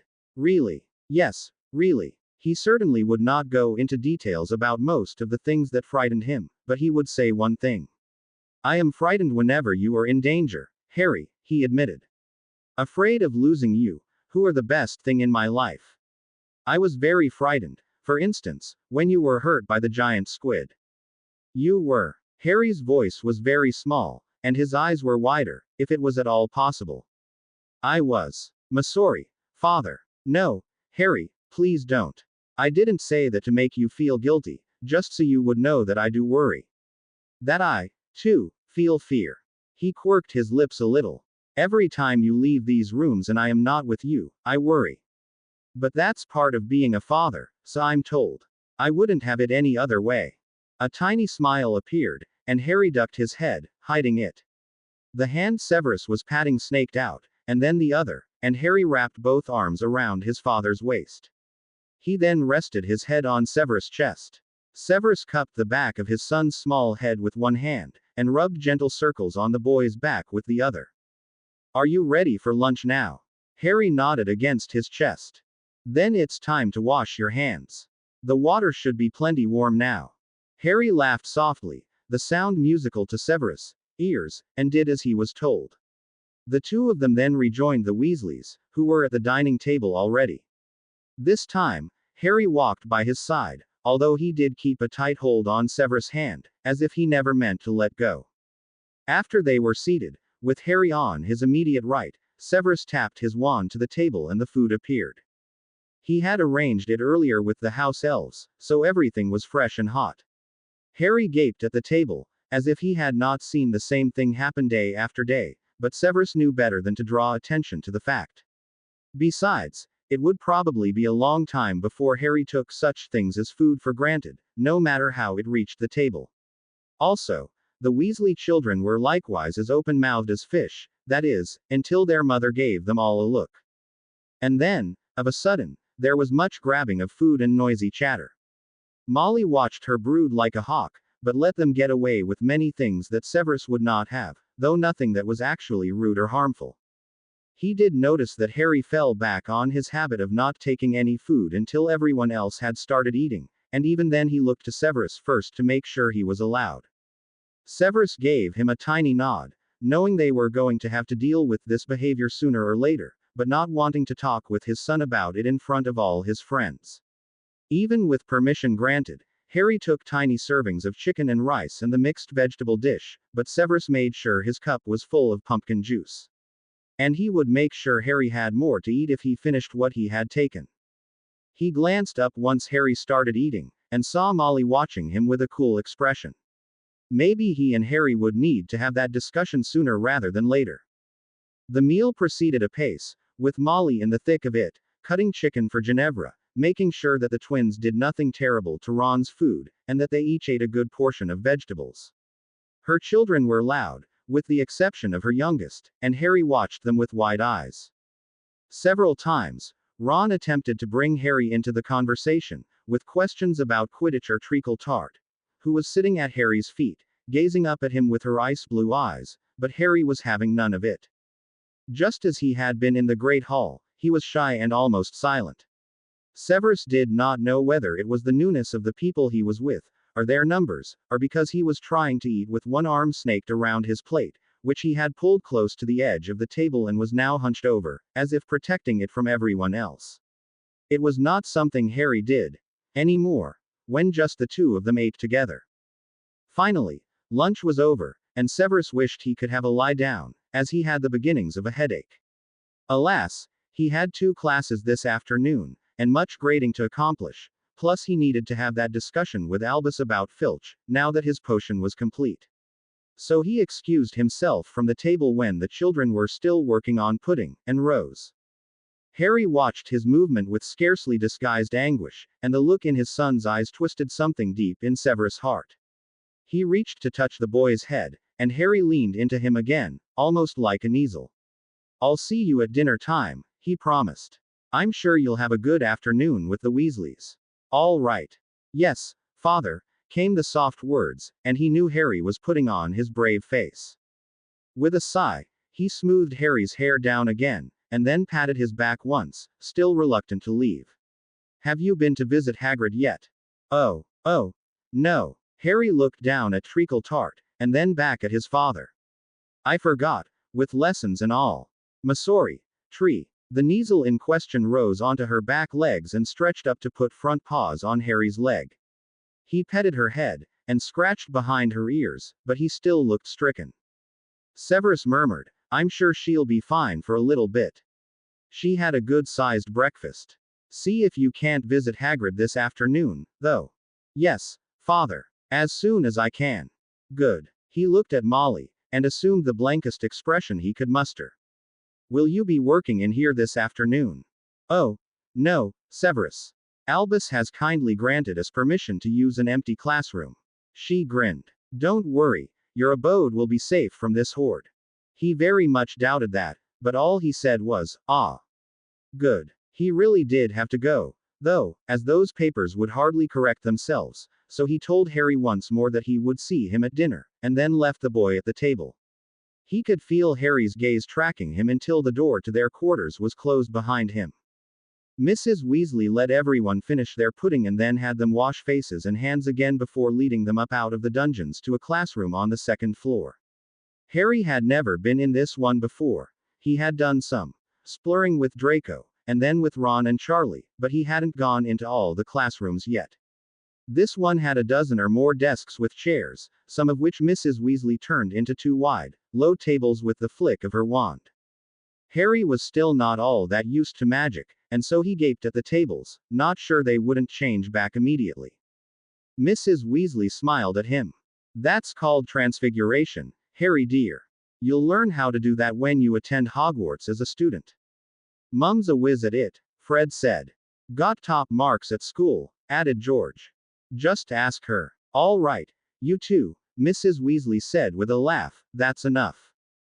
Come and sit at the tables. Fred and George at one, Ron, Ginny and Harry at the other. We're going to practice writing now. Harry, dear," she started as the children scrambled to obey, though Fred and George seemed to take 3 times as long to actually sit down, even if they were moving their bodies just as fast as everyone else. Harry ended up on the far end of the table, with Ron in the middle, and Ginny on her brother's other side, next to the twins' table. Mrs. Weasley stood right beside Harry as she continued, "How much writing have you done?" Harry bit his lip. Father had not had very much time to work on his writing. They were still trying to get him used to using a quill and ink instead of a pencil. And even when he had been in school in Surrey, he had not done very much writing, for the same reasons he hadn't learnt much reading. "I can do my name," he said softly. He probably could. "Excellent. We'll have you work on that then, dear, and learning other letters today, all right?" "Yes, ma'am." "Good, good." She placed a piece of parchment, which was finer and smoother than any paper, in front of him, along with a small, stoppered bottle of ink and a feathery quill. She did the same for Ginny and Ron, giving them instructions on what they were supposed to write, and then went to the twins' table. They were fiddling with something that vanished in a flash of green and gold when she reached their table. Harry watched as first one boy then the other grew red about the neck as Mrs. Weasley leaned over to speak to them quietly, and he wondered if she was scolding them. He thought maybe she was, when both of them said, "Sorry, Mum," at the same time, before she handed them parchment, too. "You two will write an essay about the potions ingredients you learned about today. Half a foot each. Let me know if you need books to do added research." "Yes, Mum," said George. "Whatever you say," added Fred. "I'm sure," Mrs. Weasley said with a fond smile. "Now get started. The sooner you're done, the sooner we can all go back outside." She glanced at the second table, and Ron and Ginny, and then Harry, who had yet to open his ink bottle. "Harry dear," she said. "Do you need help?" What should he say? Father had told him a few times that he was there to help Harry, but Father wasn't here now. And in school, teachers were meant to help the students, weren't they? But the teachers at Harry's old school had not really helped him. They had called him uncooperative, and easily distractible, and Aunt Petunia said he was just stupid and lazy, and didn't deserve help. "No, ma'am," he lied. "I'm fine. But you have not started yet. Do you want me to open the ink bottle for you?" If he said yes, and then she refused, he would feel even stupider. But if he said no, he would have to open it himself, and the last time he'd done so, he had spilled the ink everywhere. Father had made the mess disappear in a trice, but would Mrs. Weasley do the same, or would she make Harry clean it? And he would still be stupid. Hesitantly, he said, "Yes, please, ma'am." Beside him, Ron made a soft laughing sound, and Harry felt his face get hot. He should have said no, and then just done the cleaning afterwards. But Mrs. Weasley didn't laugh, or tell him, "Tough luck," like Uncle Vernon would have, and she removed the stopper easily, without spilling a drop. "There you are, dear. Now, put your name on the top of the sheet, if you would, and then we'll see what other letters you know." Harry nodded, and slid the bottle closer, so it was within easier reach. "Yes, ma'am." He picked up the quill, and dipped it in the bottle, then, when drawing it out, scraped it lightly across the top of the bottle like Father had shown him, ending with a tiny tap. He brought the quill over to parchment, and tried writing his name, but the ink dropped in large, black blobs, and he ran out of ink to actually write with halfway through his H. He repeated the dip, scrape, tap and brought the quill back to the parchment, but had the same trouble again. Frustrated, he left off the tap at the end of his third try, but this time he dripped ink on the table as well as the parchment. He knew better than to ask for help, though, and so just tried again. And again. And again. Now he had a parchment covered with black splotches, making it look like a spotted dog, and his hands were wet with smeared ink, and all he had written was HAR and half of a second R. His throat was aching, and his eyes were burning, but he would not cry. Tears never helped anything. Harry, dear, Mrs. Weasley's voice came from right beside him, and he jumped, almost oversetting the ink bottle. Please let me help you. Throat tight, he managed to nod, and just hoped she wouldn't laugh at him or call him stupid. She didn't, and though he could not look her in the face like he did with father, since she had not given him permission, he could feel her gaze, and it didn't feel like she was angry. First let's clean up your hands, all right? Yes, ma'am, he said softly, and she waved her wand and made the ink disappear, just like father had. It didn't even feel sticky anymore. Thank you, ma'am. You're welcome, dear. Now, let's try something else. Then she was leaning over his shoulder and reaching for his arm. And suddenly Aunt Petunia was grabbing for him because he had dropped the forks while setting the table, and she would smash his hand onto the hot stove burner and he could smell the meat of his hand burning and oh, God, it hurt. And the jolt from the memory was so fierce that the boy scrambled away from the grasping hands, darted under the table and was running, till he reached the door, scrabbled at the knob, and was gone. Before anyone else could move, a streak of white followed him through the door and disappeared, too. You're welcome, dear. Now, let's try something else. Then she was leaning over his shoulder and reaching for his arm. And suddenly Aunt Petunia was grabbing for him because he had dropped the forks while setting the table, and she would smash his hand onto the hot stove burner and he could smell the meat of his hand burning and oh, God, it hurt.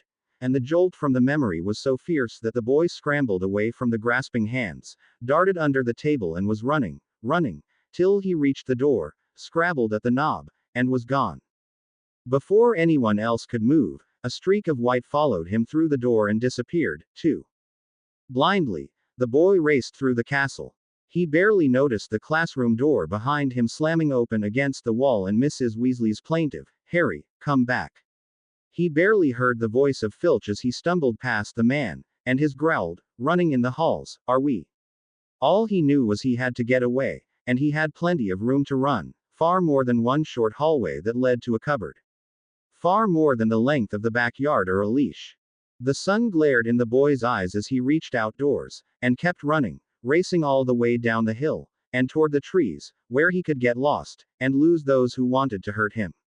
He was the boy, the freak, and he would be punished if he did not escape.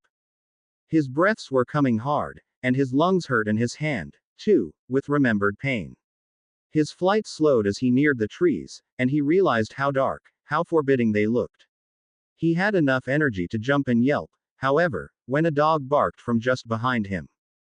Fang! Someone shouted, and before the boy could turn fully around, he was knocked to the ground by the large brown body of Hagrid's giant, gaping-mouthed dog. The boy's arms came up to protect his head, but he could not avoid the massive dog's attempts to lick his face, and after a moment, the boy realized that's all Fang was doing. "Get off! I am Fang!" Came another growl from Hagrid, and the dog backed off just a bit, enough so the boy could open his eyes and stare up at the big man. "You alright there, Harry?" Harry, the boy remembered. His name was Harry. Harry blinked, squinting into the sun. "Hagrid?" he asked, his voice no louder than a soft breeze. But Hagrid heard him. "One in only. Come on, Ari, let's get you up off the ground, alright? Care for some tea? I made cakeys to go with. They're still warm." Harry pushed himself up on his elbows, and looked up at the castle, so far away now. He had run away from Mrs. Weasley. She must be terribly angry at him. A shiver ran through him at the very thought of what kind of trouble he was in. "Harry." Hagrid stepped closer, and his large body blocked the sun, casting Harry in shadow. Something wrong. He tried to tell Hagrid, but the words wouldn't come. How was he to tell the man that he was nervous about getting in trouble, but about something that was all his fault? How could explain running away? Or the choking feel of fear when Mrs. Weasley leaned over him like that? His throat was choked, even now. While he was still struggling to speak, Treacle Tart made herself known, climbing into his lap and butting her head against his hands, to get him to scratch her head. With a sigh, he did so, and the simple act of petting the Kneazle loosened something inside him. Peering up at Hagrid through his lashes, he admitted, "I ran away from class." Hagrid frowned, but it didn't look like he was angry, just confused. What happened then?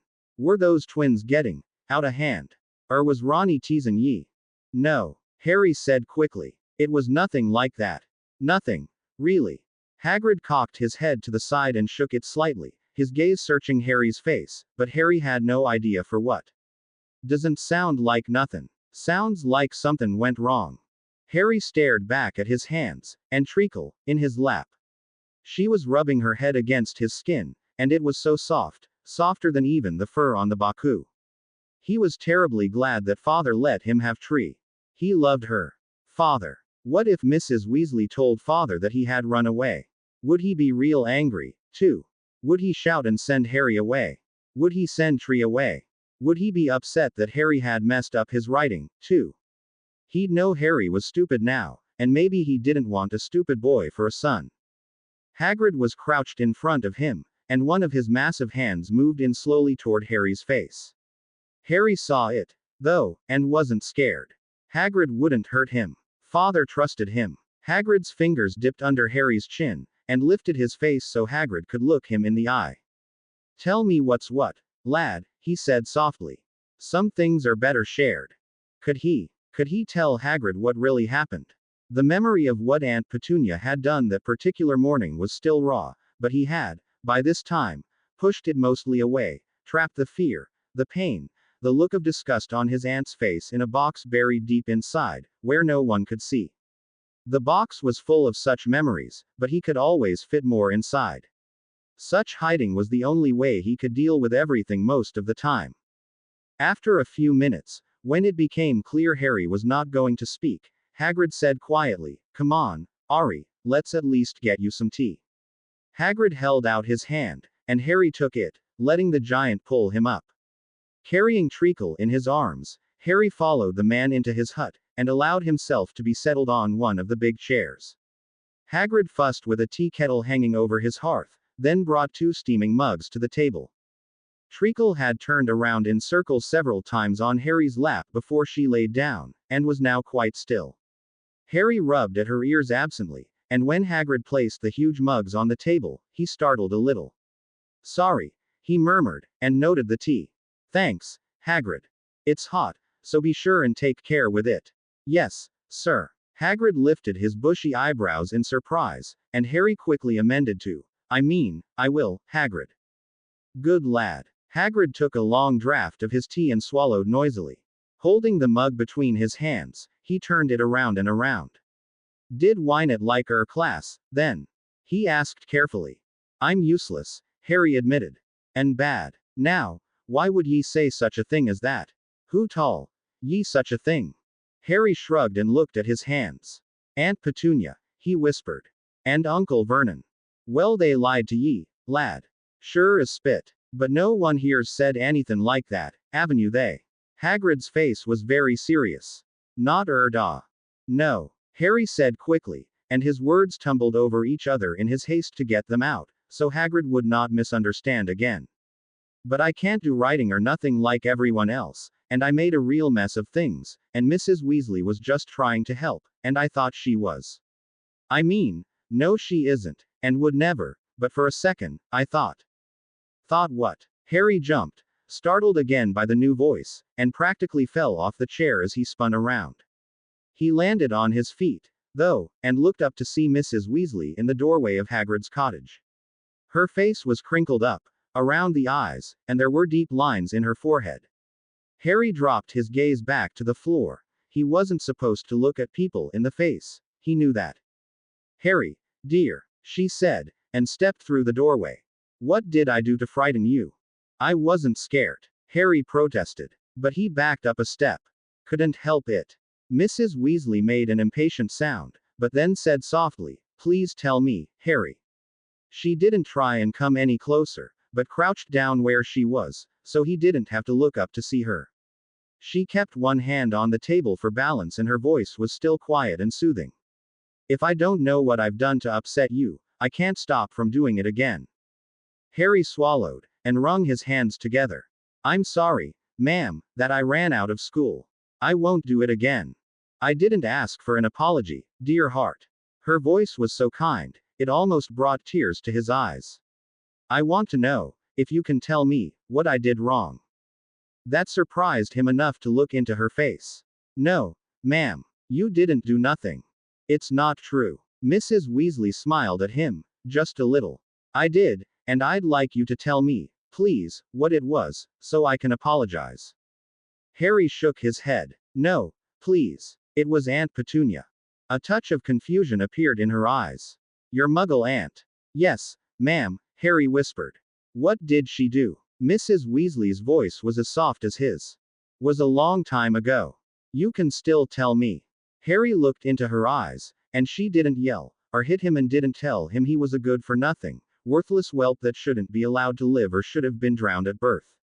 She didn't ever call him freak or boy, and he liked that. And she had helped him, when he asked her to. Gathering his courage, he squared his shoulders and said, "She burnt me, Mrs. Weasley. Burnt my hand." He held it up so she could see the palm and the shiny patch of skin that covered it. "'Cause I was bad. So she grabbed my hand and put it on the stove."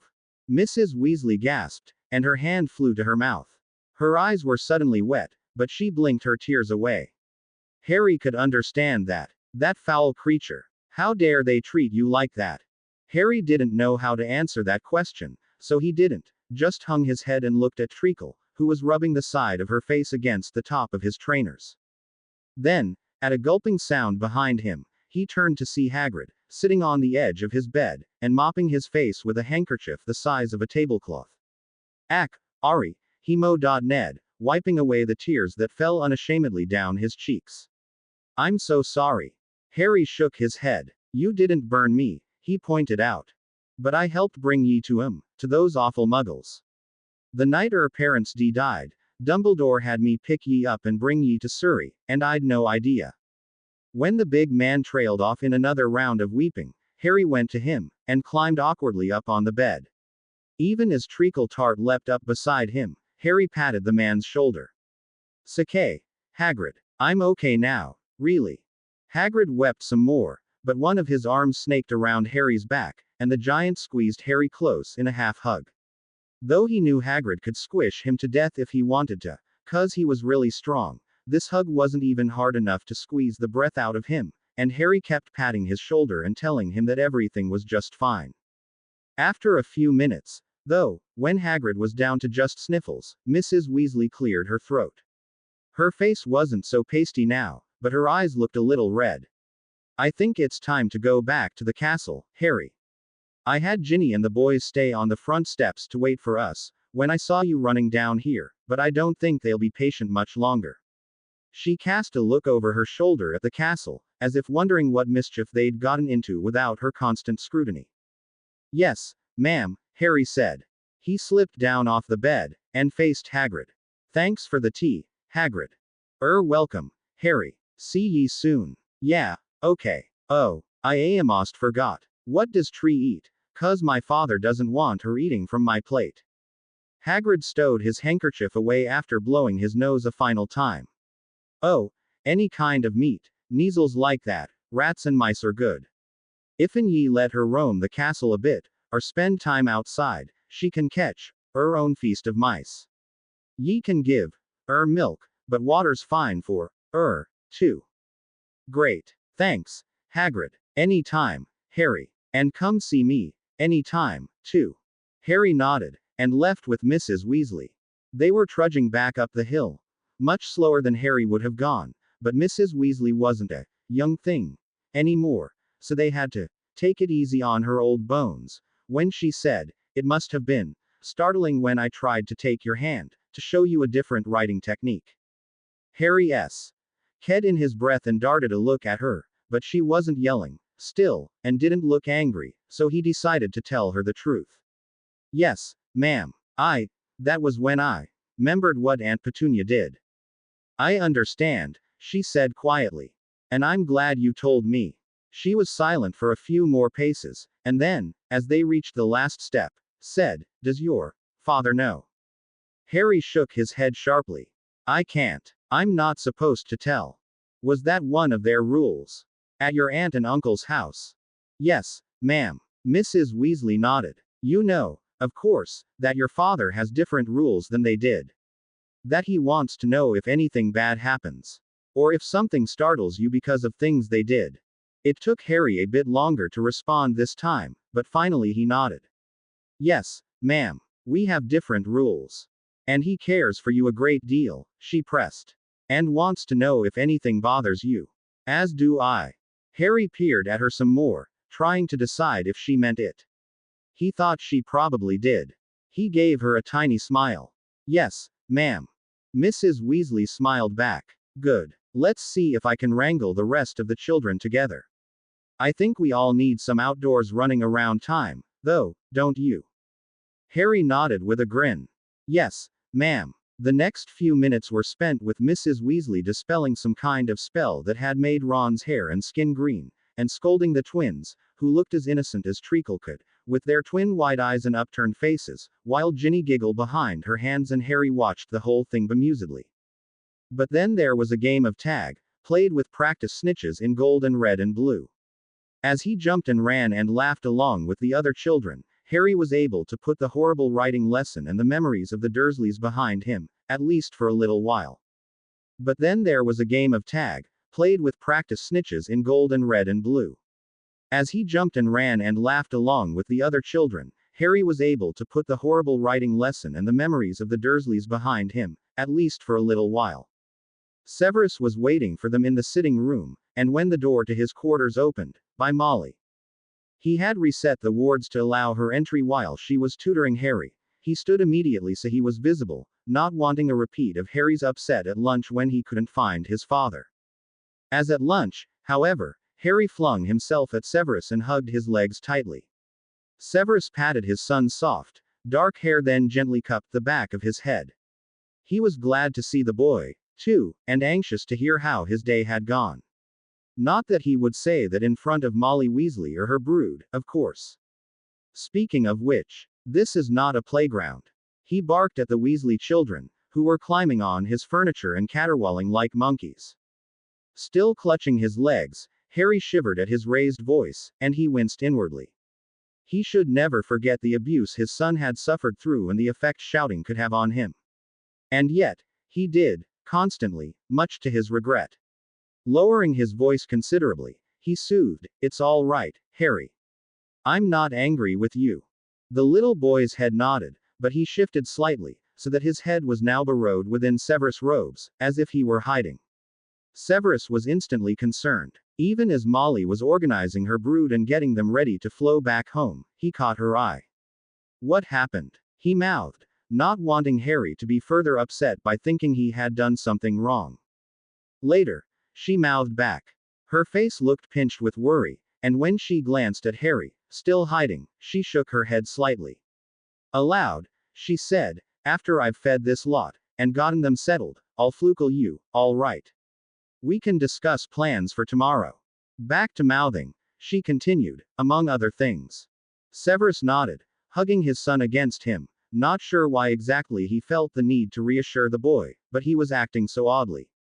Still, the boy needed to use his manners, too, so he patted Harry's head once more and murmured, Harry, the Weasleys are leaving. What do you say? With minimal movement, his son peeked at the matronly woman and his voice was soft as he said, Thank you for coming, Mrs. Weasley. She smiled cheerfully. You're welcome, dear heart. Perhaps we will see you tomorrow. Harry bit his lip, and Severus ached to pull it out from his teeth, but resisted. Then the boy's gaze flicked to the children, who had calmed down, mostly, and were milling about near the fireplace. Bye, Ron and Ginny. And Fred and George. See ya. Harry, Ron said, even as Ginny turned bright red and ducked her head. You're good at snitch catching, Harry, the twins said in that odd way they had of finishing each other's sentences. Could be a seeker someday. All right, Molly said. Go on with you. Fred and George first. With a bit more encouragement, Molly got her boys through the flow, and followed them with Ginny beside her, after wishing both Severus and Harry a good evening. Once they were gone, Severus helped Harry disentangle himself from Severus' robes and legs, and they made their way to the bathroom to wash up. Harry's hands and face were a bit grubby with dirt and dog fur.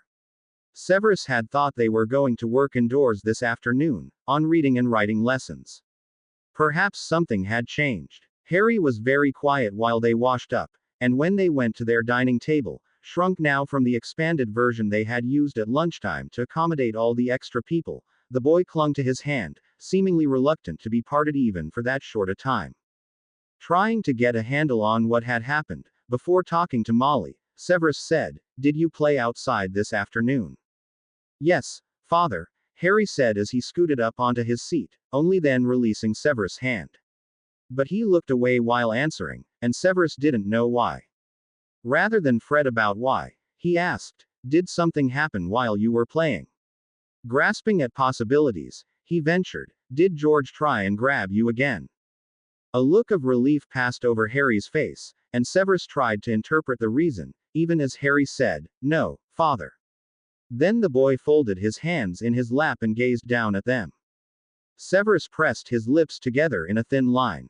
He would get to the bottom of this one way or another, but he did not wish to upset Harry any more than necessary.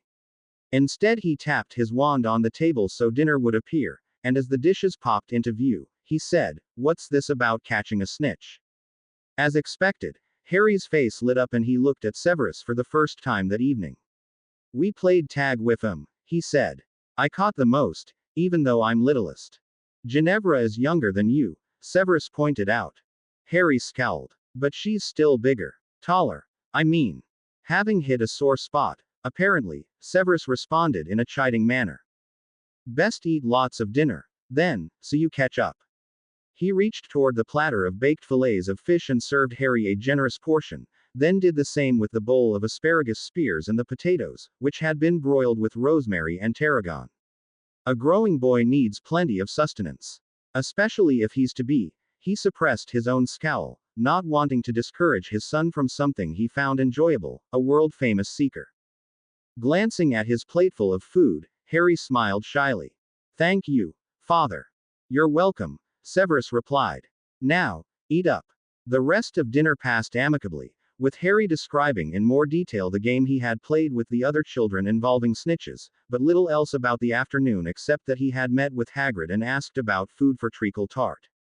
Severus did not press for more, figuring Harry would tell him when he was ready, or he would get the story from Molly. Not to mention, while he listened to Harry, he was also considering what to do about the Filch problem. Severus had finished the potion that would prevent the nasty squib from harming Harry, and would in fact bind him to the boy for a period of no less than 6 months. He would have administered the damn thing today, except that Albus was balking. It was unfair, the headmaster said, for Filch to be punished so severely, beyond the removal of his arms for a month, which Albus thought had been excessive, and Severus, too light of a punishment, for what had essentially been a misunderstanding. Severus had nearly turned in his resignation right then. He had warned Albus, after all, that he would not put up with the caretaker's continued presence in the castle without there being some kind of hold on his baser behaviors. Harry had been traumatized quite enough, thank you. But Albus promised that he would personally monitor Filch's whereabouts and would speak to the man, again, about the fact that Harry was to be considered off limits for any interactions. "I don't want him even looking at my son," Severus had told him. "At all. If he is so much as in the same room as Harry, I want him removed." "You're overreacting, my. We've been through this, Albus.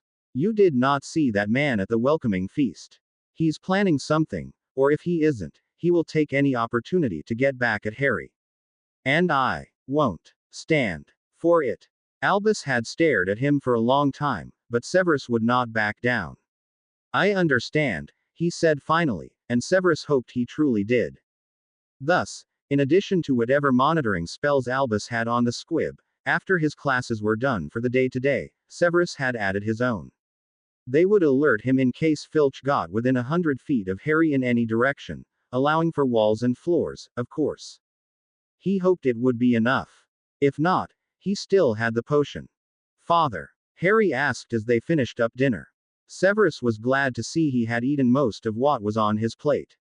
Yes. Can we read a story tonight? Severus lifted an eyebrow. You mean, like we do every night? Abashed, Harry ducked his head, but not at all the same. Very well, he said as if it were a hardship, though Harry's head came up in time to see the glint of humor in his eyes. Go on and take a shower now, and get your pajamas on, brush your teeth. Then we'll read together for a bit. Harry's smile was wide, and Severus was hard put not to grin back at him like some Weasley. Instead, he inclined his head. Go on, now. The boy leapt from his seat and tore down the hallway, only slowing when Severus called, no running indoors. Yes, father, came the reply. Severus banished the dinner dishes back to the kitchens for the house elves to deal with. Then he moved to his desk and tweaked a few lesson plans while he waited for Harry to finish his nightly ablutions. When the boy returned, freshly washed and smelling of soap, Severus let him climb into his lap while they settled in one of the armchairs. Predictably, the white Kneazle followed, settling herself on Harry's lap. Severus achioed the wizard fairy tale book they had been working their way through. It had many large type words that were hopefully familiar enough to the boy that he would recognize them, or begin to, at least, over the course of their stories. But it also had new words, longer words that Severus hoped the boy would learn, too. He had been rather taken aback when he had learned his son could barely recognize his own name when it was written, wondering how in the world the teachers of his Muggle school could have neglected his education so completely. But then, Harry was so insecure and unassuming, he would never have made a fuss at school, Severus knew, nor asserted that he was not stupid when everyone assumed he was. And that damned aunt and uncle of his obviously hadn't cared if Harry never learned a thing, so long as their own whale of a son wasn't inconvenienced or shown to be lacking. Severus hated them all. But, for Harry's sake, he banished those thoughts from his mind as they started a new story about a swan, once a maiden, who was turned into a harp by a wizard. When Harry started drooping at the end of the story, Severus carted him off to bed, then sat by his bedside watching him sleep. Treacle had curled up next to Harry's face, so that each of his breaths ruffled through the pale fur of her back legs, like a soft breeze. The boy himself had rolled into a ball, as he almost always did while sleeping, protecting his stomach, and his face, like any good prey beast. Severus sighed, his fingers itching to smooth the hair off of Harry's forehead, so he succumbed, carding through the thick, untidy locks, so like his own when he was a child. It might take a lifetime to undo the fearful instincts the Dursleys had instilled in his son, but by Merlin, he would undo them. He only left Harry's room once he heard the chime for a call coming through the flow. Likely Molly, but it could be the headmaster, meddling or being otherwise annoying. To his relief, it was Molly. May I come through? She asked when he acknowledged her presence in his fireplace. Severus inclined his head, and she was in his sitting room moments later. He offered her tea and biscuits, she accepted, and a few minutes later, his own cup sat on the nearby table while he waited as patiently as he could for her to speak. She took a long draught of her tea, and watched him over the brim of the tiny cup. Finally she said, "How much do you know about how those Muggles treated Harry? Specifically, I mean." Severus' eyes narrowed, but his tone was nothing if not polite when he answered. "A fair bit." Molly's eyes widened with surprise. "Harry's spoken to you then? About the Dursleys?" "Yes. Or about today's situation, particularly." Severus sat forward. "What happened?" With a frown. "Now," Molly said, "so, he didn't tell you." "Tell me what?" He considered hexing her on the spot, but forbore to do so, at least until after she answered his bloody question. Instead of answering, though, she asked something more. "How do you know about what happened to him, if he hasn't spoken to you about it?" Severus gritted his teeth. "It doesn't matter. But it does, Severus," she said, in a tone that implied she was speaking to a small, dull child. Harry needs to talk about these things, and if you aren't encouraging him to do so, he will keep all those feelings bottled inside, and we'll see far more episodes like today. Severus found that he was gripping his wand through the pocket in his robes, and it took a supreme act of will to let it go. And another to unclench his teeth. His voice was dangerous when he growled, "Tell me what happened to Harry today." Now. Molly looked startled, as if she couldn't imagine Severus taking umbrage with her obtuse behavior. But then she sighed. He panicked, when I made a move to help him with his writing. I tried to take his hand in mine, to show him the proper way to hold a quill, when he turned pale as a ghost, ducked under the table and fled the castle. Severus gaped at her for several moments before he found his voice again. Obviously you found him. He had gone to Hagrid's. He was still pale and shaky when I got there, but between Hagrid and myself, we got him to tell us what was wrong. Now, I would like to know how much you know about how the Muggles treated him. Why? Because when I asked if he had told you, he said he wasn't supposed to speak of what happened to him there. I imagine it was one of their rules. Taken aback, Severus nodded slightly. He's said as much before. But, he waved a hand helplessly. He doesn't want to talk about them. I have to drag him through every mention of them, every conversation in which their specter is raised. He may not want to, Molly said quietly. But he must, nonetheless. Or he will never truly recover. Since Albus had said much the same thing, Severus was more convinced than he would have been otherwise. But he did not want to upset the boy, and he knew speaking of his relatives upset him. You used legilimency, didn't you? Molly asked, into the quiet that followed. He stared. On Harry, or on the Muggles? Feeling like a fish out of water, suddenly, he heard himself say, both. Her frown returned, multiplied. It's a dangerous habit to get into, Severus. A great uncle of mine was a legilimens, and relied on it so heavily he could not carry on normal conversation for his last score of years. Not only because he wasn't used to it, but because no one trusted him near them anymore. She shook her head. And Harry has enough issues with trust, don't you think? Nodding again, he looked away. He didn't bother to justify himself with his reasoning at the time. He'd been so overcome, himself, when Harry was panicking about dinner of all things, that he hadn't really let himself think of alternatives. But he wasn't sorry about doing it to the Muggles.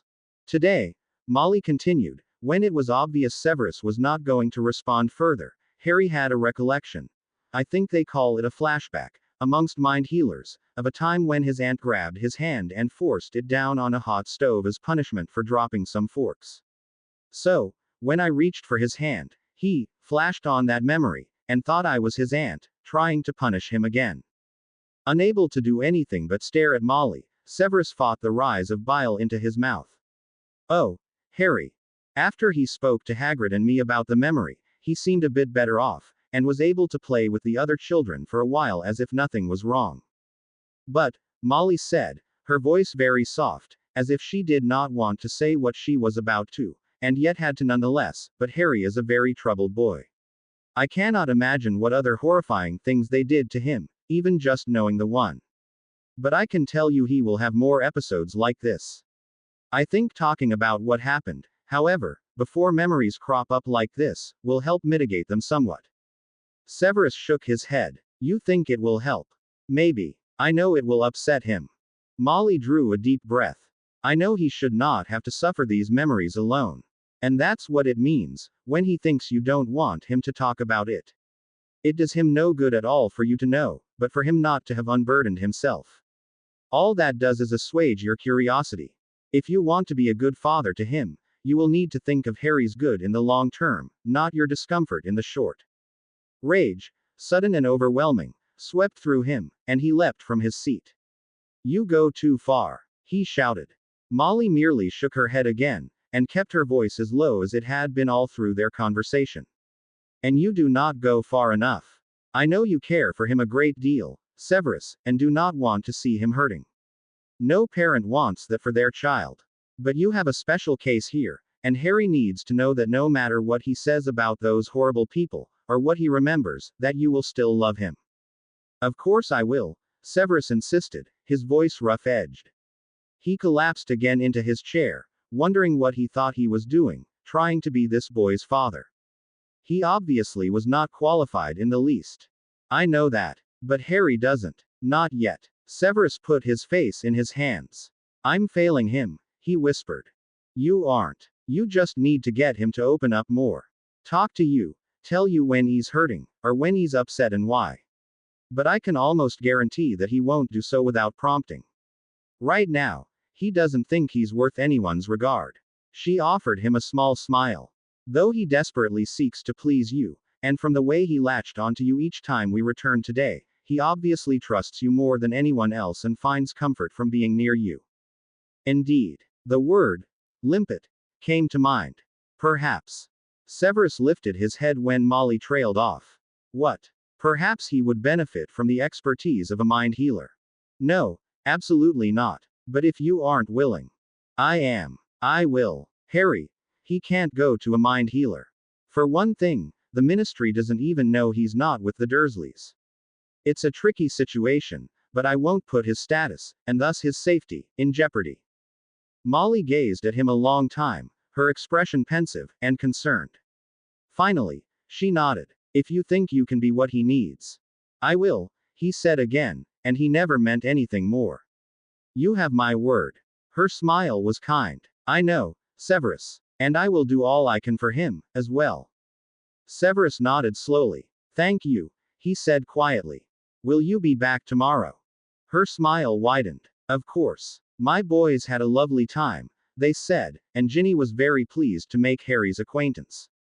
Recalling how the girl had blushed every time she looked at his son, Severus sneered. I'm sure. Molly merely raised her own eyebrows in response, and took another sip of tea. The sun slanted through the pale yellow curtains of Aunt's kitchen and across the boy's face, warming it, as he climbed on a stepstool and reached into the cabinet that held the dinner plates. Like almost every day, he hesitated briefly before counting the plates out, wanting to take 4, but knowing he could only take 3. He would be fed afterwards. Maybe. If he did everything perfect. On the cooker beside him, a pot of potatoes boiled, the water reaching the rim but not boiling over. Aunt hated it if the water splashed on the hob. It stained, she said, and was dirty, like the boy. Balancing the plates in the crook of one arm, the boy slipped down off the stepstool and moved to the table, where he set the plates out carefully. Then, he returned to the drawer next to the cooker, for the silverware. As he was counting out forks, he heard the hiss of hot water hitting the hob, and he jerked around to see the pot start boiling over. The silver clattered to the floor as the boy grabbed at the heavy pot to move it to another part of the hob. He'd forgotten to take up a pot holder first, and the hot handle startled him, but he hung on gamely, swinging the pot off the heat. More water sloshed over the rim to splash on the surface of the cooker. What are you doing, you ungrateful boy? Aunt Petunia was behind him, in the doorway, and now moving forward, he saw, darting a look over his shoulder, and her face was tight and her eyes were furious, and he wasn't supposed to look her in the eyes, he knew that, and she snatched his arm and spun him around, and he managed just in time to let go of the pot though some of the water splashed over his hand. She glared down at him, like he was a beetle, come crawling from beneath the fridge. The boy dropped his gaze to his bare feet. You vile, disgusting creature. Must you ruin everything? She spat. My mother's silver. My kitchen. My family. Squeezing his upper arm hard enough to bruise, she wrapped thin fingers around his bony wrist and dragged him the one step back to the cooker. A thin, tight smile curved on her lips, and the boy knew then that he had to get away. She had that smile every time she had some special torment planned. He pulled at his arm, his hand, but she had in a pincer-like grip. Before he could fight more, she whispered, you should be dead. Maybe I'll kill you, and she pressed his hand to the bright red hob. She used her weight to hold him down. The boy screamed, and screamed and screamed, and then there were other hands holding him which he tried to fight because he would be hurt again, he knew it. But the hands turned into comforting arms, and there were soothing words and gentle rocking and tears and father. Harry, it's all right. I have you. It's all right, son. I'm here, Harry, father was saying, over and over, like he believed the words. Like he meant them. And the boy's name was Harry. Once the crying eased, his breaths came in hitching gasps. His face was hot and ached from crying. He hated crying. He hated being a baby. Sorry, he said, his throat sore from screaming. Treacle Tart purred softly and butted her head against Harry's leg, and he petted her soft fur and his breathing slowed. Sorry, father. No, no, Harry, it's all right. You've done nothing wrong. Father hugged him closer, and from father's lap, Harry hung on to his arms like he might fall away into nothingness if he was ever let go. They sat in stillness for a long time, and Harry's eyes were getting heavy again, but he didn't ask father to put him back down on the bed. He could not hold back the yawn, however, though he pressed his face into father's chest to help cover his mouth. Father key. At the top of his head and rested his cheek on the spot directly after. You didn't put up your silencing tonight. Quote. Didn't. Harry's eyes were still closed, but he tensed. But he wasn't supposed to do the silencing, so maybe he wasn't in trouble. No, you didn't. I'm proud of you. Harry shook his head slowly against his father's chest. Waking father with his nightmares was nothing to be proud of. He was so stupid, such an infant. But father wasn't finished. This is the first time, Harry, that you haven't put up that charm. I hope that means you're starting to realize, even when you're half asleep, that I will always be your father, and having nightmares will never make me think less of you. You are not weak, not a baby. So get those thoughts out of your head. You're my strong little man. And strong young men like you need to know when to ask for help. Did I send a message? Harry asked through another yawn. Yes, father said quietly. He key. Ed Harry's temple. But I heard you calling, too. Do you want to tell me about your dream? Harry shook his head. He didn't want to remember any of it. He couldn't tell anyone about what happened or why he dreamed about them. He knew that. Father sighed a little, his chest moving up and down with the force of his breath. Harry, son, I need you to tell me about your dream. It will make you feel better. Fine, father, Harry whispered. He didn't need to talk to feel better. Just having father with him was enough. But will you have more nightmares tonight? Father asked. Talking will help that not to happen. Dawn, wanna. Harry pushed his face further into the folds of father's night clothes. Father was warm, and his arms made Harry feel safe. I know you don't, father said, his voice soft, and almost sad. But it would be better if you would. A pause, then, I want you to. Harry swallowed and hunched his shoulders. An ache, like something was stuck in there, bloomed in his chest. Father wanted him to talk. He wasn't supposed to talk. Not about what they did. Not ever. I know you're frightened, Harry. I know you think you're not supposed to talk about them. But you are not with them anymore, and you never will be again. And I want you to tell me what they did to you. What made you so upset tonight, to make your nightmares worse? Still, Harry remained silent. Was father telling him the truth? Was he really allowed to talk about aunt and uncle and his dreams? He had never been allowed before. Father smoothed a hand over Harry's head, and the gentleness of that touch made his breath hitch again. He hugged father tight, even as father said, remember, Harry, that we have different rules here. Rules between you and me. The rules you had with those other people do not apply anymore. Dunno what to say, Harry whispered. With a smaller sigh, father cupped the back of his head with one of his long-fingered hands. It's all right, Harry. Just tell me what you remember. I. He felt tears prickle in his eyes and blinked hurriedly to make them go away. Crying was for babies. It's all right, father said again. You can tell me anything. I still love you. She hurt my hand, Harry said in a rush. It burned. Your aunt? Father asked softly. Harry nodded against his chest. What happened? Hesitating even more, Harry said, I was bad. Father's arms tightened around him. Did she say that? Uh-huh. Harry sniffled a little. His nose was running. Said I was disgusting and I ruined everything. You are not disgusting, father said. And you could not possibly have ruined everything. Did, Harry countered. The pot boiled over, and messed up the cooker. And I dropped her mum's silver. Deserved to be burnt. No, you did not. Father's voice was sharp, even though his arms were still holding Harry close. No one deserves that. No one. Least of all you. But I was bad. Harry. Do you really think dropping silverware is a valid reason to burn someone? To cause them so much pain? I dunno. Harry. Father held him away from his warm, safe feeling chest, far enough that he could look Harry in the eyes. Look at me, son. Doing as he was told, Harry couldn't help but gnaw at his lower lip and hunch his shoulders even more. Do you really think that? Father asked again. Or is it possible that your aunt was just a very angry person and she took it out on you? Harry shook his head wildly. I was bad, he cried. All the time. I broke the rules and ruined their family. Father's eyes glittered darkly in the gloom of the room, lit only by the ball of light by Harry's bed, cycling through its colors. I know that's what they told you. But, Harry, the rules they wanted you to keep.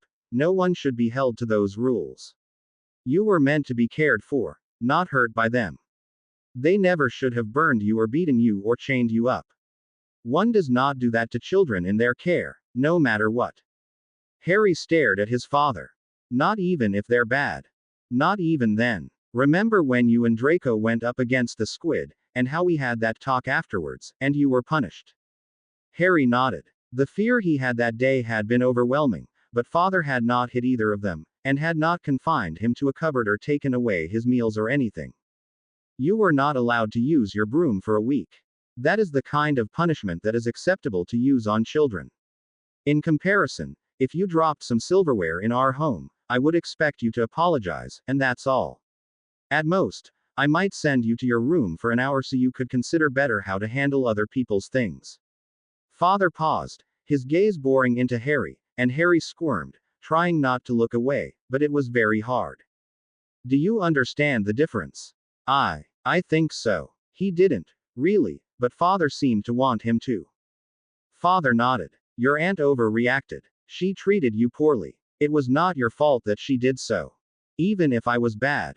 Harry whispered. Even then. But Harry, dropping silver isn't really bad.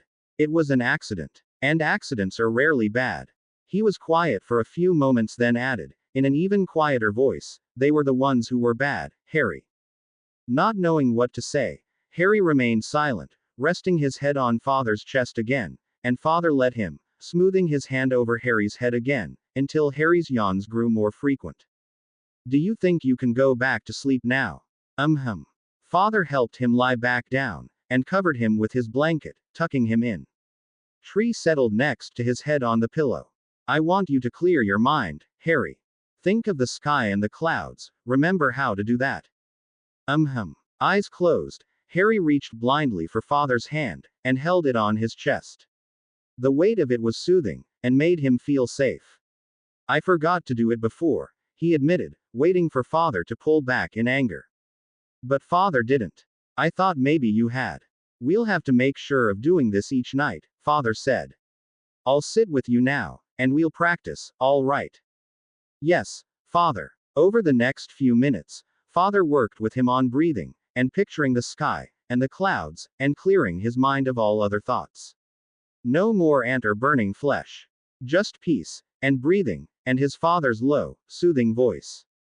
Once the boy was asleep, Severus rose from Harry's bed and made his way to his own bedroom.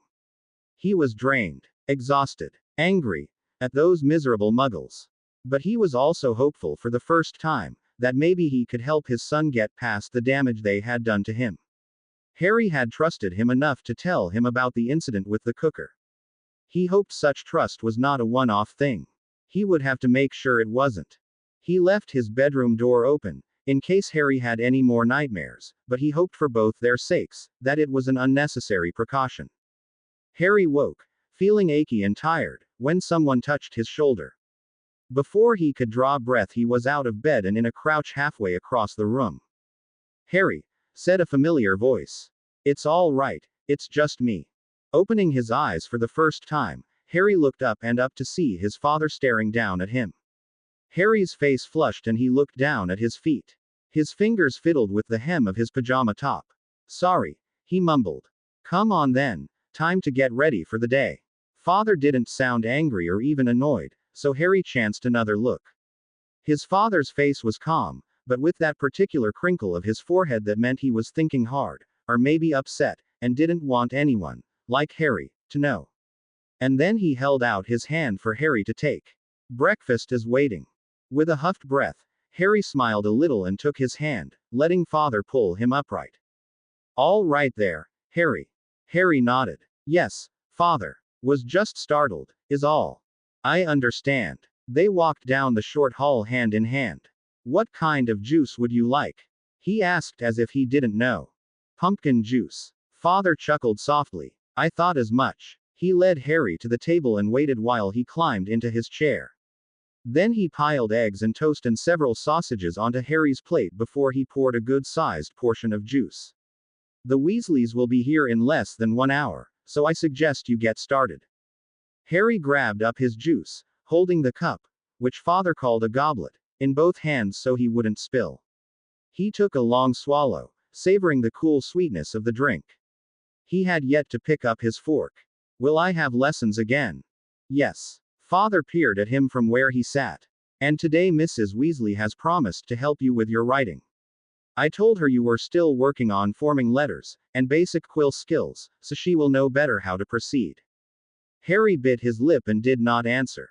I want you to tell her if you are having any difficulty with the tasks she assigns. Father paused. Harry, look at me. Harry snapped his head up, with a quick, sorry, father. He knew he was supposed to look at father's face when he was speaking, but it was so hard to remember sometimes. Father waved a hand to dismiss the issue. Do you understand me, about Mrs. Weasley? She cannot help you to the best of her ability, if you do not tell her when you need her help. She wants to help you with your writing and reading and maths, but you have to let her. Understood. Harry nodded. Yes, father. And, do you promise to try and heed me? Father shook his head a little when Harry gave him a confused look. I know it will be hard, admitting you need help, and asking for it. But I just want you to try. Will you promise me that? With a tiny smile, Harry said, yes, father. He could try. With that, he picked up his fork, and ate his breakfast, feeling a bit better about the day already. The day went by fairly smoothly, Mrs. Weasley said to father when they had gathered back in the dungeon late in the afternoon. She had sent her children through the flow already, after making sure that Mr. Weasley was home to be with them. Harry was tucked in against father's legs, and didn't even flinch when father patted his head, smoothing the hair that had gotten stuck up in all directions during the game of snitch chasing they'd had after lessons. It had been a smooth day, Harry thought. No one had tried to grab him or hurt him, and he hadn't gotten yelled at even once. Ron hadn't laughed at him for not knowing his letters, and Ginny had called Treacle tart. Very cute, though that was before Tree caught a field mouse and worried it before eating it almost whole. He'd gotten to play with the Baku again, and everything. Is that so? Father said in his low, cool voice. Yes. Mrs. Weasley smiled down at Harry, and Harry hid his face a little from her, but she didn't say anything about that. Harry did some very good work today. Perhaps you can show your father later, she suggested. Harry nodded. Yes, ma'am, he said from the folds of father's robes. She smiled again. We had no running off today, which was also very good. And Harry was able to ask for help with his writing, when he was having trouble with dripping ink. I very much appreciated that you asked me, Harry. I was glad to be able to help you. Harry felt his face burning and hid it again. But father put some pressure on his shoulder. What do you say? Father asked. Thank you, Mrs. Weasley, for helping me. Father squeezed his shoulder again, the kind of squeeze that made Harry feel like he'd done something good, and he could not help but smile. Father thought he was good. You're very welcome, Harry. We'll be back tomorrow, all right? Yes, ma'am. Good night. Good night, Harry dear. Severus. She nodded once and bustled over to the fireplace where she disappeared in a wash of green flame. Father crouched down, so he was looking Harry eye to eye. So, he said, and his mouth made that little quirk of a smile. Harry grinned back at him. Tell me about what you learned today. Father crouched down, so he was looking Harry eye to eye. So, he said, and his mouth made that little quirk of a smile. Harry grinned back at him. Tell me about what you learned today. Harry spent the next 20 minutes, while washing up for dinner, doing just that.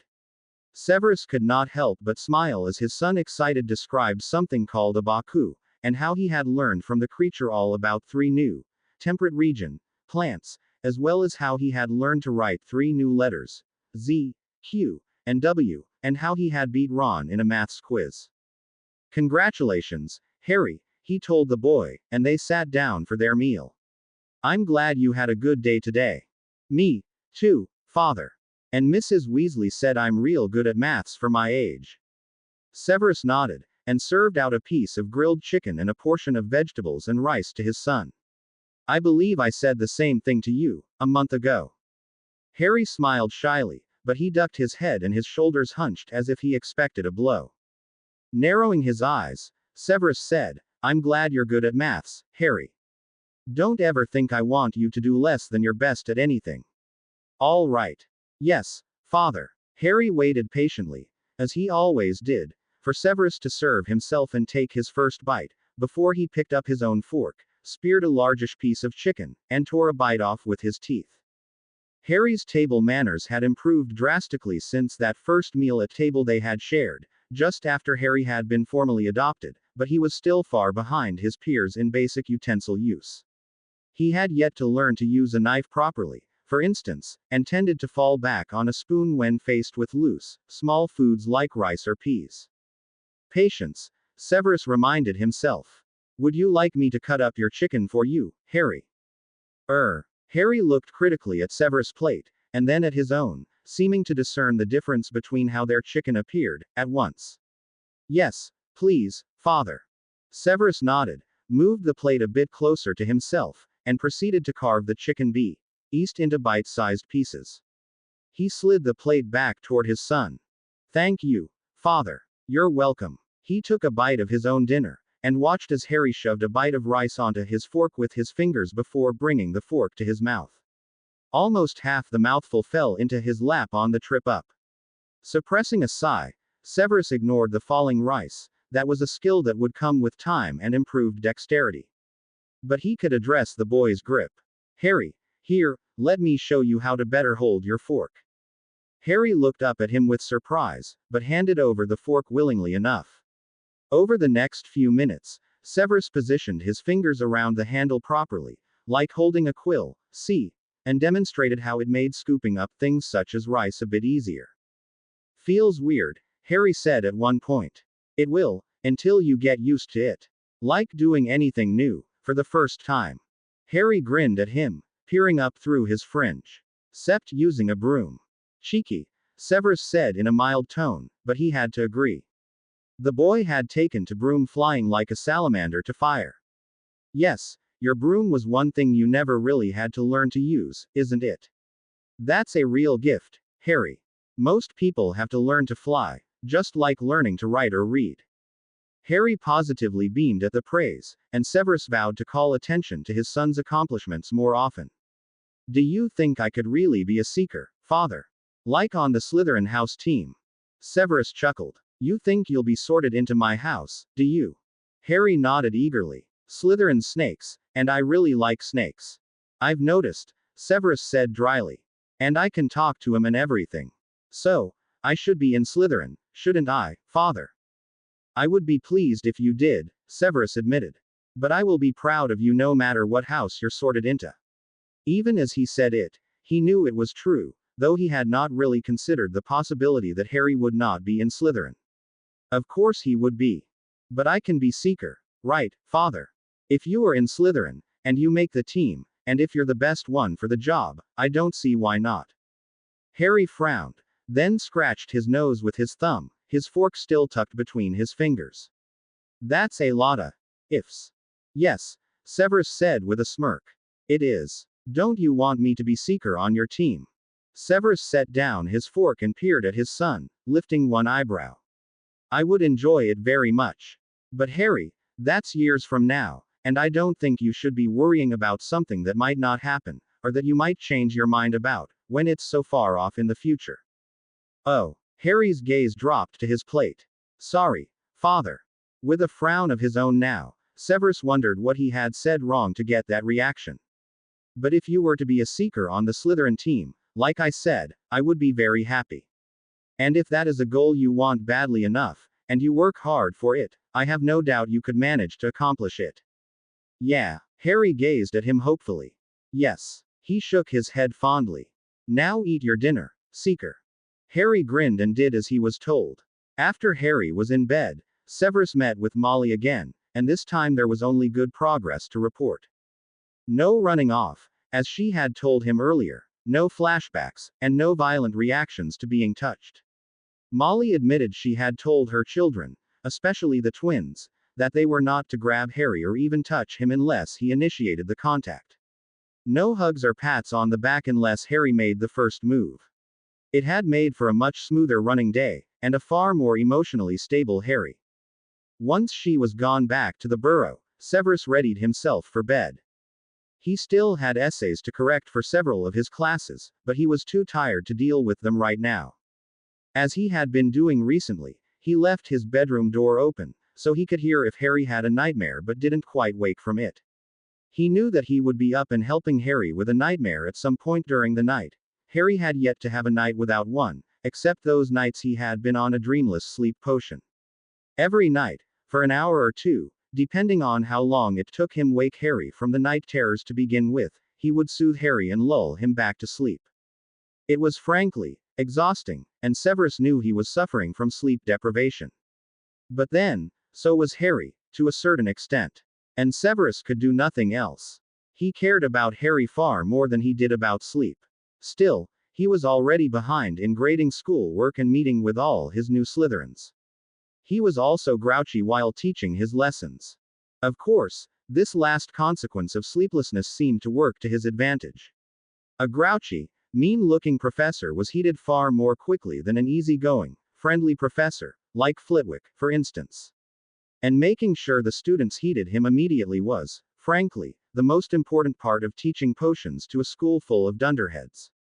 Severus eased himself into bed and knocked the lights.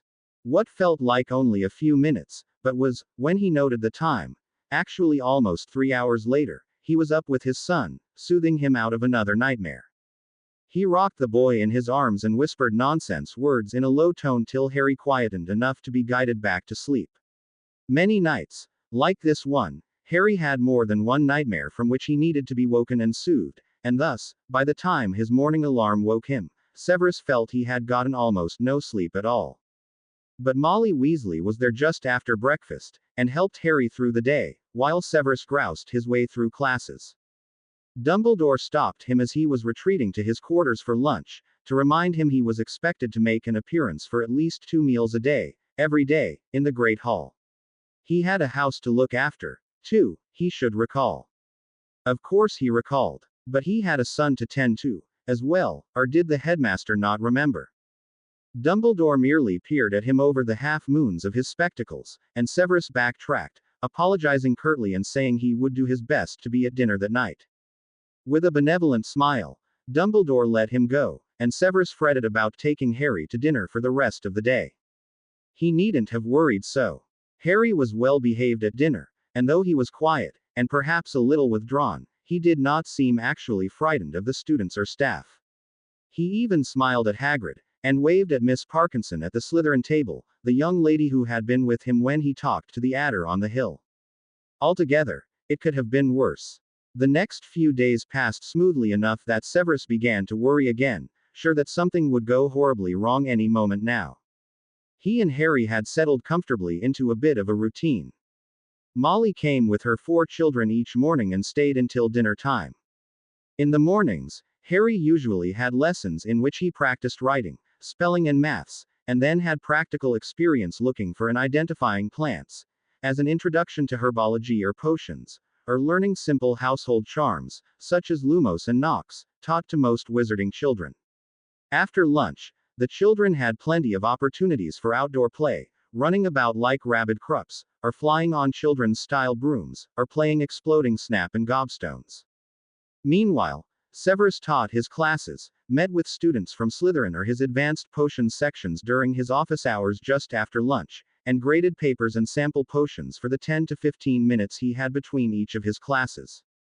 In the evenings, after dinner in the Great Hall, Severus tried to eat breakfast there, too, after making sure Harry was safely ensconced with Molly and her brood.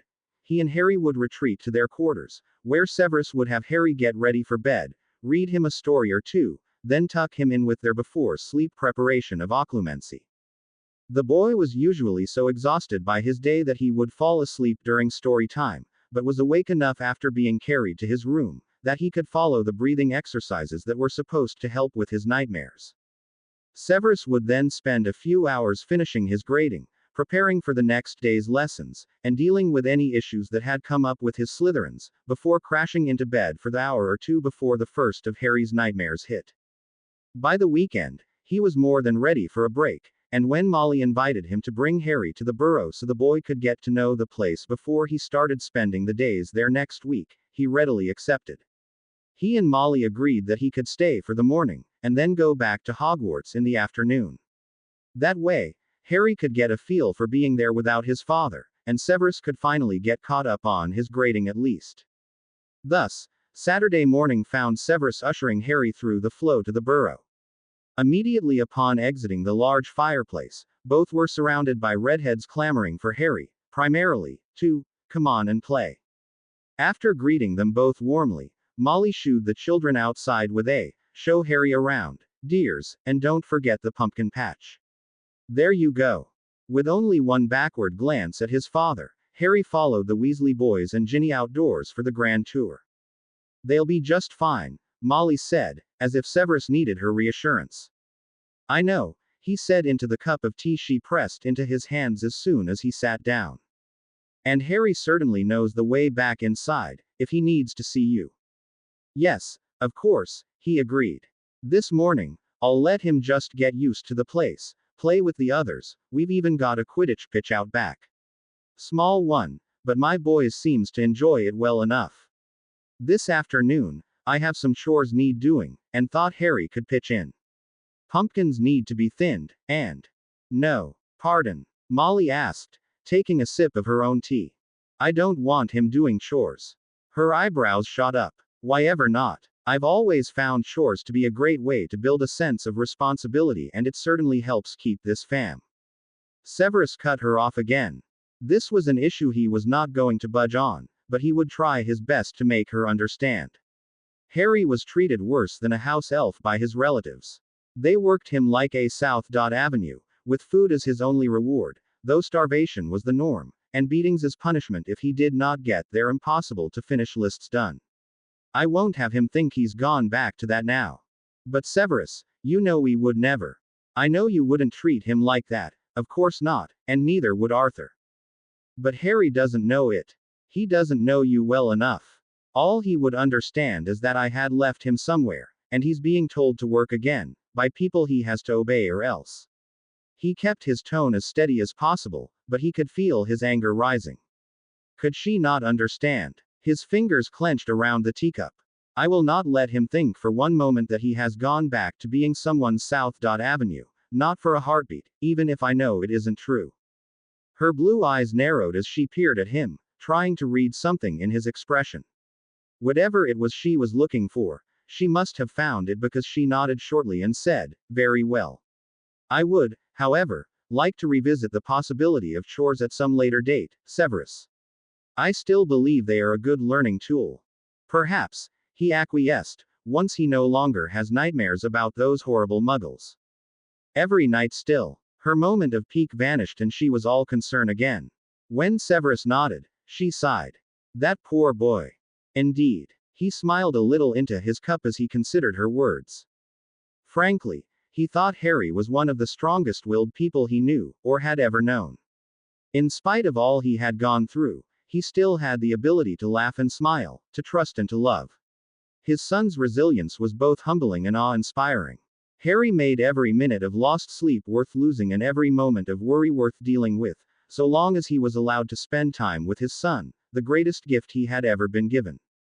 After greeting them both warmly, Molly shooed the children outside with a show Harry around, dears, and don't forget the pumpkin patch. There you go. With only one backward glance at his father, Harry followed the Weasley boys and Ginny outdoors for the grand tour. Despite what Harry had expected, the yard outside the Weasleys' front door was nothing like outside the Dursleys' door. The Dursleys had a perfectly manicured lawn, perfectly trimmed hedges and perfectly weeded flower beds, all in perfect little rows. Harry ought to know, having done almost all that work himself, though Aunt would never in a million years have told him it was perfect. The Dursleys' drive, where they parked their clean and shiny sedan, was asphalt, with only a couple tiny cracks in it, and the door was painted bright white, with a black 4 hanging just to the right of it on the front of the house. The Weasleys' yard, however, was nothing like that. They didn't have a drive, nor even a car. They hadn't any hedges to block the view into the next yard. There was no next yard at all. No neighbors to peer over the fence and pry into their business, or to yell at the boy for making too much noise while working outdoors in the early morning. Their front yard was part chicken coop, with several chickens scratching at the earth and squawking in their odd voices, and part odd collection of brooms and Wellingtons. Standing by the coop, Harry gaped around him, mouth hanging open, wondering what they were going to have to fix first, when Ron said, "Never seen a chicken before, Harry." He shook his head. "Only in a book," he admitted. "At his primary school." "Wish I had," Ron said. "These stink, and they'll claw your eyes out if you're not careful." Ginny came up beside him and said, "Nah, Mum said that wasn't true." I asked. "Mum says the chickens are docile." Ron puffed himself up. "Well, George told me they." He trailed off and glared at his older brothers, who were giggling together by the corner of the house. "You said they'd claw my eyes out," he yelled. George snickered harder. "Don't believe everything you hear, little brother." Fred finished his sentence for him. "You oughta know that by now." Ron turned back to Harry and rested his head on his arms. Under his breath, he muttered, "I hate those two." Harry bit his lip, not knowing what to say. Dudley often screamed that he hated Harry, though what he said was, "I hate that freak," and Harry did not doubt it for a second. But Ron didn't seem to really hate his brothers, not for true. He often played with them and laughed with them, especially when they were playing gobstones or something like that. Dudley had never played with Harry or laughed with him, only laughed at him, and beat him up with his friends. It was very confusing. The next moment proved even more so, when Fred and George called for them from around the corner of the house, and Ron perked up with a grin and a laugh and ran alongside Harry to see what the twins were up to. Harry rounded the corner of the building to see both boys up on brooms, a good 10 feet above Harry's head. He stared up at them, wanting to be up there with them. Flying was the only time he felt free, and sure that no one and nothing could hurt him. When he was in his father's arms, he felt safe, but there was always that niggling fear that someone could still get to him. Even if he wanted to be up in the air with the others, he could never ask for such a thing. He was not allowed to ask for anything. He was learning, slowly, that if someone, like his father, or Mrs. Weasley, offered him something, he could accept. But even that was oft-times hard to remember, since Dudley had often played the trick on him of offering something. Food, a toy, a shirt that had no rips in it, and then swiping the thing away when Harry said yes. He would then run to his parents and tell them that Harry was trying to steal his stuff. Harry had learned his lessons very well, though from the beatings he still got, until his father came, no one would have known. Ron could ask, though. Obviously. He jumped up and down, hands in the air as if he could catch one of his brothers if he leapt high enough. "I wanna play. I'll be chaser." "Okay. Okay, George. I can be chaser, right?" "I dunno. Ronnikins. Chaser." One of the twins said and grinned, turning to the other. "He'd make a better bludger, wouldn't he?" "Right you are," said the other, who Harry was pretty sure was George, really. "The way he knocks into things." "You want to be a bludger?" They both asked Ron at the same time. "No. That's stupid. I wanna be chaser." The argument went on a few more minutes, until Ginny shouted that she would be a bludger, and the boys all stopped fighting, looking horrified by her suggestion. Harry didn't really understand the situation. Nobody could be a bludger, he didn't think, 'cause that was the ball the beaters hit. Wasn't it? Maybe he had it all wrong. It wouldn't be the first time. Regardless, they were all up on brooms a few minutes after that, with no one being a bludger, not even Ginny. The pitch was no more than a field with a goal post at either end, but Harry found it strangely beautiful despite the lack of precision and straight rows of flowers. Or maybe because of that lack. It's all hid from the muggles, Fred said, as if that made sense to Harry. Dad's real careful about that, added George, kicking off into the air again. They live over there. Muggles do, Fred told him, pointing off in the distance where Harry could just see the tip of a church spire. And they don't even know we're here.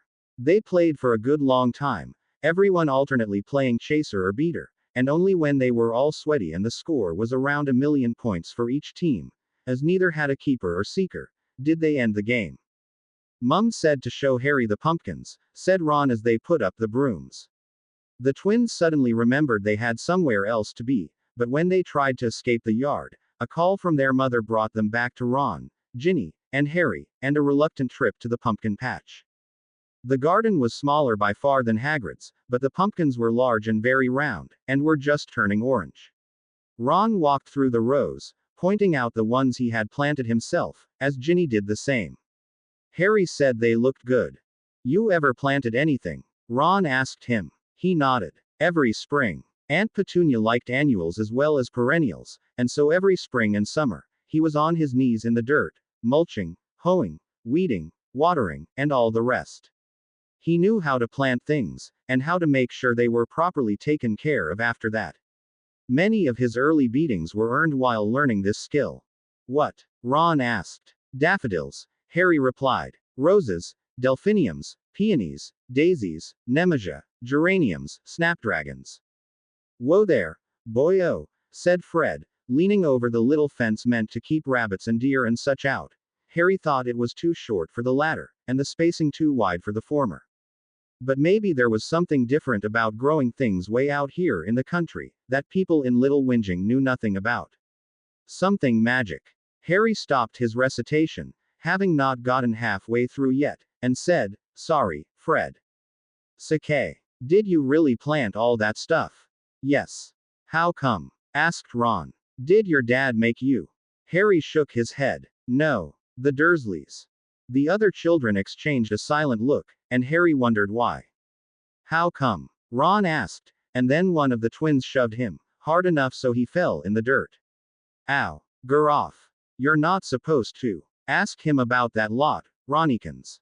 When'll you learn to keep your gob shut? Shut up. I didn't mean it. Ron yelled, and looked like he might cry. Harry didn't understand why, since the push had not been that hard, and Ron wasn't bleeding or anything. But he did understand big kids pushing little kids around, and he moved suddenly, swiftly, to place himself in between Ron and his brothers. Just because no one had ever stuck up for him against Dudley, didn't mean he couldn't stick up for others. Leave him alone, he said in a low, quiet voice. His hands were curled into fists at his sides. Luca the fierce, little fighter, said Fred. His red eyebrows were hidden under his fringe, they had climbed so high. He didn't look angry, but surprised. Sticking up for Ickle Ronnikins, added George, who also appeared startled, but with a tiny, almost approving, smile. Who would have thought? Harry didn't say anything, just lifted his chin a fraction higher.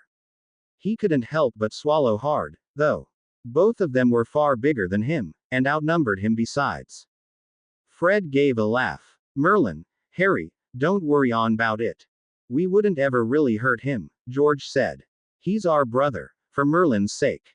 Harry nodded, but not like it meant anything. Brothers, he figured, could turn on you as quick as cousins. George shook his head with a sigh. Oh, come on, Ronnie. Stop your whinging. We're sorry, all right. Quit it or mumble here and call us all in. Ron had already climbed to his feet and now pressed the heels of his hands to his eyes for a second, to wipe away the tears which had barely had time to collect, never mind fall. "'S'all right," he said as he turned to Harry and grinned a sudden gap-toothed grin. "I'm all right. You really stood up to him for me. Ta, Harry." With another nod, Harry smiled back a bit, but gave the twins a wary look over Ron's shoulder. He didn't know why Fred had knocked Ron down, but he would keep an eye on them from now on. Boys. A call came from the front of the house. Ginny. Come here, please. What do you figure she wants now? George grumbled. Fred kicked a stone with a scuffed trainer. Probably wants to know why we're not done thinning the pumpkin patch yet. George gave his twin a sly smile. Maybe we can. Fred nodded as he continued their thought. Make out for the orchard. Before she gets wise to us. Race ya. They called to each simultaneously. Ron, Ginny and Harry watched them dart to the other side of the house and away towards the nearby orchard. Come on, Ron said as he glared after them. They might get away with ducking out, but we won't. He trudged around to where their mother had been calling. Boys. She was yelling again, just as they rounded the corner. Gin, oh, there you are. Come here, Harry dear. Your father is flowing back to Hogwarts for the afternoon and would like to say goodbye. Harry froze in his tracks. He'd forgotten. Father had told him that he would be here for the afternoon without father, and he had forgotten. He didn't want to say goodbye. Maybe, if he didn't say goodbye, father wouldn't leave. But he had been given a direct order, so he moved closer to the door, where Mrs. Weasley was standing. That's a dear, Mrs. Weasley cooed, smiling down at him. Then she cocked her head slightly and peered at Ron. Where have your brothers gone, Ronnie? Ron tried a shrug and a look down at his trainers in silence, but Mrs. Weasley wasn't buying it. It's hardly your fault they made themselves scarce, Ronnie, just tell me where they went off to. The orchard, Ginny piped up, and Harry gaped at her. He could not abide tattlers. Dudley was the worst he'd ever met, of course, but tattlers of any stripe were horrifying to him. Thank you, Ginny sweetie. Come on in, all of you. I have lunch ready. Harry, your father is in the sitting room. Sidestepping Ginny the tattler, even as Ron stuck his tongue out at her, and she reciprocated, Harry mumbled thank you, ma'am, to Mrs. Weasley and darted into the house. He found the sitting room again, no problem, and his father, too. Father! He cried, and ran at him, launching himself into his father's arms as soon as he was close enough to do so. Father, fortunately, caught him and held him close. Holding Harry against his chest, with one hand behind Harry's head, he sat down in a soft, patterned chair to the side of the fireplace, with Harry straddling his knees. What's wrong, Harry? Did something happen? Are you hurt? Harry shook his head and pressed his face into the crook of his father's shoulder, where it met his neck. No, father, he said in a low voice.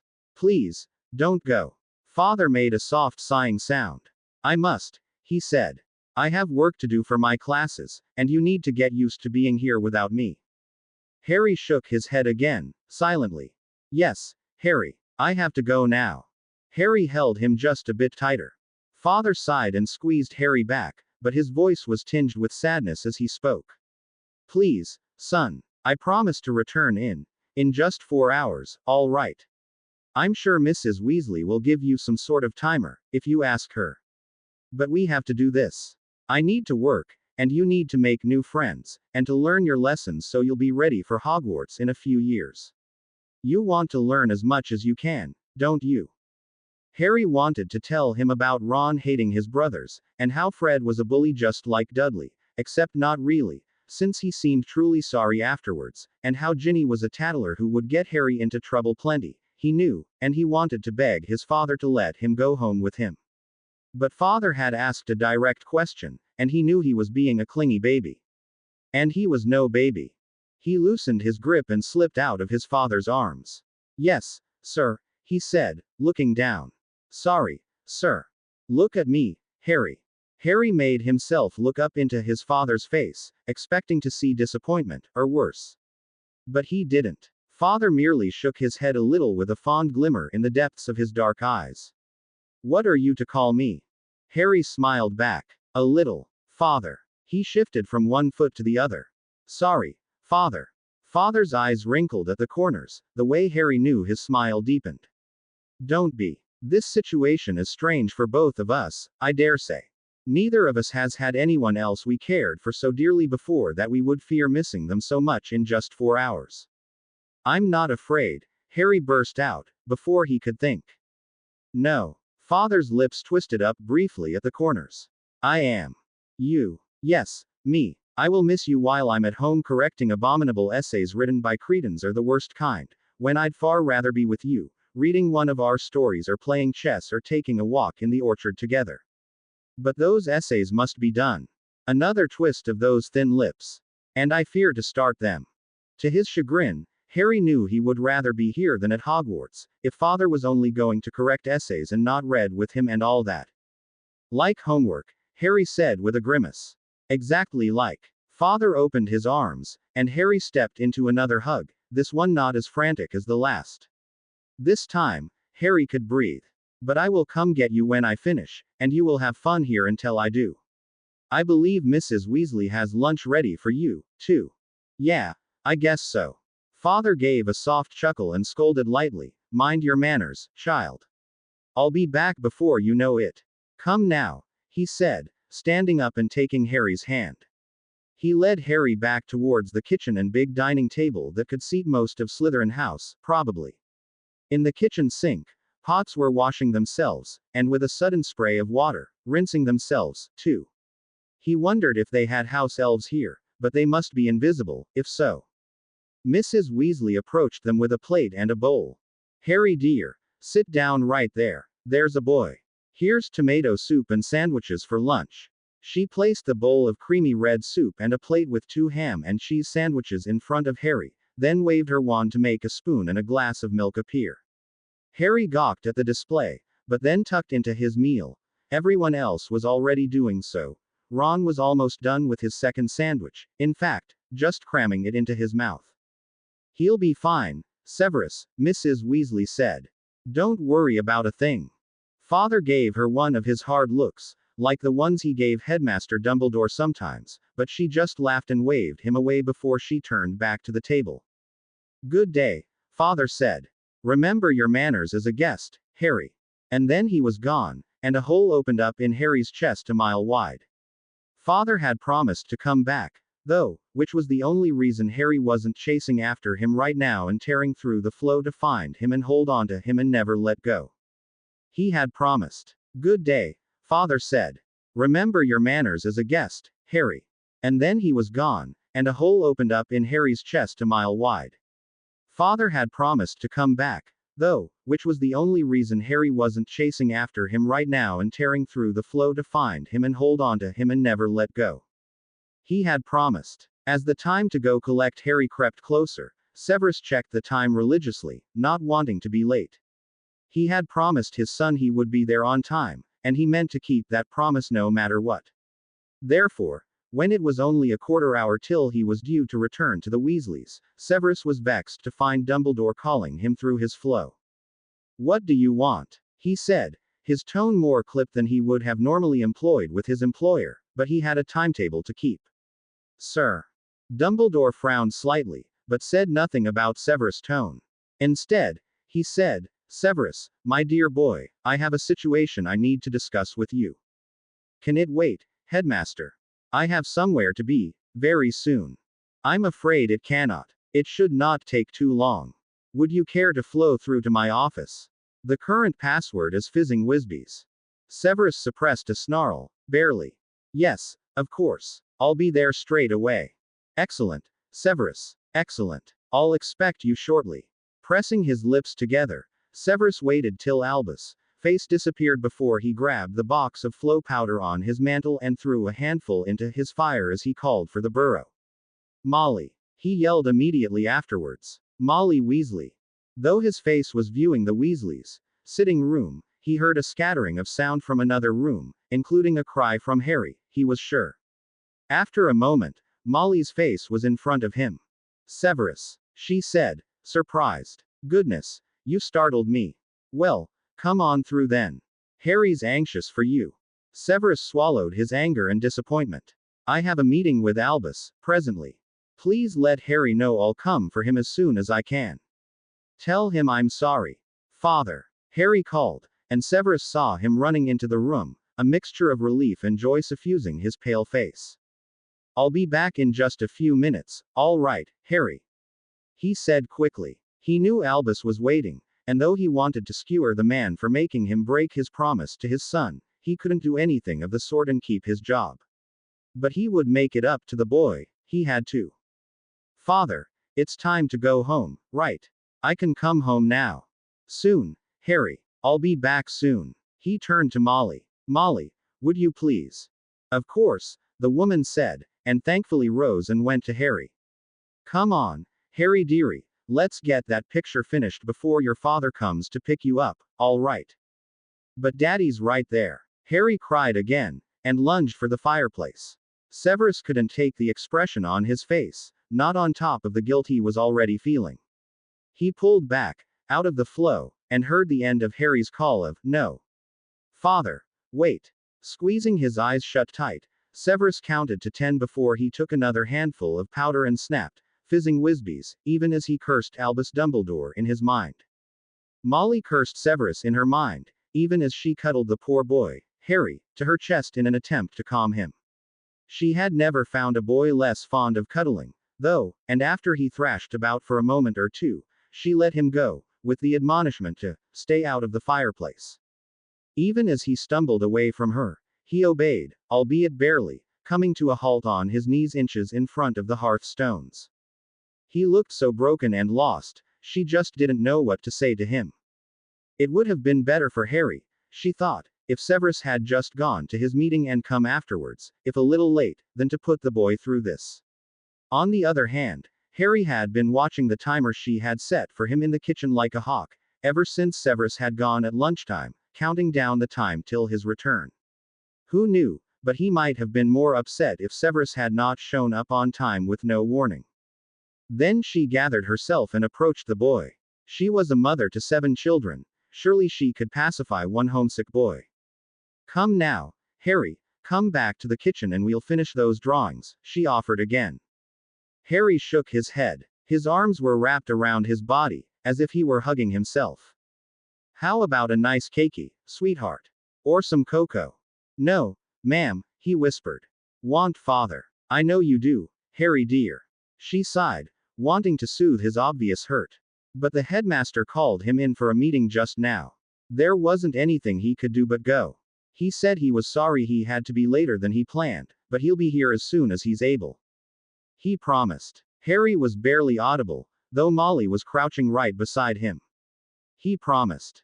I know, Molly told him, her heart breaking for the boy. For Severus, too, if she could admit it. And he said he was awful sorry. He looked sorry, to me, in fact. Looked very unhappy. But I'm sure he doesn't want you to be miserable, too. He'd rather you were well and happy, I know it. But Harry was shaking his head as if he didn't believe her, even as his body rocked slightly, back and forth. Glancing over his shoulder, she caught sight of her 2 youngest, and beckoned them into the room. Ginny, come here a minute. Ronnie, go and bring in that game you were playing earlier. Gobstones, was it? Let's have a game with Harry here. Inside, Mum. Ronnie looked at her, aghast. You never let us play that inside. It was true. She hated getting the sticky mess of the stones on her carpet or even on the stone flagging. But it was easy enough to clean up, in truth, just a little swish of the wand. And she knew Harry loved the game. Just this once. I think Harry would like to stay by the hearth, so he's all ready to go when his father comes for him. All right, Ronnie. Her youngest son grinned. All right, Mum. He scampered away to get the set of stones, and Ginny crept closer to where Harry was huddled in front of the fireplace. You okay, Harry? The girl asked, and Molly smiled at her, pleased that she asked after him. Ginny was sometimes so boisterous with her brothers that she didn't have a care for anyone else's feelings, just needing to make sure she was heard above the fray. Harry didn't answer. His mouth was moving, though, but Molly could not hear what he was saying. When Molly leaned a bit closer to him, she heard his harshly whispered words. Stupid, ugly, horrid, unnatural freak. You're a freak. Unwanted, horrible, nasty, little freak. His arms were still hugging himself tightly, as if he had never been hugged by another person, or been given comfort at all in his short life. Molly could not even imagine such a horrible thing. When she touched his shoulder, to offer him some comfort, and perhaps pull him into a hug, He jerked back as if he had been burnt, and his harsh words about himself went up in volume. Such a stupid, ungrateful, loathsome, nasty freak. Can't touch. No one can touch you, you dirty, little freak. He continued on in this vein and seemed unwilling to stop, even when Molly told him again and again he wasn't any of those things. It was like he didn't hear her, or didn't want to believe her. Or maybe that he couldn't. Ginny had drawn back from him, looking as though she wanted to cry. Drawing her daughter into her arms and holding her tight, Molly could completely understand. What is so all-fired important that you had to speak to me now, headmaster? Severus asked as he stepped out of the flow, peeved beyond measure. Have a seat, Severus, Albus said instead of answering. He gestured to one of the empty ones in front of his desk, and it was only then that Severus realized he was not alone with Dumbledore in the office. Please. With an irritated huff of breath, he complied, sinking into a chair and taking in the other two people in the office, a man and a woman. Both of whom looked familiar. The woman was middle-aged and rather stately looking, with short graying hair and thick eyebrows, and the man was tall. Severus could tell, even while he was sitting, bald, and black, with a gold earring in one ear. Then it hit him. Amelia Bones and Kingsley Shacklebolt. The former was the head of the Department of Magical Law Enforcement, and the latter was an auror of some repute. Suddenly, Severus was glad he was sitting. There was only one reason these two would be waiting for him in Dumbledore's office. His thoughts immediately went to Harry, and he mourned the fact that he would never get a chance to say goodbye to his son. He turned a panicked gaze on his erstwhile employer, trying desperately to think of what he had done to make Dumbledore decide to ship him off to Azkaban.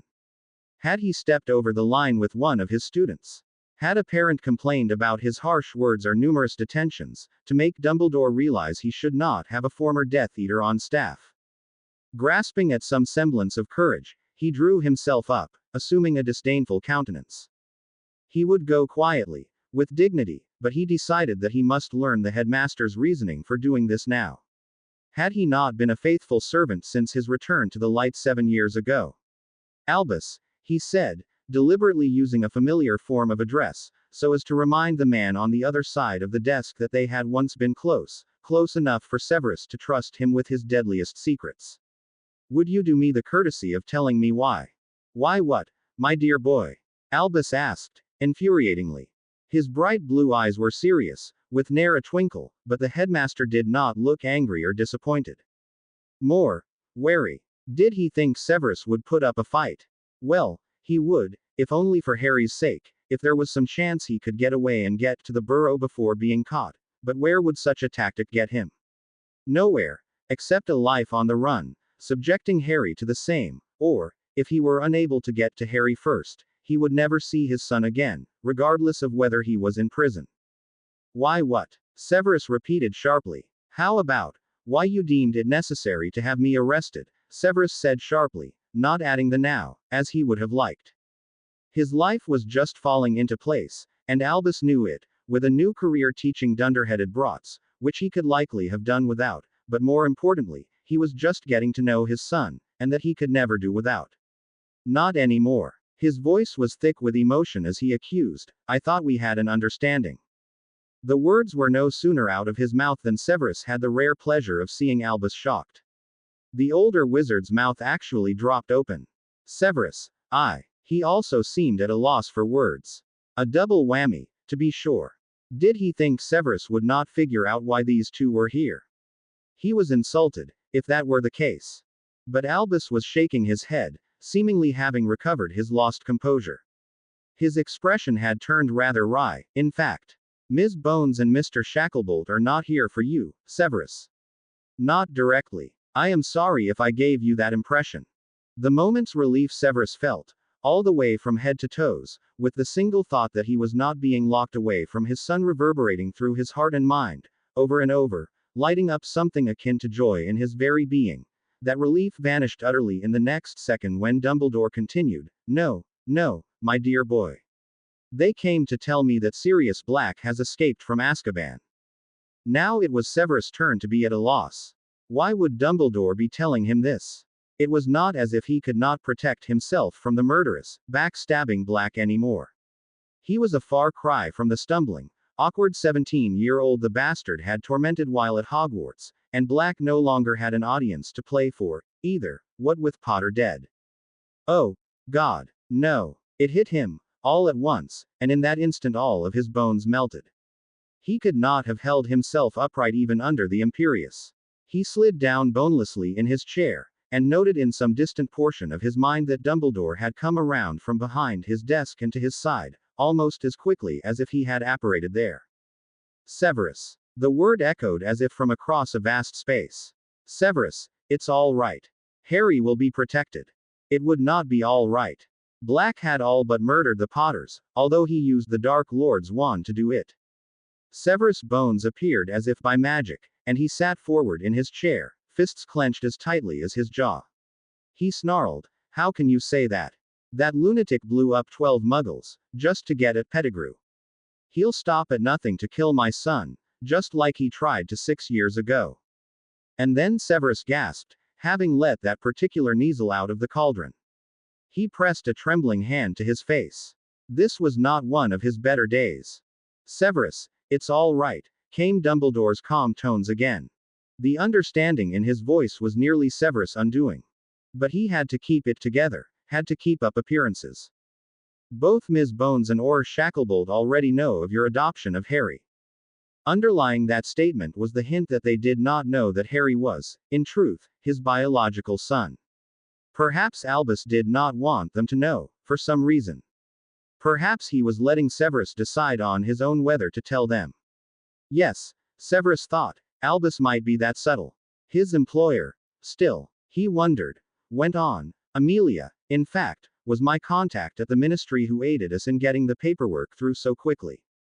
Gulping down a breath like it was razor wire, Severus could do nothing but nod, his face still covered by his hands. Sirius Black had escaped from the most secure prison in the wizarding world. How was that even possible? And how long would it take for him to come after Harry and finish the job he'd started when Harry was just a babe in Lily's arms? He had to go to the burrow. He had to see if Harry was all right. What if Black had discovered where Harry was? Oh, God. He was already out of his chair and halfway to the fireplace and the flow network when Dumbledore brought him up short. "Severus. Becalm yourself. Black cannot have found him already. We must discuss what precautions you and Harry must take now." Severus stared at the headmaster incredulously. How could he be expected to carry on a conversation with his son in mortal danger? "Sit, Severus," Albus said more forcefully, and Severus felt compelled to obey the tone of voice that the headmaster used with him so infrequently. He collapsed into the chair he had recently vacated. "Running off half-cocked will do neither of you any good," Dumbledore continued, and pushed a tin of sweets at him, whilst giving him an earnest smile. "Lemo. Sherbet." It was all Severus could do not to scream. When Severus finally reached the Weasleys, it was almost 3 hours later than he had originally promised his son he would be there. Within seconds of coming through the flow, he was kneeling in front of the hearth. Harry was in his arms, sobbing his relief, and Severus, for just a moment, nearly joined him with tears of his own. "I'm sorry, Harry," he whispered over and over into the boy's fine, dark hair as he patted circles on the boy's back, attempting to soothe the tight muscles of his back and shoulders. "I'm so sorry I was late. I'm so sorry, Harry, please believe me." From the look on Molly Weasley's face, and her husband's, as they sat next to each other on the sofa with their hands clasped together for support, the last 3 hours had been rough on them, too. While cupping Harry's head against his chest, he mouthed words of apology to the two of them, earning a sharp nod from Arthur and a tear-filled sniff from Molly. He would apologize better later. He could not afford to antagonize her at all, as without their cooperation, Harry would not be able to come back here again. Not until Black was captured and keyed by the Dementors they had waiting for his return to Azkaban. Rather than rely on their unstinting cooperation, though, Severus had been willing to take Harry and run, just to not be anywhere that Black could get a hold of him. They would go far from Hogwarts, or the Burrow, or even the whole of Britain. They would go somewhere far, far away and be safe. Merlin knew, though, as did, apparently, Albus Dumbledore, that nowhere would be truly safe from the likes of Sirius Black. No one in the ministry knew how he had broken out of Azkaban, but that he had done so meant he had the tenacity and drive to find Harry anywhere in the world and finish the Dark Lord's job. Thus, Severus realized, with Albus' help, of course, after much debate, that he would be better off just making his home and the other places he frequented as impenetrable as possible against that filthy murderer's incursion. Harry's sobs had turned to hitched breaths and hiccups, but Severus did not relinquish his grip on his son, still holding him close, wrapping him in as much safety and warmth as he could, while he could. I would never leave you, Harry, he said, now that the boy was probably able to hear him again. Never. You're my son, forever and ever, and I'm very sorry I was late. He pressed a key to the top of the boy's head. Please believe me, Harry. I will always return for you. Oh, okay, came the stuttered acceptance, along with a hard squeeze from Harry's thin arms which had snaked around Severus' neck where he was clinging for dear life. Nodding once, Severus stood, still holding his son in his arms. Molly. Arthur, he said solemnly and inclined his head. I need to ask you an enormous favor. Oh, okay, came the stuttered acceptance, along with a hard squeeze from Harry's thin arms which had snaked around Severus' neck where he was clinging for dear life. Nodding once, Severus stood, still holding his son in his arms. Molly. Arthur, he said solemnly and inclined his head. I need to ask you an enormous favor. Harry clung to his father as they stood up together, and managed to stay in his arms, settled on his father's hip.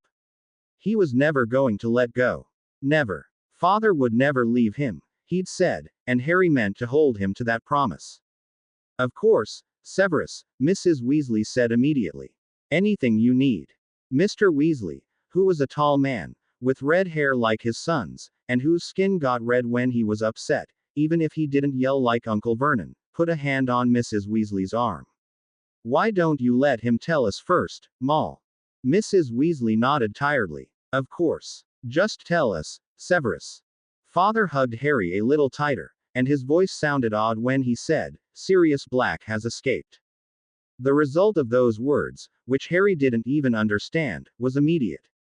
Both of the Weasleys opened their eyes real wide, and Mrs. Weasley covered her mouth with her hand, as if she was going to puke and was trying to hold it in. Harry felt kind of bad for her. She had tried to help him calm down when Father told him he couldn't come back, but he had refused her offers of cakeys and other puddings, and games and stories and everything. Finally, though, he had gone to sleep and only woken up when Father came through the floor at last. Harry thought, probably, he'd only slept because she had spelled him with her wand, 'cause he never would have stopped waiting for Father otherwise. Father never spelled him, only when he was hurt and needed healing. But she'd been almost as upset as Harry, he thought, and he felt bad for upsetting her. And now she was upset again, and Harry didn't know why. Oh my, said Mr. Weasley. Did he really? He continued, and it didn't sound like a question. From Azkaban. Goodness. What's Azkaban? Harry asked. Father startled and peered at Harry's face, as if he'd forgotten, though how could he have, with Harry in his arms, that Harry was even there. Perhaps, Mrs. Weasley said slowly, we should get you something to eat, Harrikins, in the kitchen, while the grown-ups talk out here. Harry paled. No, he begged. Father, don't send me away. Please. After drawing a long breath, Father gave a tiny nod. Harry's stomach unknotted. Harry will stay in here, Molly. But Harry, you must understand that what we are going to speak of is very troublesome. It concerns a very bad man who hurt a lot of people, both wizards and muggles. We might say things that sound frightening this evening, but I do not want for you to be frightened. I will protect you from him, I swear I will. I know you will, Father, Harry told him. Of course Father would. The skin around Father's eyes crinkled, just a smidge, so Harry knew he was smiling on the inside. Father nearly always smiled just on the inside. Very well. Father sat on a chair near the sofa and settled Harry on his lap. He directed his attention to Mr. and Mrs. Weasley again, but his hand rubbed small circles on Harry's back, which was very soothing.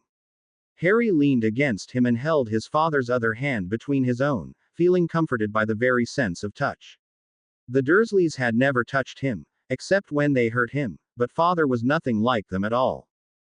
Father said, I've just spent the last 3 hours with Dumbledore, determining what safety precautions Harry and I must take to protect him from Black. Hogwarts is, obviously, the safest place for him. He stopped short when Harry tugged on his hand. What is it, son? Turning his face up to see his father's, Harry hesitated.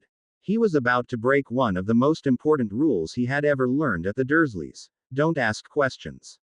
But he had already broken the don't interrupt rule, and father hadn't yelled at him, so he thought maybe it would be all right. Besides, father had told him again and again that he was allowed to ask questions, so he swallowed down his fear and said, You didn't say what Azkaban is. Father nodded, with the expression that meant he understood more than just what Harry was saying. He gave Harry a little squeeze to show he wasn't angry. No, I didn't. But I am glad you reminded me to tell you. Azkaban is a wizarding prison. Where they send bad little boys, right? Mrs. Weasley barked a laugh that sounded half a sob, and Mr. Weasley looked shocked. But father just shook his head and said, No. This prison is for murderers and thieves and wizards who commit awful crimes. And as I've told you, boys who are bad only get sent to their rooms, or have their brooms taken away for a week. With a sigh of relief at learning the truth of another of Uncle's lies, Harry smiled softly, remembering his and Draco's adventure in the lake. Who's Sirius Black? Sirius, father corrected, and Harry heard the difference this time. Maybe. And he was a very bad man who helped kill Lily and James. Harry felt his mouth drop open. My parents. He gasped. For some reason, father's whole body stilled for just a moment, but then he nodded anyway. Black betrayed them to the Dark Lord, Harry, and then, when he was confronted with his perfidy, he killed another of their friends, as well as a dozen muggles. The Aurors caught him and he was sent to Azkaban. Harry could help but shudder. And he escaped. Stop it, Severus, Mrs. Weasley said sharply. You're scaring him. I'm not scared, Harry retorted. He was, though, a bit. It wasn't every day you found out a murderer was on the loose. And worse, Sirius Black had betrayed his parents. What's that mean, betrayed them? Father sighed. James and Lily were under a special spell that hid them, and you, too, from anyone who wasn't their friend, and didn't already know where they were living.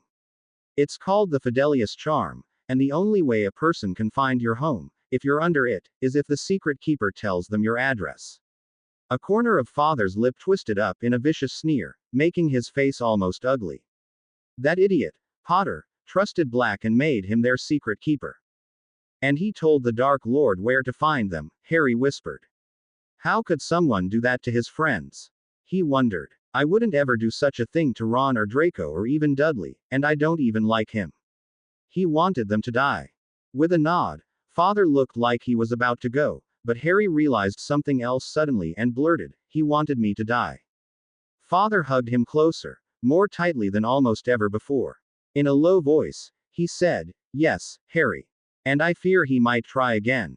Might come after me, you mean? Yes. Severus, Mrs. Weasley said. Do you really think you should be telling the boy all? I will not lie to my son, Molly. He deserves to know the truth, even if it is frightening. Harry was glad to hear that. He wanted to know, and he knew father would protect him, so he wasn't scared. Not really. Are we going to hide, father? In the Fidel Us? Actually, that's what I wanted to ask the Weasleys about. Hogwarts is very safe because of hundreds of years of warding, including that of the founders, and at our other home, we are safe because of the blood wards. But if you are to still come here for studies and playing, we would need additional warding, to protect you from Black, should he come sniffing around. Father looked over the Weasleys on the sofa, and his expression was almost blank. I would ask that, if you want Harry to keep coming to your home, that you allow us to put it under the Fidelius. Mr. Weasley got up from the sofa and paced to the window. He stared out at what Harry knew was the backyard and the field where he and the others had played Quidditch. I don't know, Severus. That's a pretty hefty charm to put here, when we have family all over the place that we'd have to inform. We love having Harry here, don't get me wrong, but you'll have to give us some time to consider. I understand, father said, and a small line appeared next to his upper lip, which meant he was upset, but wouldn't say anything. He stood, placing Harry on his feet as he did, but Harry grabbed his hand and would not let go. Thank you for your time this evening. And for caring for Harry today. I appreciate your hospitality. Good night. As Mr. Weasley's mouth dropped open, Father strode toward the fireplace, his legs so long that Harry had to trot to keep up. Before they reached the hearth, however, Mrs. Weasley said, "Don't be ridiculous, Arthur. Of course we'll go under the charm. Harry needs a place to stay during the day, and we'll do all we can to protect him. Just like we would have for James and Lily. Molly, let's discuss this." "There's no need," Mrs. Weasley insisted. "Severus was in the order, just like we were. We all pledged our lives to the cause 10 years ago. Do you think we should just turn a blind eye now? Sirius Black is a murderer, Arthur." "I know what he is," Mr. Weasley started, but his wife spoke right over him. "He as good as killed dear Lily and poor James, and he'll kill again. We need to help protect Harry." "I know." Mr. Weasley rubbed his hands over his face. "I know. You're right, of course." He looked over at Father. "Of course. We'll do anything to help." Father had a funny look on his face, as if he were in pain, but not sure just where. But all he did was nod, and give Harry's hand a rather tight squeeze. "You'll need to decide who you want as secret keeper, and Albus said he would be available to cast the spell, if you decided to take it on. In the next few days, even tomorrow, should you wish it. Let him know when the best time will be. I'll not bring Harry back here until after then, of course." "Of course," Mrs. Weasley said agreeably. "I do hope we can have all this straightened out tomorrow." "That would be best," said Father, and after a few more minutes of saying their good nights and Harry thanking Mrs. Weasley for taking care of him that day, they went back to Hogwarts. Harry had never been so glad to see his own bed. Before he got in, though, he quickly dressed in night clothes and brushed his teeth, and fed Treacle-Tart a little nibble from the biscuits he had in the back of his bottom drawer in the dresser. She purred and leant against him, begging for her chin to be scritched, and he obliged gladly, loving the soft feel of her fur on his fingers. It had been a long, long day, and he was just happy to be back home. "Are you ready for bed?" Father called from the hallway. Harry shoved the drawer closed before Father saw his secret stash of food. "Yes, Father." "Good." Father came in the room, carrying a book. "Hop in then, and we'll have a story, which I'm sure you'll miss half of when you fall asleep whilst I read." "I won't," Harry promised, but Father just lifted an eyebrow that said he didn't believe it. Harry thought maybe this time he was right, he was just so tired. "What story?" "The Pauper King," Father answered, as Harry clambered into bed and pulled up his bedclothes. Treacle jumped right up after him and started turning circles near his left shoulder. "I like that one," Harry said. "I know." Father sat down beside Harry, resting his back against the headboard and started to read while Harry nestled in beside him. Treacle tried once to sprawl over the book, and Father pushed her away, so she started licking her paw instead, giving Father a cold, disdainful look. Father had just turned the first page when Harry said, "Father, do you really think he's going to try and kill me?" Hand stilling on the page, Father closed his eyes briefly and sighed. "It's possible, son. That's why we're going to do everything we can to protect you. I won't let him hurt you." "But why?" Harry asked. The question had been bothering him since he first heard about Sirius Black. "Why did he turn on my parents, Father? Why did he want us all dead?" With another, smaller sigh, Father sat up a little straighter and moved so he and Harry could see each other's faces. Father's face was tense looking, and kind of distressed. Like when he had heard about Aunt Petunia burning Harry's hand. Sirius Black was a good friend of James Potter's. They were friends all through Hogwarts. But Black was never a nice man. Never a good man, but an arrogant one who assumed he was better than others because he was richer, more powerful, and always picked on those weaker than he. Father's mouth got thinner and thinner, until his lips were almost gone, except for that one lip that rose in a near snarl. "He did horrible things, even in school. I never trusted him, and I don't know if your mother ever did." "I would doubt it, really. Lily was very clever and kind." Father stopped suddenly. He had been talking very fast, furiously, as if the subject of Sirius Black pained him and he wanted to get it over with as soon as possible. Black sounded a bit like Dudley, in fact, and Harry knew from very personal experience how horrible such people could be. Father went on. James and Lily were very opposed to the Dark Lord, and I can only assume the Dark Lord offered Black something that he prized more than his friends in order to get their location. Maybe more power, or a way back into his family. He had been disowned, last I heard. Who knows? The point is, he was in a position to destroy your family, and he took it. I hate him, Harry said hoarsely. He had never hated anyone more. Father snaked an arm around behind his back and hugged him close. You don't even know him. But he tried to get me killed, and anyway, he sounds mean, just like Dudders, picking on the littler kids. He was mean to you, wasn't he, Father? In school. He was, Harry. Father let out a harsh gust of breath. If it were only that, I wouldn't be so absolute in keeping him away from you, but I cannot forgive what he did to your mother. Harry frowned. Why would you ever let him come near me? I would not want to, but he might have had legal. Father frowned, then gave a small, cold smile. It almost gave Harry chills to see it. He wouldn't. In fact, Father said, probably to himself, as he spoke the words so softly, since James had no right to make him godfather at all. Godfather. What? Harry asked, just as the alarm sounded from the sitting room that meant they had a caller. Father waved his wand to check the time, and frowned as he rose from Harry's bed. I'll be right back, he said, but Harry slipped out of bed and followed him down the hall to the fireplace, where Professor Dumbledore's head bobbed alone, ringed in green fire. What is it, Albus? That could not wait. It's nearly 11. I'm sorry to intrude. I hope I haven't woken you, the professor started. Father interrupted. Just spit it out, already. Harry needs his sleep, as do I. Very well, Severus. I hate to say it, but we were right. Sirius Black has been spotted in Hogsmeade. I'm sorry to intrude. I hope I haven't woken you, the professor started. Father interrupted. Just spit it out, already. Harry needs his sleep, as do I. Very well, Severus. I hate to say it, but we were right. Sirius Black has been spotted in Hogsmeade. Severus S. Ked in a breath. Where? He asked in a voice that was half gasp. When? The Hogshead, Albus said. Not 2 hours ago. I have a contact there who. Never mind that now. Severus turned to see Harry crouched against the wall in the hallway, and he beckoned the boy to him. Harry's expression was blank, but his thin shoulders were shaking ever so slightly, and his eyes were wide. Despite what assurances Severus had given him, it was obvious the boy was still afraid. And who would not be?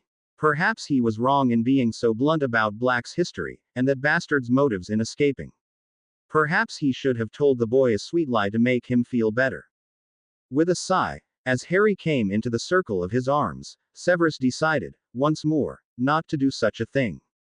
Lies were for those without courage, and his son had courage in spades. I assume the wards have been adjusted. In the discussion they'd had before Severus went to pick Harry up from the Weasleys, Albus had promised to make sure Black was specifically precluded from crossing the outer walls or entering through the gate into Hogwarts. Usually, former students were allowed access to the school, unless they had been individually banned. They have, the headmaster said quietly. He hesitated, then added, I'm afraid there's more. The ministry has decided, based on the sighting at the Hogshead, to send Dementors to flush Black out. Severus could not prevent the gasp that left his lips. He hugged Harry more tightly to his chest, as if he could possibly protect his son from those abominations that way. Dementors, but they were never allowed away from Azkaban, so far as he knew. What about the students? The students will be told in the morning about places where they must not stray. The Dementors have been instructed by the minister, he informed me, to stay by the outer perimeter of the school and not to enter the grounds unless they are summoned. Shaking his head, Severus murmured, Fudge is a fool. Since when do such creatures stay away from large populations on one man's say-so? If they get too close to the school, they will tear through the student body like paper. I am well aware of the danger, Severus, Albus said tiredly. The minister is being particularly stubborn about this issue. For a moment, Severus wondered why that might be, and when a possible answer came to him, his heart froze in his chest. Do you think he knows about Harry? Albus' normal twinkle was gone already, so it was difficult to judge his emotional state, other than stressed and wary. Even so, the minute pause before he spoke was telling, in its own way. I do not believe so. It is possible, however. Yes. Damn. Once the minister learned about Harry's status as Severus Snape's son, adopted or natural, there would be an outcry, no doubt about it. The only question was whether it would be public or not. Further, it was likely the minister would attempt to take Harry away from him, believing the boy who lived should never be even close to a Death Eater, never mind claim relation to him. That Severus had left the Dark Lord's service almost 2 years before that monster's demise didn't enter into the equation. It was why they were keeping Harry's whereabouts hush hush. Knows what about me, father? A soft voice asked. Harry was resting his head on Severus' shoulder, and his green eyes looked black in the dimmed light of the sitting room. Severus gave the boy's forehead a quick key, and tightened his hold on his son. That you are not with those Dursleys anymore. Harry's body went completely still. Severus could feel the tension in every muscle of his tiny body, and immediately, he began rubbing circles on Harry's back, trying to soothe him. Will the Mimster send me back? No, absolutely not. You're my son. You're staying with me. In fact, given the current situation, with Black on the loose, he had half a mind to never let Harry out of his arms again, at least, not until that maniacal murderer was captured or killed. Or had his soul ket out by Dementors. Harry relaxed minutely. Not enough, though, not by a long shot. Will you return to Spinner's End? Albus asked through the flow. I can make sure your classes are covered until this crisis is over. Giving the idea serious consideration, Severus pursed his lips. Albus' generosity with regard to his classes was unexpected, and Severus could not dismiss the idea out of hand as he might have.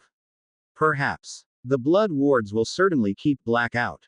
Assuming he means Harry harm. Severus' eyes narrowed as he gazed at the wizened headmaster. I believe that is a foregone conclusion. Albus said nothing for a moment. Then, did you speak to the Weasleys?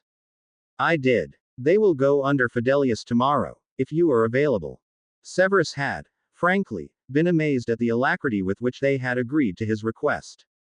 Though the couple had been among the most active members of the Order of the Phoenix during the war, willing to do nearly anything to ensure the Dark Lord's downfall, as well as the most forgiving of Severus' past affiliations, excepting Dumbledore perhaps, he had learned quite a long time ago not to take anything for granted. Obviously, Arthur had wanted to consider the ramifications of such a move more, and he could not blame the man. Severus would have done the same if such a request had been made of him, not that it ever would. Molly, on the other hand, seemed willing to do absolutely anything to keep Harry safe, even a favor for a former Death Eater, and Severus had been taken aback by the swiftness of her decision. Excellent, Albus said. I shall perform the ritual in the morning. Thank you. A soft sound from near his ear alerted him to the fact that Harry had fallen asleep, head still resting on his father's shoulder, his pale, little lips parted just enough to puff warm breaths against his neck. I will let you know if I decide to go home. As soon as possible, please. Of course. Good night, Albus. Good night, my dear boy. Everything will work out for the best, I'm sure. Severus could not abide such meaningless platitudes, so he ignored the headmaster's last words in favor of cutting the flow connection. A few minutes later, after laying Harry on his bed and tucking him into his quilts, he woke the boy gently so they could do their mind-clearing exercises. Though not a perfect solution to Harry's nightmares by any stretch, the occlumency-like exercises did seem to mitigate the length of time his son was caught up in such terrors, at least, and even kept him from screaming himself hoarse, some nights. Tonight, especially, he did not want to guess what shape Harry's nightmares would take. Besides, although Severus had very few fond memories of his own childhood, the time spent with his mother on these same exercises before bed each night were chief among those. He hoped Harry would find this experience as peaceful and calming as Severus had when he was a child. Not to mention, he hoped it would strengthen the bond he had with his son. Having not been there for the first 6 of Harry's years, he never wanted his to doubt again that he was cared for, or that his father was near, ready and willing to aid him. Despite the exercises, however, Harry woke with nightmares several times during the night. The second nightmare was a new one, of being chased by a big, black dog, all claws and avering teeth. Severus knew Harry was, in general, frightened of dogs, due to his experiences with one called Ripper, a nasty little beast owned by Dursley's sister, who was another horrid, nasty beast herself. In specific, though, Harry seemed to like Fang, Hagrid's dog, and he had never had a nightmare about any other dog but Ripper as far as Severus knew. Still, he supposed with everything that had happened today, Harry was likely to manifest more symptoms of his fear than new nightmares, and he soothed Harry through the aftermath of this one as he had any other. In the morning, both of them were tired and anxious, and Severus decided to take his son home. Harry was uneasy. Though he liked being at Spinner's End, especially seeing Dappin again, Father was acting all weird. When Dappin let him help with dusting, even letting Harry use the real feather duster, which he quite liked, with its colorful plumes and all, Father followed them from room to room, carrying a book he pretended to read. And when Harry played out in the garden on his replacement broom, the first one having been eaten by a squid, Father sat on the bench near the back door, watching over the top of his book again. As far as Harry knew, Father didn't usually like being outdoors. Also, he wouldn't let Harry eat lunch outside, even though he used to, before they moved to Hogwarts. Instead, they sat at the dining table together, with Harry nibbling on a sandwich and casting uneasy glances at his father. "What is it, Harry?" Father asked at last. He hadn't eaten any of his own lunch, Harry noticed. His sandwich was cut into 2 pieces, still whole, and he still had 8 apple slices on his plate. Harry liked having even numbers of food portions, like 2, 4 and 8, whenever he could. Harry bit his lip, not sure what Father meant, nor how he was supposed to answer that question. "Sorry, Father. Whatever for? I don't know. Are you asking me or telling me?" Father closed his eyes briefly, then looked at Harry with a calmer expression than he'd had before. Harry instantly relaxed a bit. "Let me start again. You seem nervous, Harry. Is anything wrong?" He paused, then in a sharper tone. "Have you seen anyone lurking around? A man with black hair, for instance?" "You have black hair, Father." A twitch of his lip was as close to laughing as Father usually got, but this time, he snorted a breath, and his lip twitched quite a lot. "Yes, I do, don't I?" He shook his head, lips still twitching. "But have you seen anyone else about? Like the man who murdered my mum and dad?" The lip stilled completely in that moment. The air itself seemed to still, and Harry held his breath, waiting for something. At last, Father gave one sharp nod and lowered his gaze to his plate. "Yes." An odd feeling uncurled in Harry's stomach, making him almost ill, but he managed to say, "No, Father. I haven't seen anyone." "Good." Harry lifted his glass and took a long drink of milk to soothe his stomach, still watching his father's face, still uneasy. Father's dark gaze came up again. "Did you have something you wanted to ask me, Harry?" Though Father had told him many times he was allowed to ask questions, it was still a concept Harry was getting used to, and he was not yet past the point of being fearful each time he did it. But after a moment's hesitation, he said, "You didn't make any potions today." "That doesn't sound like a question," Father said quietly. "And no." Harry bit his lip again, then blew out his breath and screwed up his courage. "How come?" Something in Father's eyes darkened to pinpoints of black fire, and Harry knew an instant of pure terror, until he realized the darkness was not aimed towards him, but at something inside Father himself. "I had something more important to do." Harry frowned, having not seen Father do much of anything all day except pretend to read while watching him play in the garden. "You did." Father nodded, tilting his head a bit to the side, almost like a bird watching a worm. His expression was not like a bird's, predatory, but only curious. "Yes, of course. But, you were only watching me play." Harry tried to explain.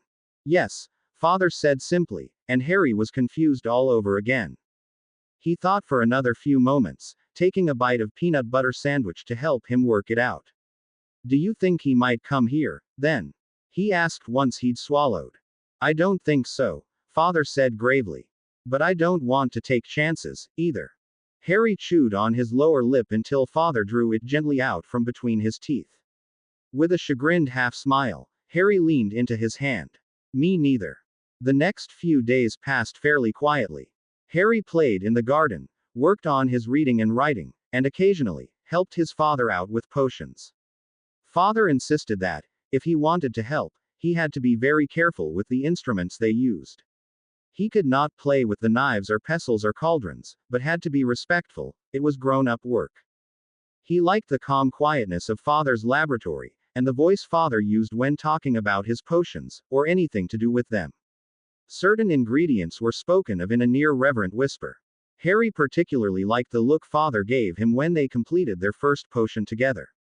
He had never had someone look proud of him before, and he basked in the wonder of that feeling until bedtime.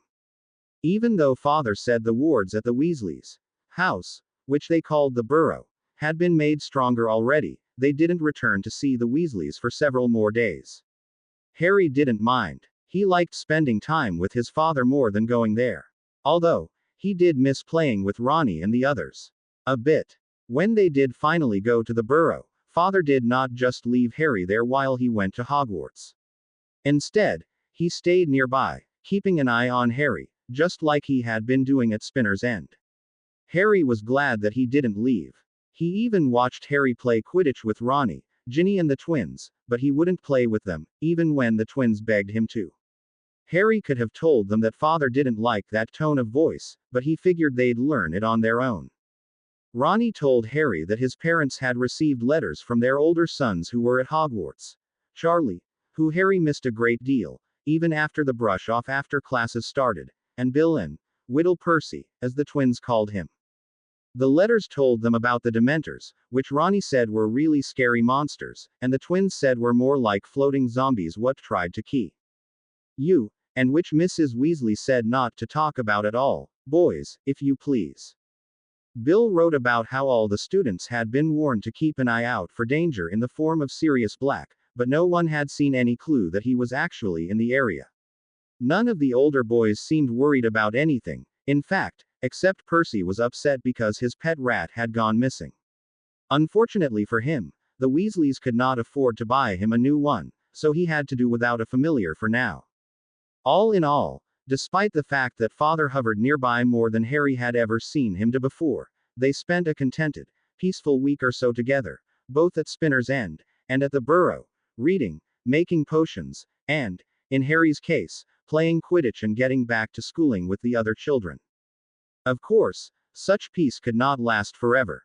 All in all, despite the fact that Father hovered nearby more than Harry had ever seen him do before, they spent a contented, peaceful week or so together, both at Spinner's End, and at the Burrow, reading, making potions, and, in Harry's case, playing Quidditch and getting back to schooling with the other children. Of course, such peace could not last forever. The large, black dog lay in the shade of the fence around the small yard, head on his paws, and watched the little dark-haired boy toiling in the tiny herb garden alongside the back wall of the house. The boy had been outside for almost an hour now, and had yet to put down the trowel. Though the boy seemed fit enough, he did not seem happy at his work, frowning slightly and with a tongue poking out between his lips, as if he had to concentrate hard at what he was doing. The large dog had to keep from growling as he watched the boy, for nearer to the door into house, sitting in the damned shade with a tall glass of something cold with ice, and watching to make sure the boy kept working, was the scrawny, hook-nosed bane of Padfoot's existence, Snivelous Snape. Thank goodness being in his animagus form kept Padfoot from experiencing extremes of emotion, or he would have been enraged enough to have already bitten through Snively's throat and left him to bleed to death in his own backyard. But he knew that, no matter what, James's son didn't need to see any violence of that sort. The boy had already experienced enough trauma in his short life, from seeing his mother killed in front of him and the horror of you-know-who trying to kill him, too. He didn't need to have someone, even a man as terrible as his kidnapper, ripped to shreds in front of him. But Padfoot would see Snape in Azkaban for this, at least. Dementor key. Ed, too, if he could arrange it. He simply could not understand how Dumbledore could be allowing this Death Eater anywhere near his godson. It was a travesty. In fact, Padfoot's whole journey to find his Harry had been one unpleasant surprise after another, from the moment he'd heard the awful words from the mouth of Cornelius Fudge, that something was wrong at the house of Harry's guardians, all the way until now, at the house of his oldest enemy. Nothing in this rescue attempt had gone as planned. Unable to keep from growling low in his throat as he remembered the news from Fudge, that despicable man, Padfoot hurriedly lifted a hindfoot to his ear and scratched a few times before lying back down on the dirt. A week ago, Fudge had come into Sirius' cell, looking pompous and acting like the King prick he was. He had obviously wanted to taunt Sirius Black with news about the godson he had not seen in years, and seemed disappointed when he got little reaction from the convict. But Sirius had learned a long time ago in Azkaban how to control his emotions. The prison was a harsh classroom. The human guards were bad enough if a prisoner got worked up. The Dementors were far worse. It was not an exaggeration to say that less than an hour in their presence could make a man wish he had never been born, and one of those creatures could literally eat a man's soul for breakfast. The sound of their approach through the cells, the rustle of their tattered cloaks over the soft grind of their desiccated bones, and the low cries of tormented inmates they left in their wake, was a sound Sirius would never forget. He feared that sound above any other thing on earth now. More than looking into the face of you-know-who. More than death itself. If he never heard that sound again before he died, he would die a happy man. Unless he failed to free his godson from this monster, who was treating him like a South Avenue.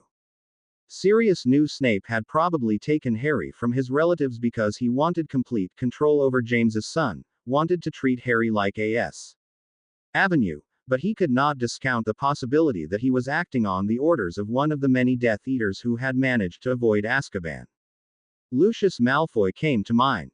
He'd been a NEWT student when Snivellus and the Marauders started school, but Sirius remembered Malfoy acting as a guide to young Snively, showing him the ropes in Slytherin, such as they were. No doubt, they had conspired from the very beginning to take revenge on the boy who had brought down their Dark Lord, no matter what Sirius had heard at Hogwarts to the contrary. The memory of what had sent him looking for Harry at Hogwarts brought another faint growl to his throat, and he swiftly stilled it before Snivellus looked up from his book. When Sirius had escaped from Azkaban, right after Fudge's visit, he had first gone to Surrey, traveling as Padfoot so as not to raise suspicion. Who would notice one more stray dog on the roads of Britain? In Surrey, however, he had been unable to find Harry. He had found the house in Little Whinging where Lily's sister and brother-in-law lived, of course. At first, though, he had thought it was the wrong address since he had found no trace of Harry there. The Dursleys were an odd bunch, he had decided. When he first arrived at their cookie-cutter house, Sirius had just watched them go about their day. The couple staggered around the place almost like in fury, pasty-faced, dull-eyed and nearly silent. All three sported huge, dark circles under their eyes, as if none of them had slept in ages. Their whale of a child had been lying on the divan, and he whined constantly about food, wanting something different, or just being hungry.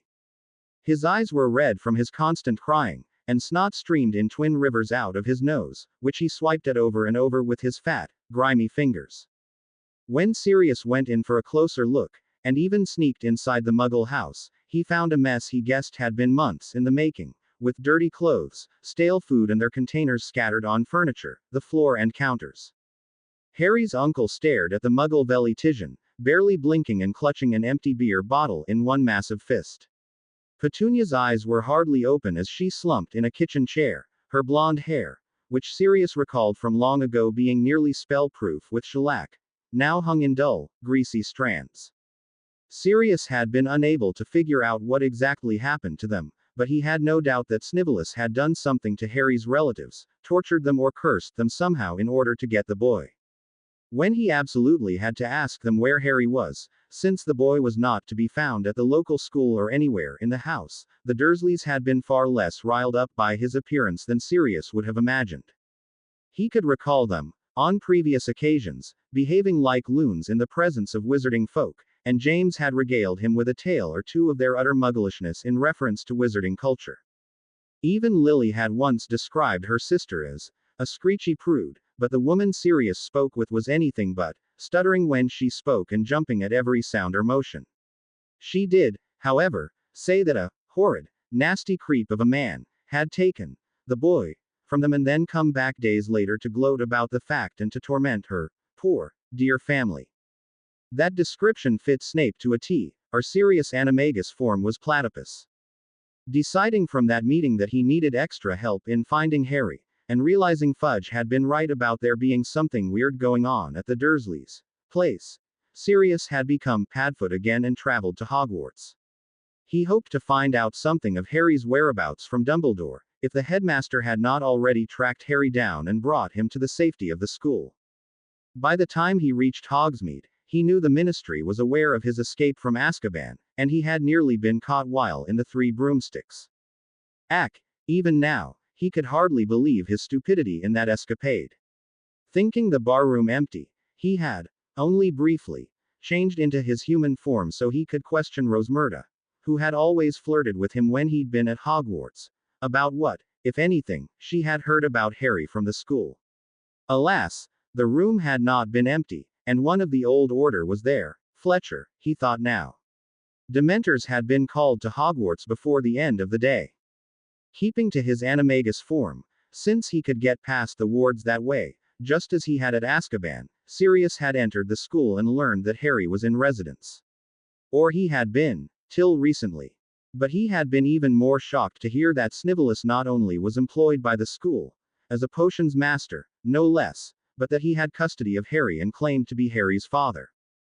Sirius had nearly killed Argus Filch, the bastard, for saying as much. But Filch hadn't known Sirius was there. The caretaker had been going about his nasty business, with his nasty Miss Norris, and almost sing-songing what he would do when he got that lil urchin of Snape's back in his claws, no matter what curse that foul Snape had laid on him, and that he should have done Thwelpin like he deserved, when he'd first gotten his hands on him, but he wouldn't make a mistake like that again, oh no. It had been too much for Sirius to bear without killing the man, and he had almost fled the school entirely, not wanting to hear anything more about what horrors might have been visited upon his Harry, by Filch or Snivellus or anyone else. Instead, he had collapsed in a corner of the entry hall hidden in shadows to lick his wounds like any other dog. But then he had spied a couple of Gryffindors, Weasleys by the look of their hair, coming out of the great hall and talking quietly together. When he had caught the word, Harry, whispered from the younger one's lips, he had trailed behind the boys, all the way to Gryffindor Tower, staying hidden and yet listening to their conversation, just like the Auror he had once trained to be, with James, so many years ago now. Obviously thinking they were alone while they walked, the two boys discussed Sirius Godson and how safe Harry was, from his murdering godfather, now that the Weasley house was protected by Dumbledore. They only hoped the murderous traitor of those poor Potters would be caught by the holidays, as they were looking forward to seeing Harry over Christmas break, assuming he would visit with the Weasleys, even if the boy was living with his father all the time now.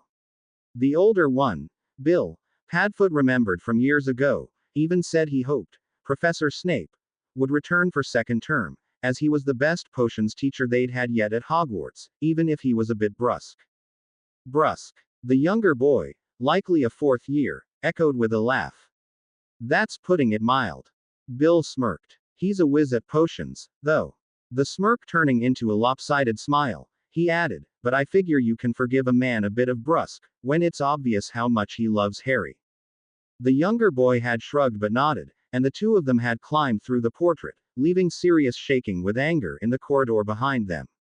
How dare Dumbledore let that sniveling snake get his greasy hands on Harry? Sirius fumed. James must be rolling in his grave.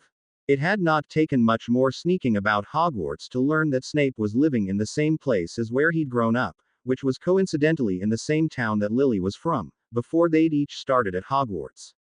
And Sirius knew exactly where that was. Shortly before her parents had been murdered by you-know-who, Lily and James had been walking together in her parents' neighborhood during the holidays, and she had pointed out to James the playground where she had met young Severus, as she called him, also mentioning how odd things had turned out for the two of them, once they'd been sorted into different houses. She had even told James about the house Snivellus had lived in. As if she had been there. As if James would care one tiny bit. Of course, unable to hide his jealousy, James had told Sirius all about this conversation, and Sirius had naturally assured him that he nothing to worry about from Lily. She knew what a horrible snake Snape was, and it was obvious she adored James. For his best friend Sake, and to pay Snivellus back for all he had done to Lily and James over the years, but especially for James's unwarranted envy of that slimy git, Sirius had paid a visit to Snivellus' house. Almost 10 years ago now, Sirius had stood on the cobblestone street and stared at this same tired, tiny two up, two down on Spinner's End, the backyard garden of which he was now lurking in his padfoot. 10 years ago, Sirius had been filled with righteous vengeance on behalf of his best friend's fiancée against that hateful wanker. With a few well-placed spells, and never having to enter the house, Sirius had broken every window, mirror and odd piece of glass in Snivellus' house, then filled the front sitting room with thestral dung. In was the least that slimy snake deserved for making James doubt Lily's intentions. And now, watching as Snivellus guarded Harry and treated the poor little boy like a.s. Avenue, Sirius wished he had gone with his gut and set Fiendfire loose inside this place 10 years ago. But he would destroy Snivellus tonight. Oh yes, just as the Slytherin snake was set on destroying James's son. It was obvious Harry was being starved. He was little more than skin and bones, and no larger than an average 4-year-old, when he was 7. And, from the way he was working without stopping, without complaints, it was just as obvious that he was used to chores like this: weeding, planting beds, mulching and the like. House elf work. The longer he watched, the harder it was to stay still and not rescue his godson right now. But Padfoot was nothing if not patient. Azkaban had taught him that. Suddenly, the snake came to his feet. Padfoot lay perfectly still, not wanting to draw his attention, but ready to intervene if Snivellus dared to put a hand on his godson. He would rip the ugly git's throat out if he came any closer to the boy. Harry, the greasy-haired man called, and the boy looked over at Snivellus, coming to his feet immediately with the trowel gripped tight in his little hand, as if he had been trained to obey every word, as soon as his captor said it. "Come along now. It's time for lunch." "Yes, father," Harry said with a nod, and without pause, trotted over to Snivellus. Unable to keep from growling at the name Harry used for the greasy git, Padfoot kept the sound as soft as he could, but it was almost too much for him. How had the evil bastard convinced Harry to call him that?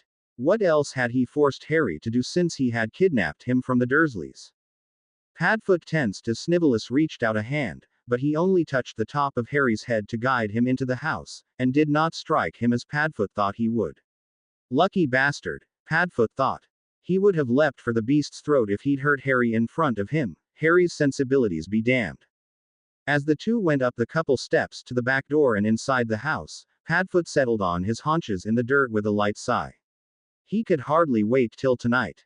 He would get his godson out of this slimy git's clutches, and Harry would be safe once more, with him. And Snivellus would not be able to come after Harry again. This time, Sirius would take him down as he should have done, 10 years ago. This time, Sirius would not leave him alive. As the two went up the couple steps to the back door and inside the house, Padfoot settled on his haunches in the dirt with a light sigh.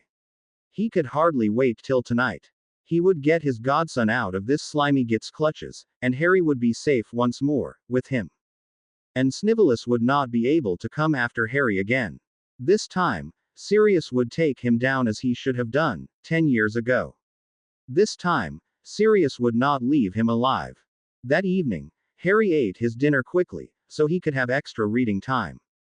Father said if he was ready for bed early enough, he could have 2 stories at bedtime, instead of just 1, and then Father would let him read aloud, too, to show how much he was learning with Mrs. Weasley, or, as she liked to be called by him, Aunt Molly. Father said it was okay to call Aunt Molly that, if she said to, even if she wasn't really his aunt, and Harry didn't mind, anyway, because the woman who was really his aunt, Aunt Petunia, had never wanted him to call her anything but, ma'am, and had been real angry if he called her anything else. The one time he had really messed up, after he had fallen out of the tree while trying to prune it and hurt his arm, then called her Mum.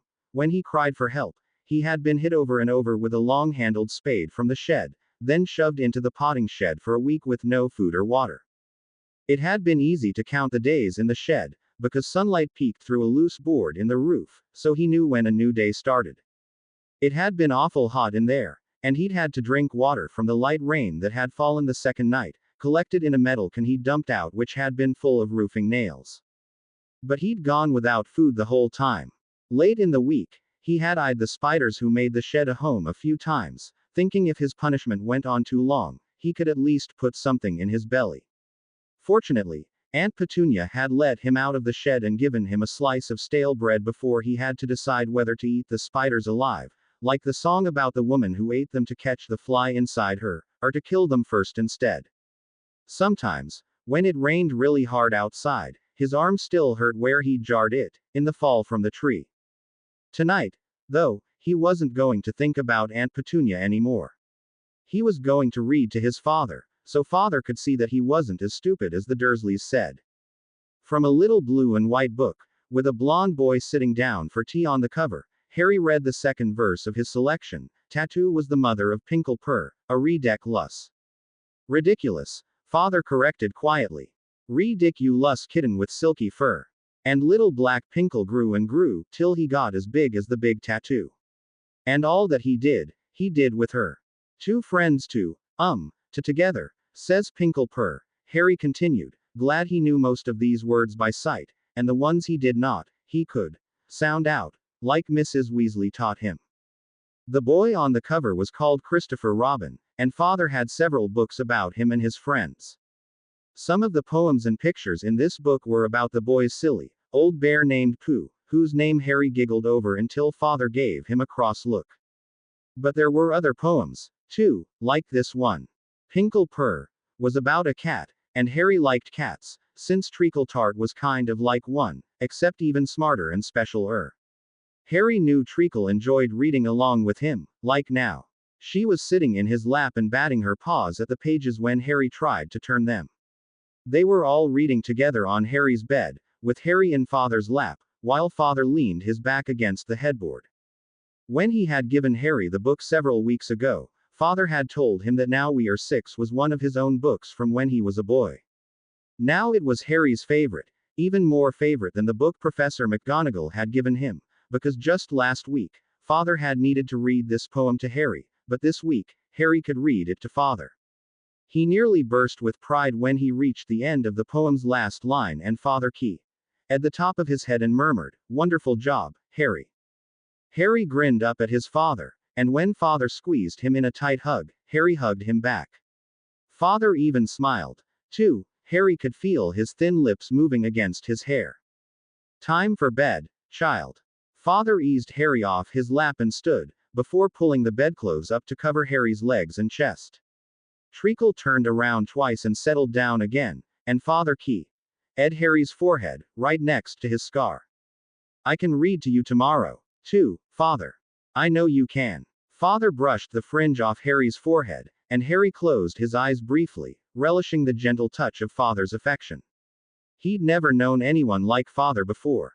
Before father had taken him from the Dursleys, no one had even touched him in kindness. No one had smiled at like father did. No one had cared. Father sat on the edge of the bed, and they spent the next few minutes on the relaxation and mind-clearing exercises to help keep Harry's nightmares away. The bad dreams had gradually been easing up. He didn't wake father every night anymore, though when he did, it was awful. Finally, Harry covered his mouth, yawning wide enough to make his jaw creak. Father stood. Good night, Harry. Good night, father.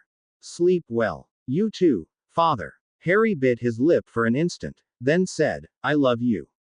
The skin around father's eyes crinkled in that way he had of smiling inside, even as his eyes darkened with emotion. His fingers brushed over Harry's fringe once again. I love you, too, son. Grinning now, Harry settled into his pillows, having never felt happier in his life.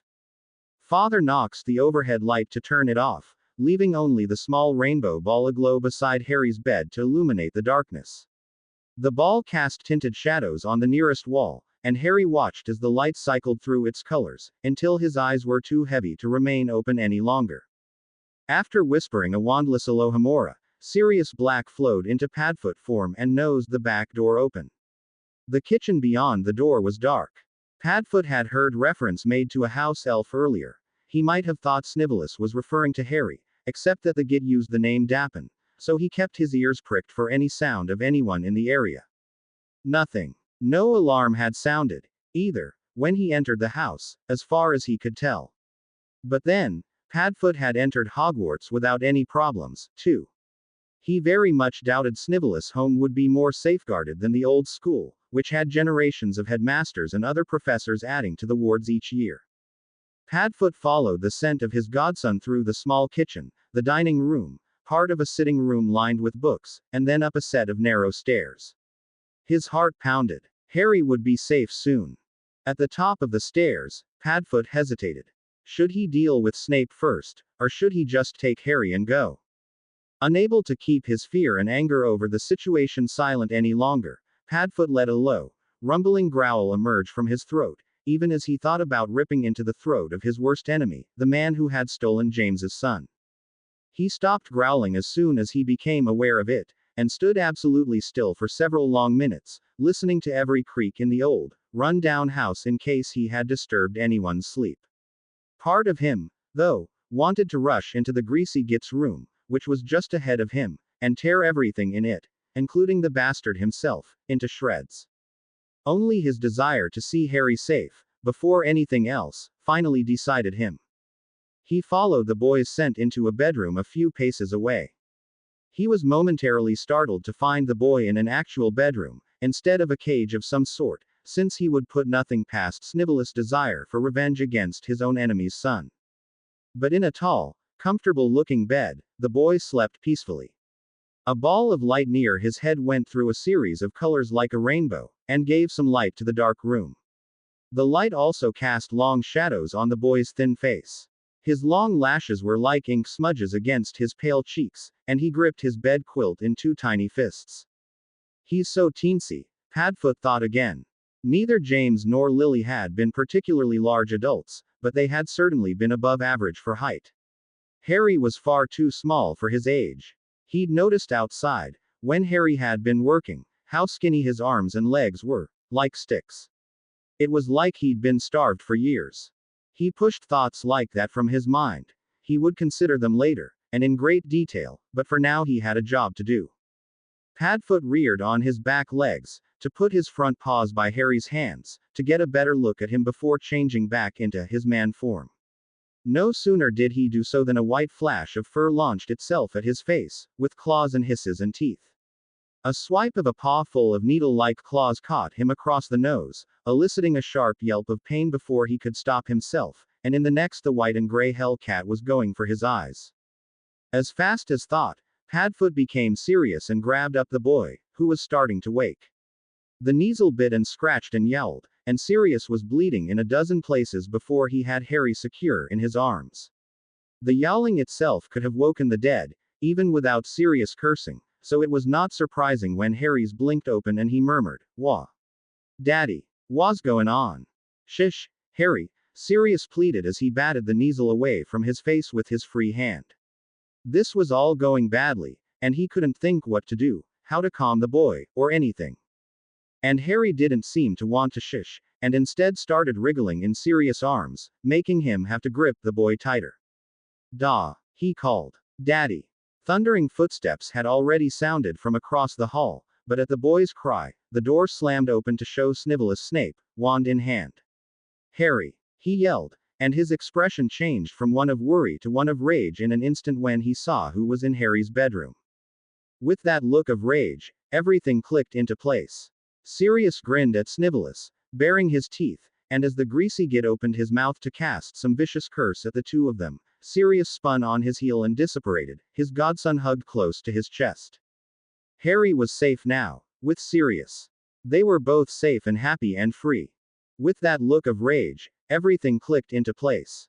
Sirius grinned at Snivellus, baring his teeth, and as the greasy git opened his mouth to cast some vicious curse at the two of them, Sirius spun on his heel and disapparated, his godson hugged close to his chest. Harry was safe now, with Sirius. They were both safe and happy and free. Treacle tart. clinging to the hem of the smelly, dirty cloth that covered the enemy, was righteously miffed. With the enemy and her boy, she spun over and over and over until she was sure she would be sick, or perhaps die. But then, suddenly, the spinning was over as if it had never been. They were in a dark, gloomy place with strange smells, and the scent of rat, and crates and boxes and a big bed nearby. Her boy was upset. She hated for him to be upset, and when her boy was upset, she was always quick to action, doing first and apologizing later. Thus, as soon as she had her balance, Treacle Tart lashed out at the enemy again, clawing the delicate skin near his eyes so that he would let go of her boy to protect himself. The enemy did drop her boy, but only because he batted her away again, this time harder than before, hard enough to knock her into a wall. Hard enough to hurt. Out of the corner of his eye, Harry saw his white-furred Treacle Tart fly through the air and slap into a wall, where she lay still. No, he cried. He tried getting his legs under him, but his stomach was lousy with churning and his head hurt like Uncle Vernon had taken a belt to it. He stumbled and fell to his knees, then scrambled toward his Kneasel kit. Tree, Harry, said a man's voice, the man who had taken him from his father, and Harry scurried even faster to get away. He reached Treacle Tart just as the man tried to grab him again. Leave Tree alone. Harry wrenched his arm out of the man's grip, and half turned to glare at him while using his body to protect Treacle from further attack. His throat felt thick, like it was full of syrup, and he could hardly breathe for fear of what this man would do to him. Was this the man everyone said killed Harry's parents? He swallowed hard, swallowing his fear, then backed up a few more inches, till his hand touched Treacle's fur. She nosed the palm of his hand, so he knew she was alive, if hurt. And the man had not killed him yet. Where are we? Where's my father? What did you do to him? The man crouched right in front of him. He smelled awful, as if he hadn't washed in a long time, as if his own uncle had chained him in the backyard. The man's scraggly beard and the hair on his head were both matted with grime, tangled in knots and nasty looking. His clothes were stained and torn, and his eyes were the bluest blue Harry had ever seen, but they were wild. Crazy eyes, like a madman. Your father died a long time ago, Harry. That man was not your father. Yes, he is. No, he's not. He kidnapped you. He didn't. Harry yelled in his face. He rescued me, when the Dursleys were going to kill me. He swallowed thickly and lifted his chin. Are you gonna kill me, too? No. The madman staggered backwards as if Harry had hit him. No, Harry, I'm your godfather. Sirius Black. Harry spat the name. Father had told him what Black had done, how he had betrayed Harry's parents. Black had told the Dark Lord where James and Lily were, so he could kill them, and try to kill Harry, too. His eyes stung, and he blinked back any tears before they could fall. You killed my mum and dad. The man shook his head and moved forward like he might try and touch Harry again. No, I didn't. It was Wormtail, Peter Pettigrew. You killed my mum and dad. Harry shrieked. No, please Harry, please, I didn't, you have to belie. You killed them. It's your fault they're dead. The man stumbled away from Harry like he was drunk. Like Harry had punched him in the gut.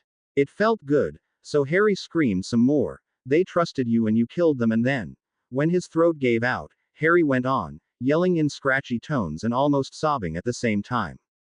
He had never given voice to this particular anguish before, and now he could, to the one person he hated more than anyone in the whole world.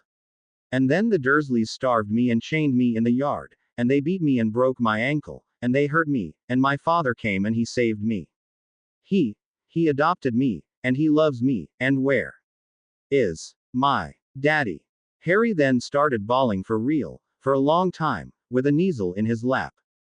The madman looked on, mouth hanging open. Severus stared at the place where his son had been a moment ago. He still held his wand in his hand, and for a brief instant, he considered the possibility of tracking an apparition. He knew it was impossible, but then, so was the idea of Sirius Black in his house. In the next instant, Severus had wordlessly summoned a glass wall sconce into his hand for the express purpose of throwing it at the hearth to shatter in a million pieces while he shrieked incoherently for his son. His heart was shattering. How in the world had this happened? How had that monster come inside their home and taken Harry? And where could he have gone? Albus. Albus must know something. Severus spun in place and grabbed a handful of flow powder to dash in the hearth. Green flames sparkled around the slivers of glass from the sconce as Severus yelled, "Albus Dumbledore! Wake up this moment! Albus, wake up!" He could not rage about his son being missing, not over the flow system, which might be monitored by the Ministry, not to mention Lucius Malfoy or his minions. Thus, when Albus appeared in his view seconds later, he said only, "What we worried about has come to pass. That foul beast has taken." Here he faltered, not wanting to say, "the boy," as Harry's execrable relatives had called him, nor could he call his son anything like, "the package," or, "the item," even if it would hide his identity. It was too drab, too inconsequential. His son meant more than that. Still, he had hesitated only a heartbeat before Dumbledore rescued him from that one decision. "Move aside," Albus said, and in the next moment he was standing beside Severus in Harry's bedroom, looking at the rucked-up bedclothes and the shattered sconce. "What happened?" "That's what I'd like to know," Severus snarled. His much-vaunted self-control was all but gone. He was taking sharp, short breaths, as if his heart was being squeezed inside his chest. He put his fists in his hair and pulled, unable to simply think. He made himself recite the events, however, knowing he had to pull himself together, for Harry's sake. "I woke to Harry's screams. I thought it to be a nightmare, but when I came in here, Black had grabbed him and had my son's arms pinned, and he disapparated before I could get a spell off. What am I going to do? I'm going to kill that bastard. Where has he taken my son?" "Severus, dear boy," the headmaster soothed, his hands folded together in front of him, "calm down, please. And breathe. You won't do Harry any good if you collapse for not breathing, you know." "Of course I know that," Severus snapped, unequipped to deal with a soothing Albus, when he had never required soothing before. Not even facing the Dark Lord had made him this frantic, this upset. He paced back and forth in front of the headmaster, aware that he was babbling, yet unable to stop. Where could Black have taken him? Where would he go with Harry? "I have to get him back. He'll be so frightened. I told him he was safe here, that he'd nothing to fear, that I'd always protect him. Merlin, he'll think I lied to him, and I promised never to lie to him. Merlin, my son, now he'll never know." "Severus!" Dumbledore shouted this time, to get his attention. His blue eyes flashed like lightning as he grabbed Severus by both arms for good measure and gave him a sturdy shake. "Calm yourself. You won't do your son any good this way."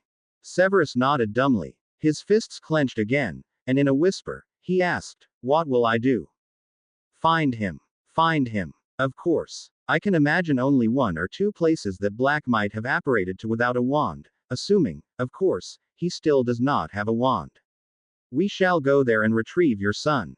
Severus stared. Of course. He had called on Albus, hoping for just this, but he had not truly dared to hope. "You know where he is?" "Perhaps." Dumbledore looked him up and down.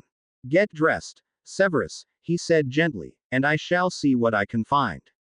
Mouth hanging open, Sirius Black watched Harry sob himself out. He had no idea what to do. It wasn't supposed to be like this. The boy was supposed to be happy to be rescued, not bawling his eyes out. Not crying for James, who was dead and had been dead for 6 long and impossibly hard years. "Stop that now," Sirius said. He sat on the edge of his childhood bed in the home of his ancestors, the noble and most ancient House of Black. His room was still festooned with red and gold hangings and banners and rugs, as it had been when he was at Hogwarts and one of the Marauders. That was so very long ago now, though sometimes it seemed like yesterday. He wrung his hands together and leaned forward toward the boy, who was crouching in the corner. "Stop crying, Harry, please." The boy had his hands over his face. He was scrunched up into about the smallest boy-shaped ball Sirius had ever seen. The fuzzy white she-devil of a Kneazle rubbed against Harry's leg, consoling him, giving him the comfort that Sirius wanted to give him. "Want? Sob, my. Sob, Daddy." "Harry," Sirius tried to tell him, ever so gently. "Your daddy died when you were a baby." "No, he didn't. He's at Sob, my home. Now. I. Sob. I wanna go home. This is your home now. Even as he said it, he knew it could not be so. Not yet. The Aurors would know to look for him here, not to mention the Dementors, and he should be well away before the Minister or Dumbledore came looking. But it had been the only place he could think of in that moment of panic, the only place he knew he could apparate to without splinching either himself or the pup. But Harry didn't want his comfort. No. Want my Severus. Want my daddy. Sirius growled. He couldn't help it. He had to nip this one in the bud, right now. It galled him that the boy believed that liar. That greasy, grimy, nasty, death-eating git is not your father. Get that out of your thick head right now, boy. He kidnapped you. You kidnapped me. And he was treating you like a house elf. He hated your father, worse than anything. You killed them. The boy shouted. He told me you killed them. That stopped Sirius cold. He could only shake his head, even though there was a nugget of truth to Harry's words. He knew it, and James would have known it, too. The words came out hoarse when he admitted, I suggested Peter be their secret keeper. Peter told you know who where they were. Where you all were. But I didn't. I wasn't secret keeper. You're lying, Harry said, but this time he didn't scream, at least. I'm not. Harry scrubbed dirty, snotty hands over his face. I'm not either. You know. Severus Snape is my dad. We're blood adopted. And if that wasn't a kick in the teeth, nothing else was. Technically, according to wizard law, a blood adoption would make Harry Snivel's son. Except for one little thing. Snape didn't have the right to adopt Harry, so long as Sirius was alive. Sirius had not given his permission. So he told the kid, doesn't matter. I didn't give him permission to adopt you, so it wasn't legal. You are my godson, and James was, and always will be, your father. Now that I'm here, you'll stay with me. Harry stared at him with wide eyes, shaking his head. No, no, Severus is my dad. Severus is my dad. Not once I get his ass thrown in Azkaban for kidnapping, he won't be. Sirius rose from the bed and grabbed one of Harry's arms. He twisted the boy around to meet his eyes. Harry had to know something before he opened the door to the hallway and the stairway to the first floor. Walburga had only been dead a year or so, but he could imagine what sorts of hellish games she'd play on invaders to her home. You've got to be quiet once we're out this door, or you'll wake my mother. I guarantee none of us will like that. All right. Harry nodded, looking frightened, but Sirius didn't let up his grip at all. Just as well, as the moment he opened the door, the boy opened his mouth and drew in a breath like he would scream. Sirius clapped a hand over his mouth, hitched Harry up onto his hip, and whispered harshly into his wee ear, don't you make a sound, boy. We need to get out of here, fast. I'll tie you up if I have to. He hated saying that to James's son, but he'd have time to apologize later.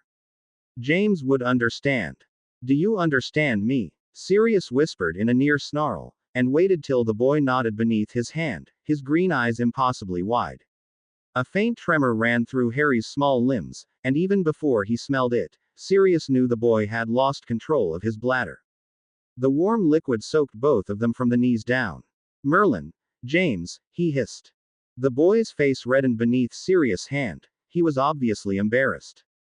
His tiny nostrils were flaring, as if he couldn't breathe quite right. But Sirius just wanted to get them out of there, maybe with a few provisions first so they wouldn't have to steal anything to eat right away. So he hitched Harry a bit higher on his hip, tightened his grip so the boy couldn't wriggle away, and eased the two of them down the stairwell to the first floor. From there, he knew it was just a hop, skip and jump to the kitchen and then out the back door. They could get away before the Aurors came, before anyone knew they'd been there. It just had to be fast. The boy's face reddened beneath Sirius' hand. He was obviously embarrassed. His tiny nostrils were flaring, as if he couldn't breathe quite right. But Sirius just wanted to get them out of there, maybe with a few provisions first so they wouldn't have to steal anything to eat right away. So he hitched Harry a bit higher on his hip, tightened his grip so the boy couldn't wriggle away, and eased the two of them down the stairwell to the first floor. From there, he knew it was just a hop, skip and jump to the kitchen and then out the back door.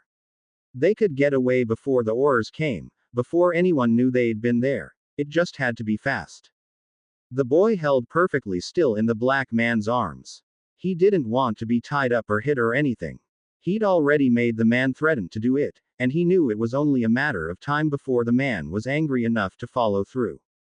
Mean people hit, and adults hit, and he had been hit enough in his life to know that this black man hit, too. That he could be as mean as Dutters.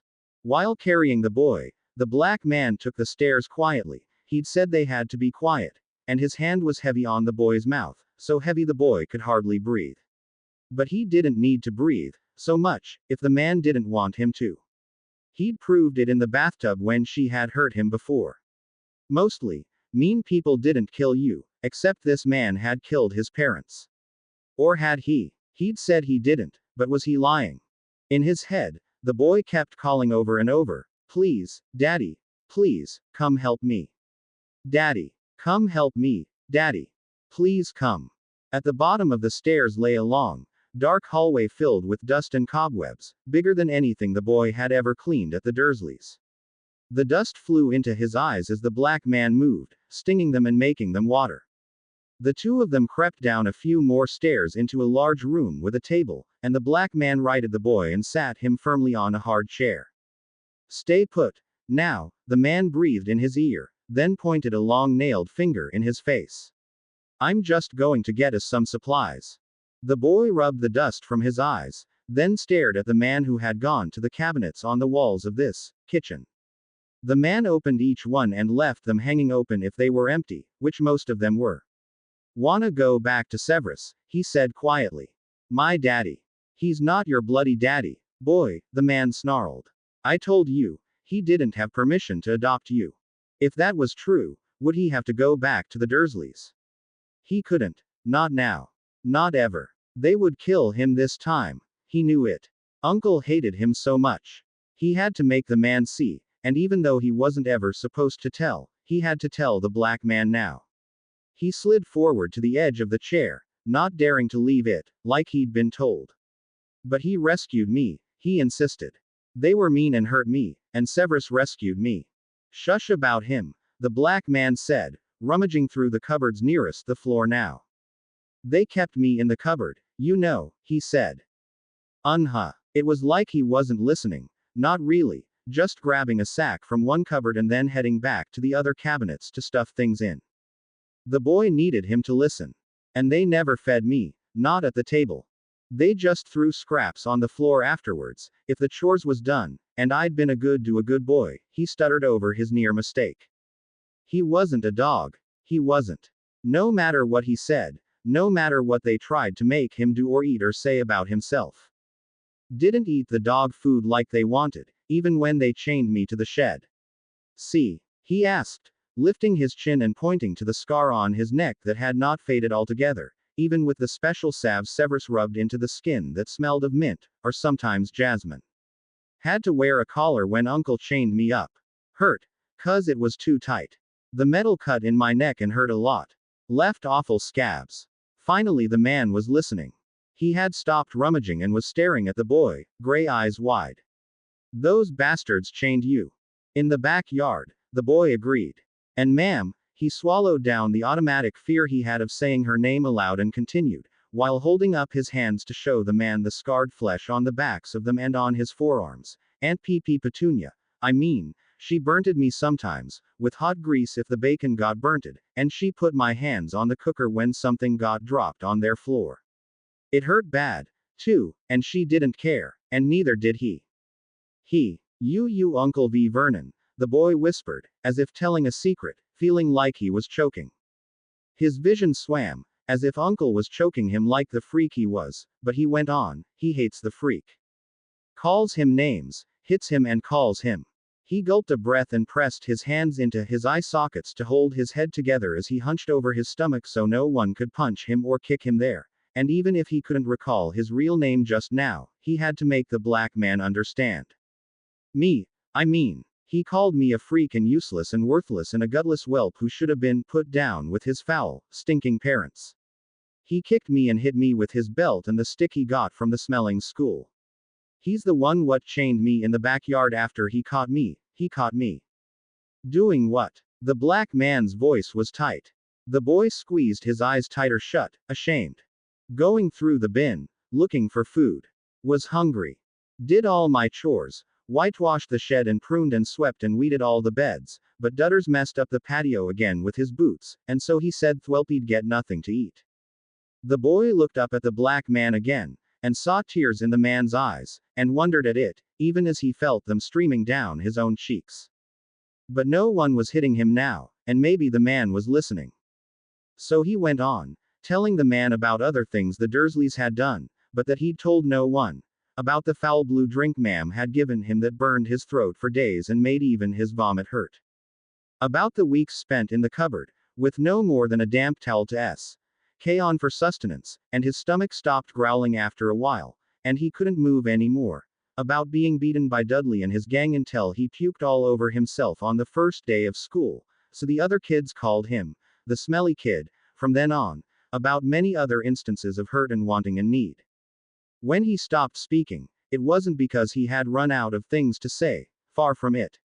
But the black man had tears streaming down his cheeks, and was mumbling, "Harry, oh, Harry, I'm so sorry." And the boy, Harry, wondered if the man had been telling the truth, not just about Severus not really being his father without being given permission, but about not killing Harry's parents. Would someone so sorry about what happened afterwards have caused it to begin with? "That's why I have to stay with Severus, see?" Harry said finally. "'Cause they say I'm the whelp, and stupid. Worthless. They hate me and they'll kill me, and I don't wanna die." He swallowed around his own tears.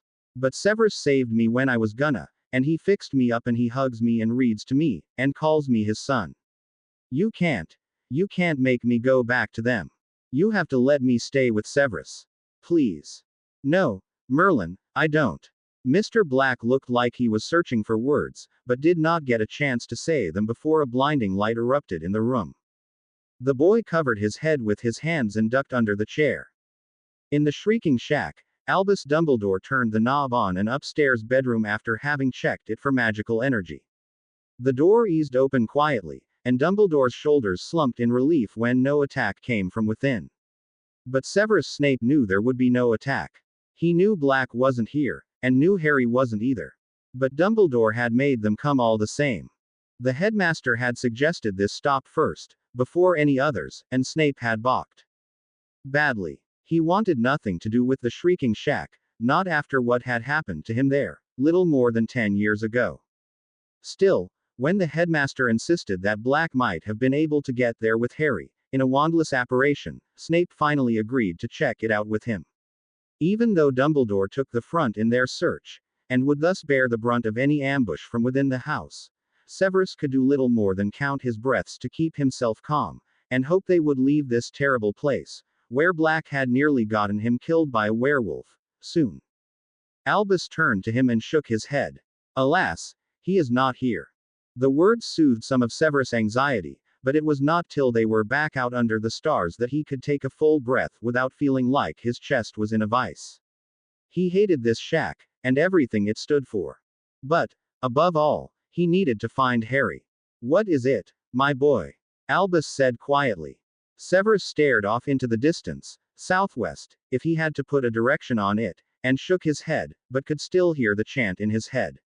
"Please, Daddy, please, come help me. I feel. Yes, Daddy. Come help me, Daddy. Please come. Harry's calling for me."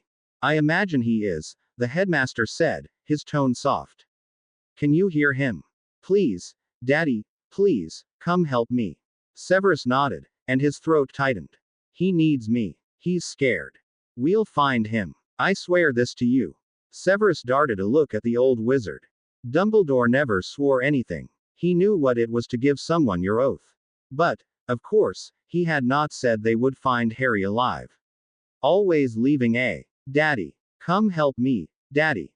Please. He's calling me," Severus repeated. He pointed to the southwest. "From there. The 3 broomsticks. Merlin, Albus, no. From far away. England. London, perhaps." "London, you say? It could be. I don't know. Daddy. Come help me, Daddy. It just seems far away, And Harry isn't saying anything specific, just that he needs me, needs my help. Come, Severus. Albus latched onto his arm. I believe I know where they are. The headmaster lit his wand with a lumos that burned into Severus' retinas. It was so bright, and he almost considered batting the wand away, but then he felt the old man turn, and turned with him, so they could apparate together. The next moment, they were landing in a large, dark room, with Albus' wand lighting everything around them. From all around the room came the howl from a dog, the screeching hiss of a Kneazle, and then the cry of a young boy, yelling, "Daddy!" Severus dashed toward his son, heedless of everything else. The boy was in the process of hiding under a chair. The foul odor of urine clung to him. He must have been petrified, was Severus' only thought, and he scooped his son into his arms. Harry. Oh, thank Merlin, are you all right? McKay. Daddy, where did the black man go? Clutching the boy tight to his chest, and covering Harry's small body with his own arms and robes, so he could not be hurt again, even by friendly wand fire, Severus spun in place quickly, seeing only a great black dog locked in combat with Treacle Tart, Harry's little Kneazle, while Dumbledore looked on, seemingly confused. The Kneazle spat and clawed and hissed and yelled, and the dog could not get close enough to her to do anything but yelp as she swiped claws across his nose. A sudden thought occurred to Severus. The dog, who looked a bit too like a Grim, was black. He's an animagus, Albus. Stun him. Albus did. Treacle Tart gave the large dog one last swat with her exposed claws, hissed a final time in the beast's direction, and stalked over to Harry and Severus, tail held high. Once again, she had saved his son. Severus sat heavily on the chair, hugging Harry close and not paying any mind to the smell. Gods, are you all right? Are you hurt? Did he hurt you, son? He asked the boy, seeing both tears and snot running over his lips and chin. Harry was breathing hard, but said, "No, no, I'm okay, sir." Severus' eyes narrowed in confusion. "Sir, you know better than that." "But, sir," Harry said, and new tears tumbled from his bright green eyes. "I'm not. He said I'm not your son no more. He said 'cause he didn't give permission for you to 'dopt me." "Oh, Harry." Severus hugged his son all the tighter, and smoothed a hand over the back of the poor boy's head, murmuring soft, soothing things, even as he glared at the pile of black fur on the floor. How could that man have said such a thing to his Harry, his sweet, loving son? But then, this was what came of not telling the boy the truth right away. Softly, he continued, Black didn't have to give permission. He couldn't. James was never your father. You were always mine. I'm sorry I didn't tell you when I found out a few weeks ago, but I thought you had quite enough to be going on with already. The tears faltered and died, and Harry gave him a quizzical look. I'm not adopted. Not even blood adopted. No, no, son, you are, always will be, and always have been mine. I didn't know, myself, before we did the ceremony, because your mum set a charm on you that changed the way you looked, though only a tiny bit, and she never told me the truth, nor James, who she married after she was pregnant. He stopped, knowing this was too much detail for this time, and for this child at his age. Although, one thing was explained, apparently. Because we did the blood ceremony, though, we have an even closer bond than most fathers and sons. The bond helped me find you today, because I could hear you calling for me, as your father. You are my son, Harry. Always. Never let anyone tell you differently. Harry nodded and clutched him in a hug with his skinny little arms, just as tightly as Severus was, as if neither of them could let the other go. Love you, Daddy, the boy whispered into his chest. Love you, too, Harry, Severus whispered back. On the floor in front of them, the great black dog transformed back into a man with black hair and pure blue, haunted eyes. He was still stunned, but fat tears rolled down his cheeks as he watched Harry and his father. Sudden screaming erupted from the hallway, and Albus charged out through the kitchen doorway, wand raised. Drawing his own wand whilst still clutching Harry, Severus caught several words. Mudblood, blood traitors. You think. Defiling the noble, before it cut off sharply. As the old wizard returned, Severus stood, Harry tight in his arms. The boy had fallen into an exhausted sleep. Never again. He would never let Harry out of his sight again. Severus cupped the back of his son's head, which was resting on his shoulder, and raised an eyebrow to ask what the commotion had been about. Portrait, Dumbledore explained. Figures, even the portraits were ornery in Grimmauld Place. With a nod, Severus moved closer to Dumbledore and spoke softly enough that their prisoner could not hear. You should take him to Azkaban right away, Albus. You can add kidnapping to the list of charges against him. Maybe this time the ministry will do what it should have in the first place and give him the key. The headmaster frowned. I would like to find out how he escaped first. Wouldn't you? No. Severus fired back, but then considered further. If Black had escaped once, he could do it again, unless they knew how to thwart him. Very well, he said after a moment. I happen to have several doses of Veritaserum with me. The headmaster's eyes widened behind his spectacles. Whatever for? I believe in always being prepared. I dare say. Harry stirred in Severus' arms. His forehead was etched with worry lines. A stab of remorse went through Severus. His son was too young for worry to be so pervasive in his life. Albus went on quietly, I will administer the potion, if you want to take Harry home. He should do so. He knew Harry needed to be back in familiar surroundings as soon as possible. But he also needed to know that Black was not going to be able to hurt him again. Severus wanted to be sure that Black would be put away for good, that he could not escape to threaten them again. To do so, he needed to see it with his own eyes. He could not rely on Albus' assertions alone, not this time. I will remain for the questioning, he murmured. After hitching Harry onto his hip with one arm, he removed a small vial from the inner pocket of the robe he had hastily thrown over his shoulders when they left his home a couple of hours ago. He handed the vial over to Albus and retreated to stand in the room's shadows, behind Black. Once there, he cast a flash of green light into the fireplace, also out of Black's line of sight, as if he and Harry had gone through the flow. This way, Black could not unleash any of his vitriol on Harry. Severus. Dumbledore cast ropes around Black's body before releasing him from the stunning spell which had knocked him over earlier. The older wizard's expression was hard, and his lack of geniality was notable. Open your mouth, Mr. Black. Headmaster, the convict said in a scratchy voice, addressing Albus as if he were in the man's employ, or worse, still a student. Please. I didn't kill them. I wasn't the secret keeper. Albus halted, the dropper of Veritaserum in one hand. He did not look at Severus, but he must have known what he was thinking. Even so, Severus pushed out his thoughts to the powerful Legilimens. Black will say anything to get away, to make you favor him again. Albus nodded slightly, and coldly said, that is not at issue now. Although, if you will agree to questioning under Veritaserum, you might answer to those charges, as well. Yes, of course. Anything. Please. Black's voice was clogged with tears. I'm so sorry. I am. Didn't know what I was doing. I'd never hurt Harry. Didn't mean to. I didn't. Not ever. But he's all I have left of James, the man blubbered, his shoulders shaking. He sniffled over and over, as if trying not to break down sobbing. Severus was unmoved. Apparently, so was Albus. Open your mouth, he said again. This time, Black complied. The headmaster dripped 3 drops of the potion on Black's tongue, then recapped the bottle. It would take about 30 seconds for the effects to take hold. First, Albus said when the requisite time had passed, I will ask you several questions to ascertain whether the potion is working. What is your name? Sirius Orion Black. Black answered in the odd monotone people under the effects of Veritaserum used.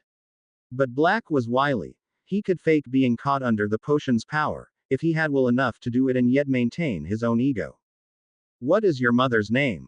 Walburga Black. Though he spoke with the same monotone, Black's words were followed by a high-pitched giggle. Daughter of Black and married a Black, Black is her little black heart. Albus looked a little worried.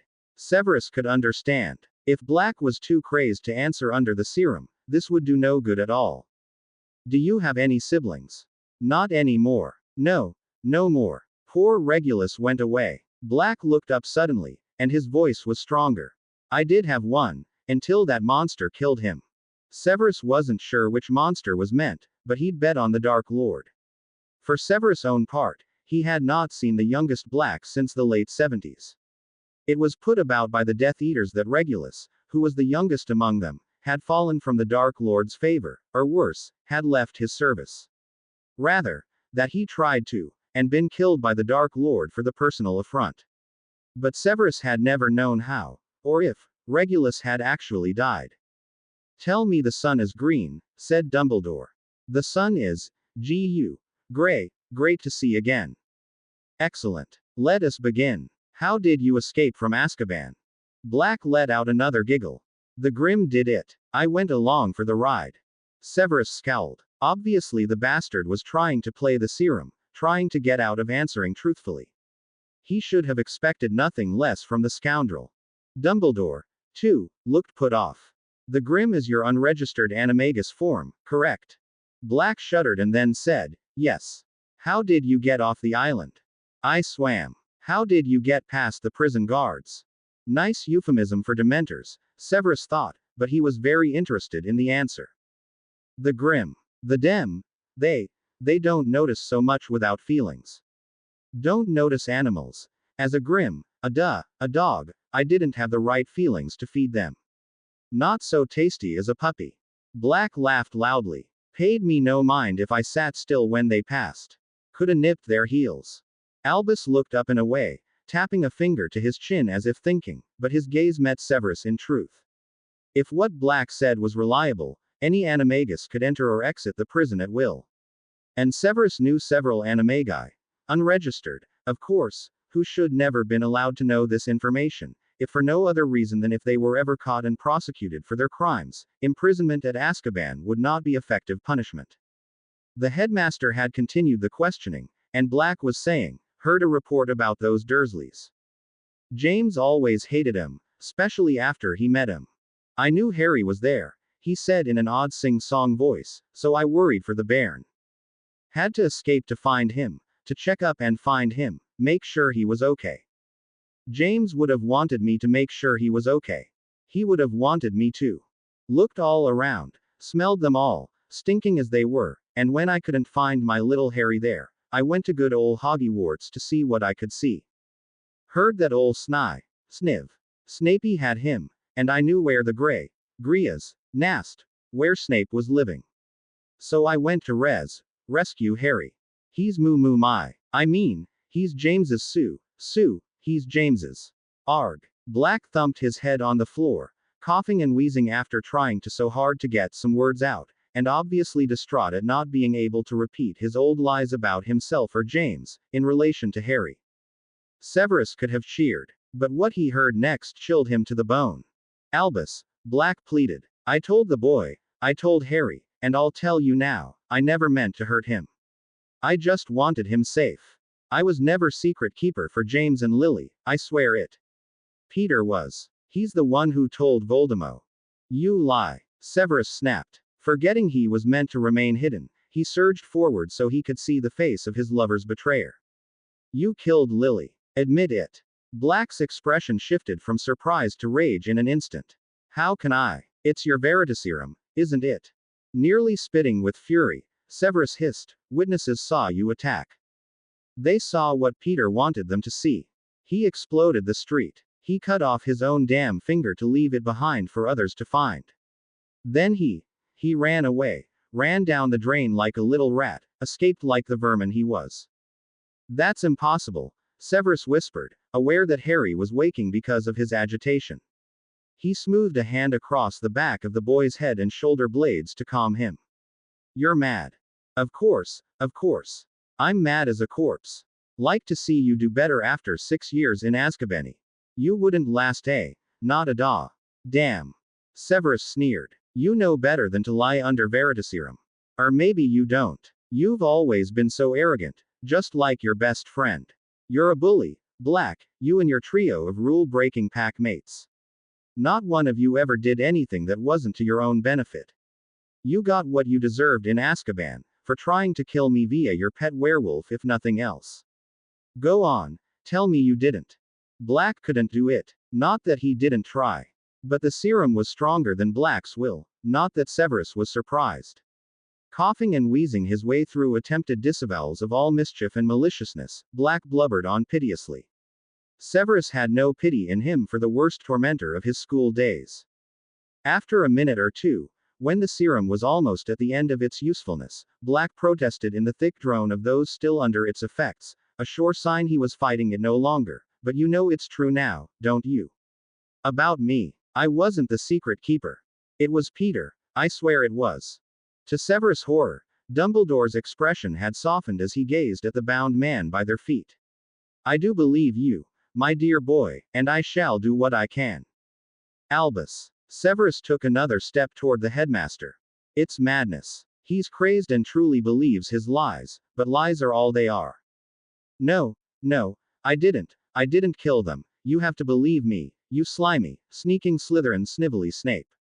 Black was off again, sing-songing nonsense, and the serum had evidently lost its power over him as the monotone was completely gone. And his vitriol was back in full swing. Severus ignored him. I'm not accepting all of what he said, certainly, started Dumbledore. But what? You're willing to believe enough to give him false hope. He belongs in Azkaban. He kidnapped my son. At that moment, Harry blinked open tired, green eyes. Daddy. Harry, it's all right. I'm here, said Severus. Harry, my boy, it's good to see you safe, Dumbledore told him at the same time, while Black chimed in from the floor with a, Harry. Forgive me. Harry froze in that instant, as if he knew a single movement would spell his death. His lips only moved a fraction as he darted a look to Severus' eyes and whispered, Daddy, is the black man gonna hurt me again? No, no, never, Harry. I won't let him touch you again. Did he hurt you badly? What did he do to you? Nothing. I did nothing to him. I'd never hurt my godson.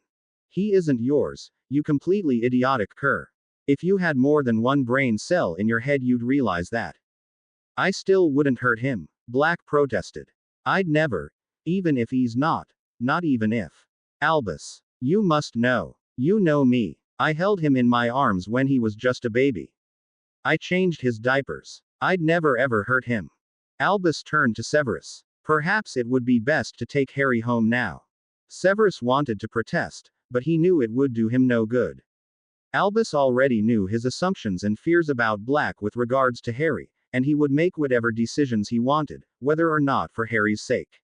He drew a deep breath, knowing, too, that Albus was right about needing to take Harry away from here. Very well. Just, please don't release him, Albus, if nothing else I say can sway you. I can't worry about him more this night, and neither can Harry. I understand. Take Harry to Hogwarts if you prefer. You can flow to my office from here. Severus agreed, and stepped to the fireplace. Harry's Kneazle kit darted over to them and he lifted it by the nape to give to Harry to hold. Instead of casting the spell of green light, he took up flow powder in his right hand. Before he threw the powder down, he told Harry to hold his breath, and the three of them whirled their way to Hogwarts. After a change of night clothes and a quick cleaning spell, Harry was so tired Severus put him straight to bed, and Severus sat in the chair by his bedside, watching him sleep. Unsurprisingly, when Harry woke, it was with nightmares.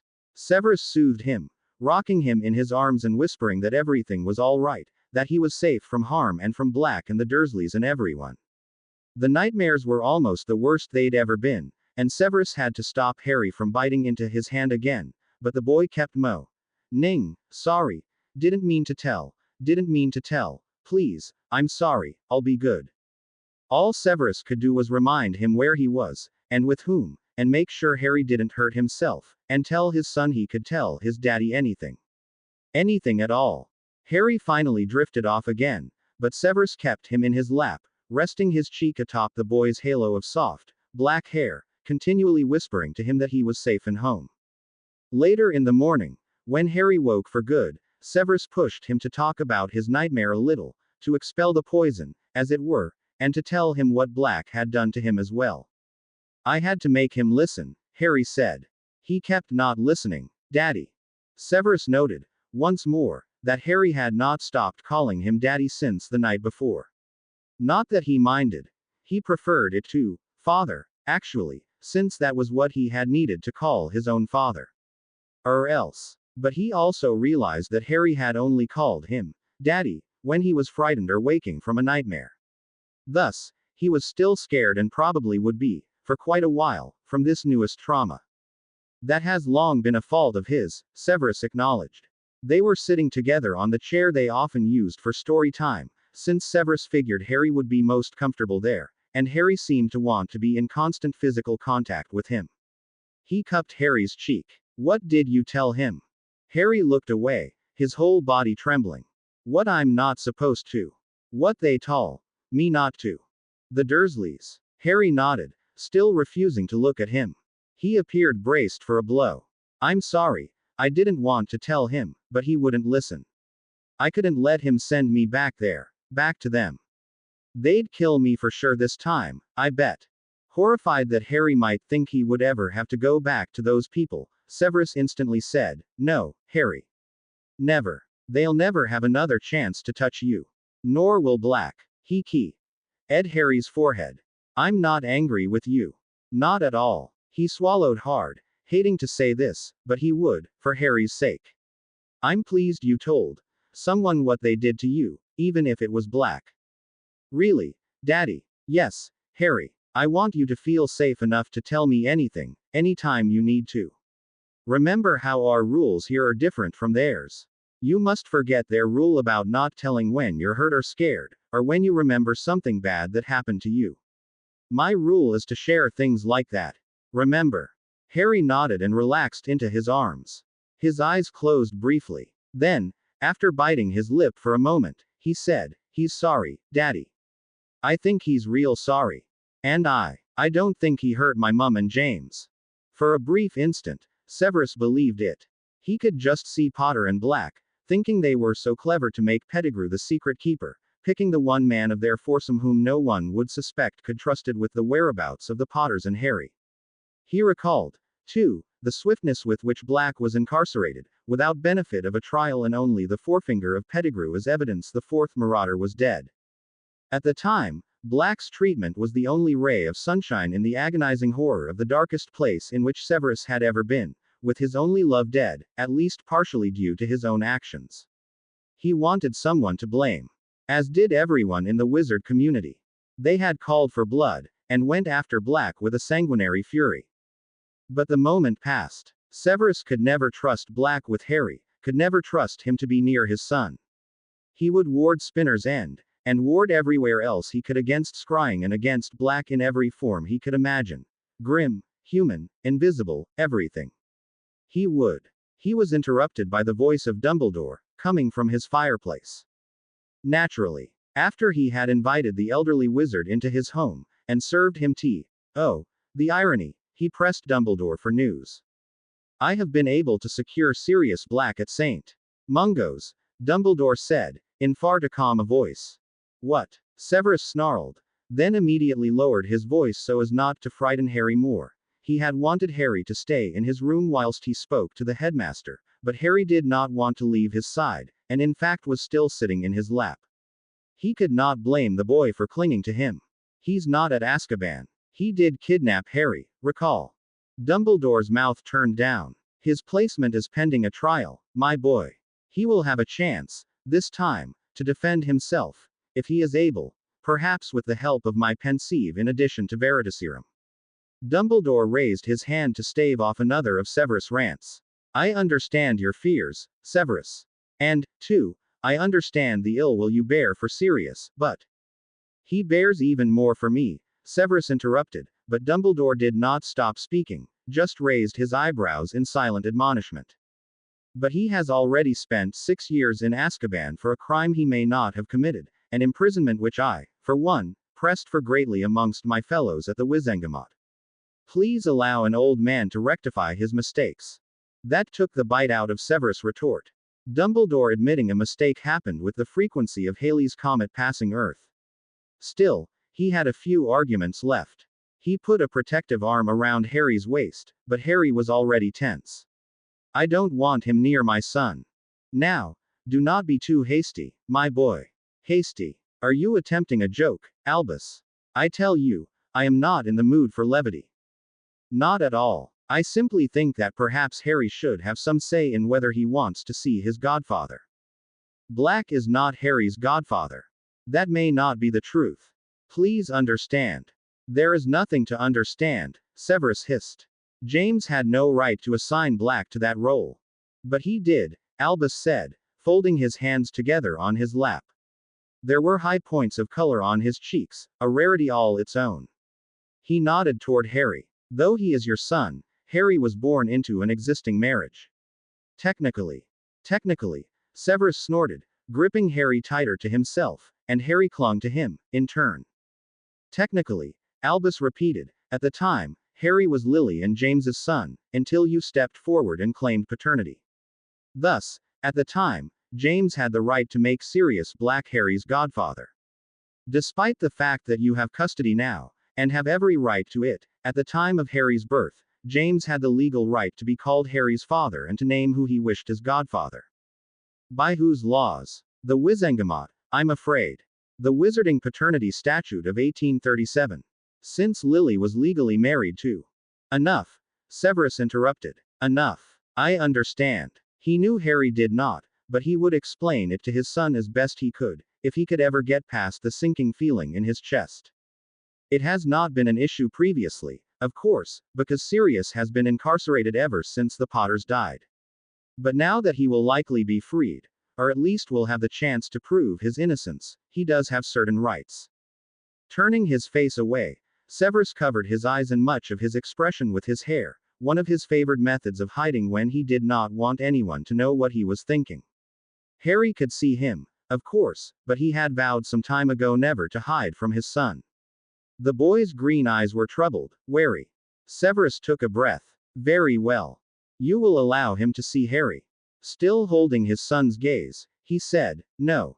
I will allow Harry to decide. You will allow him to see Harry. Still holding his son's gaze, he said, no. I will allow Harry to decide. But there is no way, short of Merlin, that I will require he make the decision now, he said softly. Do not fear, Harry, I will not force you to do anything.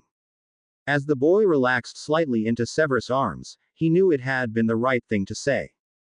Both he and Harry had spent their childhood, and he, much of his adulthood, being forced to do one thing or another, on threat of beatings, torture or abandonment. In Severus' case, it was hard to know which of those was worst. Though many young children required the threat of punishment to obey, Harry did not. The boy already knew to his bones that disobedience for the least thing meant pain, but Severus wanted his son to learn to spread his wings and take chances, to learn that not everything meant as a suggestion was an order, and that he could do what he wanted, within acceptable bounds, of course. He and Dumbledore spoke for a while longer, discussing when exactly Severus would return to work and how much he had to do to return his classroom to rights. Harry was exhausted, no doubt about it, mostly due to his nightmares and the tension of the last week of wondering when or where Black might show his ugly mug. The boy continued to cling to his daddy, even as he eased into sleep. Severus was daddy now. That felt good. A year ago, he would have sneered at the very idea. He would have railed against the possibility that a child would call him father, never mind daddy. He had given up all hope of such an occurrence, in fact, when the only love of his life gave birth, 10 months after marrying James Potter. And now he had Harry. A still stick-thin boy who looked far younger than his 7 years. A clingy little thing, with luminous green eyes, wary eyes. Hopeful eyes. A boy who trusted him, for no reason he could see, except that he had shown the boy kindness instead of cruelty. Warmth instead of cold disdain. Love, instead of antipathy. He loved his son. The thought hit him so profoundly it was almost frightening. And yet, a pervasive sense of peace swelled up to spread through Severus Snape, filling him and overflowing his heart, his lungs, everywhere inside, until he realized he was hugging Harry so close to his chest he could barely breathe. He felt he could never let Harry go again. Finally, Dumbledore took his leave, no closer to getting his way in the matter of Black than before. A victory, perhaps. A Pyrrhic one, in that case, given what had happened to give Severus enough ammunition to thwart Albus' plans. But he would take what he could get. When offered only crumbs, he would not refuse them and starve whilst Bimo, ning the lack of a full loaf. Severus had been sitting for many hours. Not long after Dumbledore left, he stood to work out a kink in his leg, with Harry still in his arms. He had thought, from Harry's slack mouth and the relaxation of his body, that the boy was asleep, but as soon as Severus stood, his eyes flicked open. Severus started to put him down, but Harry clutched at him still, so he just held Harry close. Harry settled on his hip, his little arms wrapped around his father's shoulder and neck. Eventually Severus would be more firm and insist Harry stand on his own, but if being held helped relax him for now, he would do whatever he could to mute Harry's anxiety. "Daddy," Harry whispered. He'd barely spoken above that level since he had been rescued. "Yes, Harry," Severus replied gently. He did everything gently the last 2 days. Half of the boy's mouth turned up, but the smile did not seem real. The skin around his eyes tightened instead. "Are we going back to Spinner's End?" Severus wanted to quell Harry's obvious fear about returning to the place from where he had been kidnapped. At the same time, he didn't want the fear to fester into a phobia. He watched his son's expression carefully as he said, "Not today, no. Perhaps we'll go tomorrow and collect our things before returning to school." The immediate tension in Harry's limbs was unmistakable. Voice still soft, Severus continued, "You realize that the hospital Mr. Black is in, it's like a prison. He is unable to go anywhere on his own, except around the confines of his room. It should be a stinking cell," his inner voice cried. He quite agreed. "Not here, certainly, and not Spinner's End. He will not be able to get to you again, unless you wish to see him at some later time." I know. What the head knew was not always believed by the heart, Severus mused. "We'll wait until tomorrow before going back, all right?" Harry nodded quickly, apparently unnerved by the idea of returning to the place where he had been taken, when once he had been so comfortable there. He did not meet his father's eyes. "Will we sleep there, Daddy?" "No. We don't need to stay away from the castle anymore. I will return to teaching after tomorrow, and you will continue your lessons with Mrs. Weasley." As if he had forgotten his lessons entirely, Harry's mouth opened with surprise. "Can't you teach me?" Severus shook his head. "I have potions classes to teach. I can learn potions, too, Daddy. You said I could." "Of course you can," Severus agreed. "When you are old enough to attend Hogwarts, you will be in one of my classes." "But potions." Severus gave his head a sharp shake and Harry mashed his lips together. "But, if you had not interrupted me," he said quietly as Harry colored, "I would also have said that I will teach you some potions before you attend Hogwarts, too, like we did just last week. Ones which are safe and will be helpful for our household. Some that are even fun. However, loath as I am to admit it, potions is not the only subject you need to know." He peered into Harry's eyes. "Mrs. Weasley has explained as much to you, hasn't she? That you need to learn to read and write and do your numbers, too." "Yes, Daddy, but..." Harry's mouth closed so quickly Severus could hear the click of his baby teeth. He had an inkling of what Harry wanted, but he thought it would be better for the boy if he were to speak his needs aloud, something he had never been allowed to do before. "What is it, Harry?" he asked. "What do you want?" Lips pressed together, Harry shook his head side to side, as if afraid he would let the words out otherwise. Fear rode in his eyes. Fear he would be punished. Fear he would be shunned or abandoned. Fear of hearing no, as he had always heard whenever he asked for something, before he had been taken from those loathsome Dursleys. "Tell me, Harry, please." With a hard gulp, Harry bleated out the words. "I want to stay with you. I don't want to go to Weasley's. Please, Daddy, let me stay with you. I'll be good, I promise. Please." Harry. With that single word, as if he knew what was to follow, Severus saw his son's hope die and his face go blank, accepting the inevitable. But Severus lived to foil expectations. Dumbledore would just have to deal with it or find a new potions professor. Harry needed him more. "Harry, yes, you can stay with me during my classes for a while at least. I don't care for the idea of being away from you either." For the first time since this ordeal had begun, Harry offered him a honest, though still tentative, smile. Harry wasn't exactly sure what hectic meant, but was pretty sure really busy, was close. The next few days were hectic in the extreme, according to Daddy. He had visits from Professor Dumbledore, Mrs. Weasley, Professors McGonagall and Flitwick, and some people from the Ministry and the Department of Magical Children's Services. The latter made Harry really uncomfortable with their questions about the Dursleys and Mr. Black and what Daddy was like and how he treated Harry, asking about what he ate and what he wore and when and where he went to sleep. But Daddy told him he had to answer truthfully. He was pretty sure, from the looks they gave each other, that those people didn't actually want to hear the truth.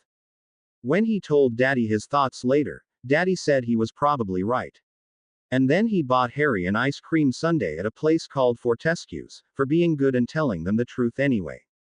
All the Slytherins seemed to want Daddy's time, too. In the morning, in the evening, and even when they were eating breakfast or occasional lunches together alone in their rooms, they had to eat dinner and most lunches in the Great Hall every day. For instance, one time during lunch, while Harry was busy pushing carrot sticks to the side of his plate in favor of his chips, Daddy talked with some of his firsties, which was what he called the youngest Slytherins. It sounded like one of the boys at the door was homesick. Daddy was firm about him needing to stay in school, but his voice was softer than when he spoke to the older kids. Listen to me, Mr. Flint. I know this is a difficult time for you. You've never been away from home before and you miss your family.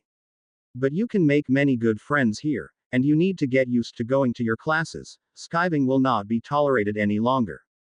If you have a stomachache in the future, you will need to come and take one of my special anti-stomachache potions. Is that clear? Eyes wide, Marcus nodded whilst braced between two of his friends. He had wiped away his tears and was pressing his lips together tightly as if Daddy would try to dose him with that potion right now, and Harry could understand. He had taken one of Daddy's special potions when his tummy was hurting. They were yucky. He never wanted to take one again. His father continued, "You will learn magic here such that you could not learn anywhere else. You like magic, don't you? I hear you're a fair flyer, too. Maybe in a year or two you can try out for Quidditch." The boy nodded again. "Good. I want you to think about that. Think about all the magic you'll learn at Hogwarts, and about flying on your broomstick, every time you think about being homesick or lying about in bed all day. Can you do that?" The boy gave another quick nod, and before Harry could gape at him too long, for not being properly polite, he added a, "Yes, sir." "Excellent. You will write a letter to your parents tonight, letting them know what new things you've learnt this week, and give it to me so I can post it for you." Daddy patted Marcus on the shoulder. "You'll be fine in a week or two. Everyone is a bit rattled the first time they're away from home." Marcus and the other two boys thanked Harry's father before they left, and Daddy came back to the table to finish lunch. He shook his head, and his long, dark hair hid half of his face. "Firsties." Harry finished swallowing a mouthful of pumpkin juice. "Why do you call them that, Daddy?" "It's their first year, son. First year, firsties." "Oh." Harry poked his fork at a carrot stick again, not sure if he wanted to eat it or not. "Eat up, Harry," Daddy said, making the decision for him. As he obeyed, his father wiped his mouth and stood from the table. "I've several potions I need to work on. Will you be all right? Can I come in and watch? Please, Daddy." It was the same every day. Father said he had potions to work on, and Harry asked to stay with him and watch. Every day, Daddy said yes, and most days, he even let Harry help. "Of course, my little potions master." Daddy gave him the wrinkle-eyed look that was one of his widest smiles. "What shall we work on today?" Harry didn't know the names of all the potions, but he had memorized a fair few. "Amortentia." Eyes widening with surprise, Daddy said, "I think not. Not today, at any rate. How about Pepper Up?"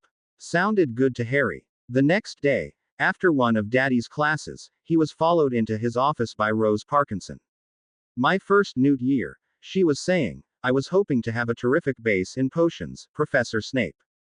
I had heard you got your mastery, and at such a young age, too. My parents were, of course, thrilled to hear it, too, though my father doubted anyone could really master such a topic in so short a time." Father's tone was icy when he replied, "I'm sure they were thrilled, Miss Parkinson. I certainly hope you can live up to their excitement.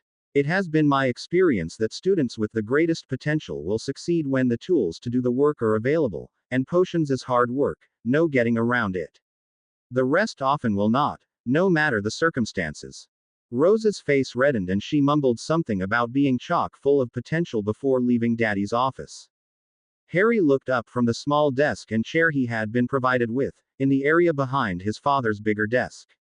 She's the one I found the snake with, Daddy, remember? Daddy looked almost taken aback, as if he had forgotten all about the asp he and Tree had found. Harry had not seen that snake again, even though Daddy took him outside after classes each afternoon, so he could play before dinner. But he had found other snakes. One even came out of a hole near the back of Daddy's office. He liked talking to them and finding out even more about the castle. The snakes had been so many places. But then Daddy nodded slowly, his face blank, and said, I do, Harry. Hush now, for a bit, while I correct some essays, and then we'll go outside, he said. But he stared at the doorway through which Rose had gone for a minute, before coming back to his desk and sitting down. Harry bent his head over his penmanship again. He smiled to himself as he traced his name over and over on the thin piece of parchment. The parchment was smoother under his fingers than plain paper, but harder to write on. Daddy had helped him learn how to get most of the drippy ink off the quill before trying to write, and taught him how best to hold the quill to have good control over his letters. Harry's writing was much less blotchy now, and his letters and numbers were far straighter, too. Aunt Molly, if he ever had to go back to her again, would be pleased. But Harry didn't want to go to the Weasleys again. He liked them all right, and he kind of missed playing with Ron, but he liked learning from his father more, with his big words and kindly near smiles and the blinking green and silver stars he magicked onto the top of Harry's papers when he did a good job with his writing or sums. Harry liked sitting in Daddy's office while Daddy taught his classes next door and listening to him lecture. He was as close to his father as he could be. And when Daddy returned to his office with his own papers to grade or lessons to prepare, Harry was quiet as a mouse so Daddy could concentrate. He knew how to be quiet and out of the way. It was of the things he did best. Not that Daddy was anything like the Dursleys, he wouldn't hurt Harry if Harry wasn't quiet. Not at all. But his father seemed to really appreciate it when he had uninterrupted time to study and work. He didn't have that stressed look in his eyes when Harry gave him time each day before asking for anything. Besides, Harry was used to never asking for anything anyway. He also knew when quiet and out of the way were the best things to do, and he did those very well. During Daddy's classes, for instance, Harry could hear his low, smooth voice in the next room quite well, and sometimes, when it got too muted in there, Harry could tiptoe to the door and peek out to make sure his father was still there. Harry wouldn't do anything that might keep him from being able to stay near Daddy all the time, like he wanted. He certainly didn't want Mr. Black to take him away again, and he never ever wanted to be taken back to the Dursleys. As long as he was with Daddy, he was all right. Everything was all right. At night, though, the nights were very bad. Harry had a hard time falling asleep because he knew Daddy would leave him alone then, and he did not want to be alone. Alone was when the bad man came and stole him away. Alone at night was when the dreams came, about Uncle Vernon catching him eating biscuits that were meant for Dudders, or being out of the cupboard after hours. Alone was frightening. Having treacle tart in his bed helped some, but not much, since she was so small. She couldn't stop the bad man, just slow him down. She couldn't keep the dreams away like Daddy could. So rather than fall asleep, Harry tried his best to stay awake, since as long as he was awake, Daddy would stay by his side. It was hard to stay awake, though, when he was so very tired. When he did eventually fall asleep, he always woke again soon after, startled by a noise or movement or something, and when he found his Daddy gone, he always crawled into his clothes cupboard to hide. No kidnappers would never find him there. Treacle always climbed in afterwards, and the two of them huddled close together, wary as could be, hiding from dreams and bad men, until Daddy found them in the morning. The third night after this happened, Daddy did not take Harry to his room, but to his own room instead. After Harry's teeth were brushed and he was in his nightclothes, Daddy said, "How about you try sleeping in here with me? That way you needn't worry I'm gone, or that you'll be taken away. Harry nodded solemnly, and then smiled a little more when Daddy took out his wand and waved it around. In a trice, his big bed divided into two smaller ones, both with sheets and blankets. The bed farthest from the door had a green coverlet with little golden snitches on it, being chased by brooms. Harry looked up at his father, who nodded. That one will be yours, all right. Yes, Dad, Harry said. Thank you. You're welcome. He tucked Harry in, and sat with him until Harry fell asleep that night, knowing his father would always be with him. 6 months later, on the steps leading up to the main entrance of Hogwarts, Severus Snape stood braced against the chilly March wind and watched his son at play on the lawn. Hagrid's great hound was chasing Harry, and the boy's Kneazle, now full grown, was chasing both of them. Harry's shrieks of laughter carried to the steps, and Severus was warmed by the sound of it. A few times over the last several months, he had not been sure he would ever see Harry playing and laughing like other children. Every so often, Harry glanced up the hill, ostensibly to wave at his father or to make a silly face, on the off chance he could get Severus to laugh or wave in return. In truth, Severus knew that his son was simply making sure his father was still there. It was the single biggest issue they had dealt with over the winter. Due to the angling of both Harry and himself, Severus had barely been out of sight or hearing range of his son since the boy's kidnapping 6 months ago. Neither of them wanted to lose that sense of contact. Severus waved back, careful to use the hand not holding a much-abused letter. A minute later, a rush of red-haired children raced past Severus to join Harry in outdoor play. Far more sedately, Molly Weasley joined Severus on the bottom step. In comparison to his plain black cloak and robes, her outer robe was bright yellow, making her looking rather like a plucked canary. She pulled it more tightly around herself, to ward off the cold, then clasped her gloved hands together at her waist. Good morning, Severus. It's 1:30, he replied curtly. She smiled, well used to his chilly greetings. Of course. Time does fly, after all. Only on winged clocks, he murmured, but she had a point. The winter had truly flown by, what with schooling Harry on top of his other classes, and taking care of his son, especially his beautiful, yet still fragile, Trust. It was a wobbly thing, easily bumped and bruised, but thus far still intact. Severus aimed to keep it that way. March is blowing in like a lion, indeed, Molly continued, hitching up her robe again. Severus had heard enough. Spare me your old wise woman mantras. If you have something constructive to say, by all means, spit it out. Please. A spark of something lit Molly's eyes, but Severus did not think it was anger. Not really. How has Harry been this week? She asked finally. It was the question he had expected, yet he still didn't know how to answer. This week was the first one since last fall where Severus was actively encouraging Harry to do things independently. Though still incarcerated at St. Mungo's, Sirius Black had all but ruined Harry's sense of security at Hogwarts or Spinner's End, and the boy had worried for all this time that he would be taken again, and worst of all, taken back to the Dursleys. Today was the first time Harry had voluntarily gone down the hill to play instead of staying within grabbing distance of his father.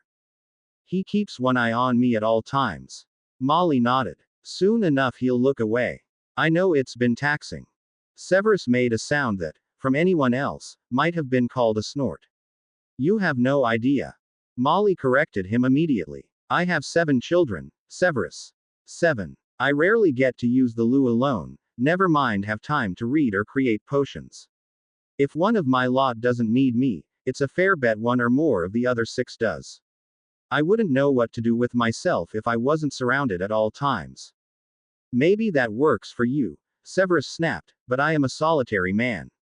I lead a solitary life. Not anymore. Her gaze was on the children and, as if on cue, 4 heads of red hair and one of black turned towards them, and all the children waved. All the fight washed out of Severus. Molly was right. No, not anymore. Do you wish it were different? Instead of snapping at her again, Severus thought back over the last half year or so, from when he had rescued Harry from the Dursleys to when he discovered, for the second time, that his son was a Parselmouth, to seeing him fly on his broom, to the incident with the squid. To more recent events, Like Harry's first Christmas, to the thousand times he might have wanted a bit of privacy or more sleep or less noise, but knew that Harry needed him more.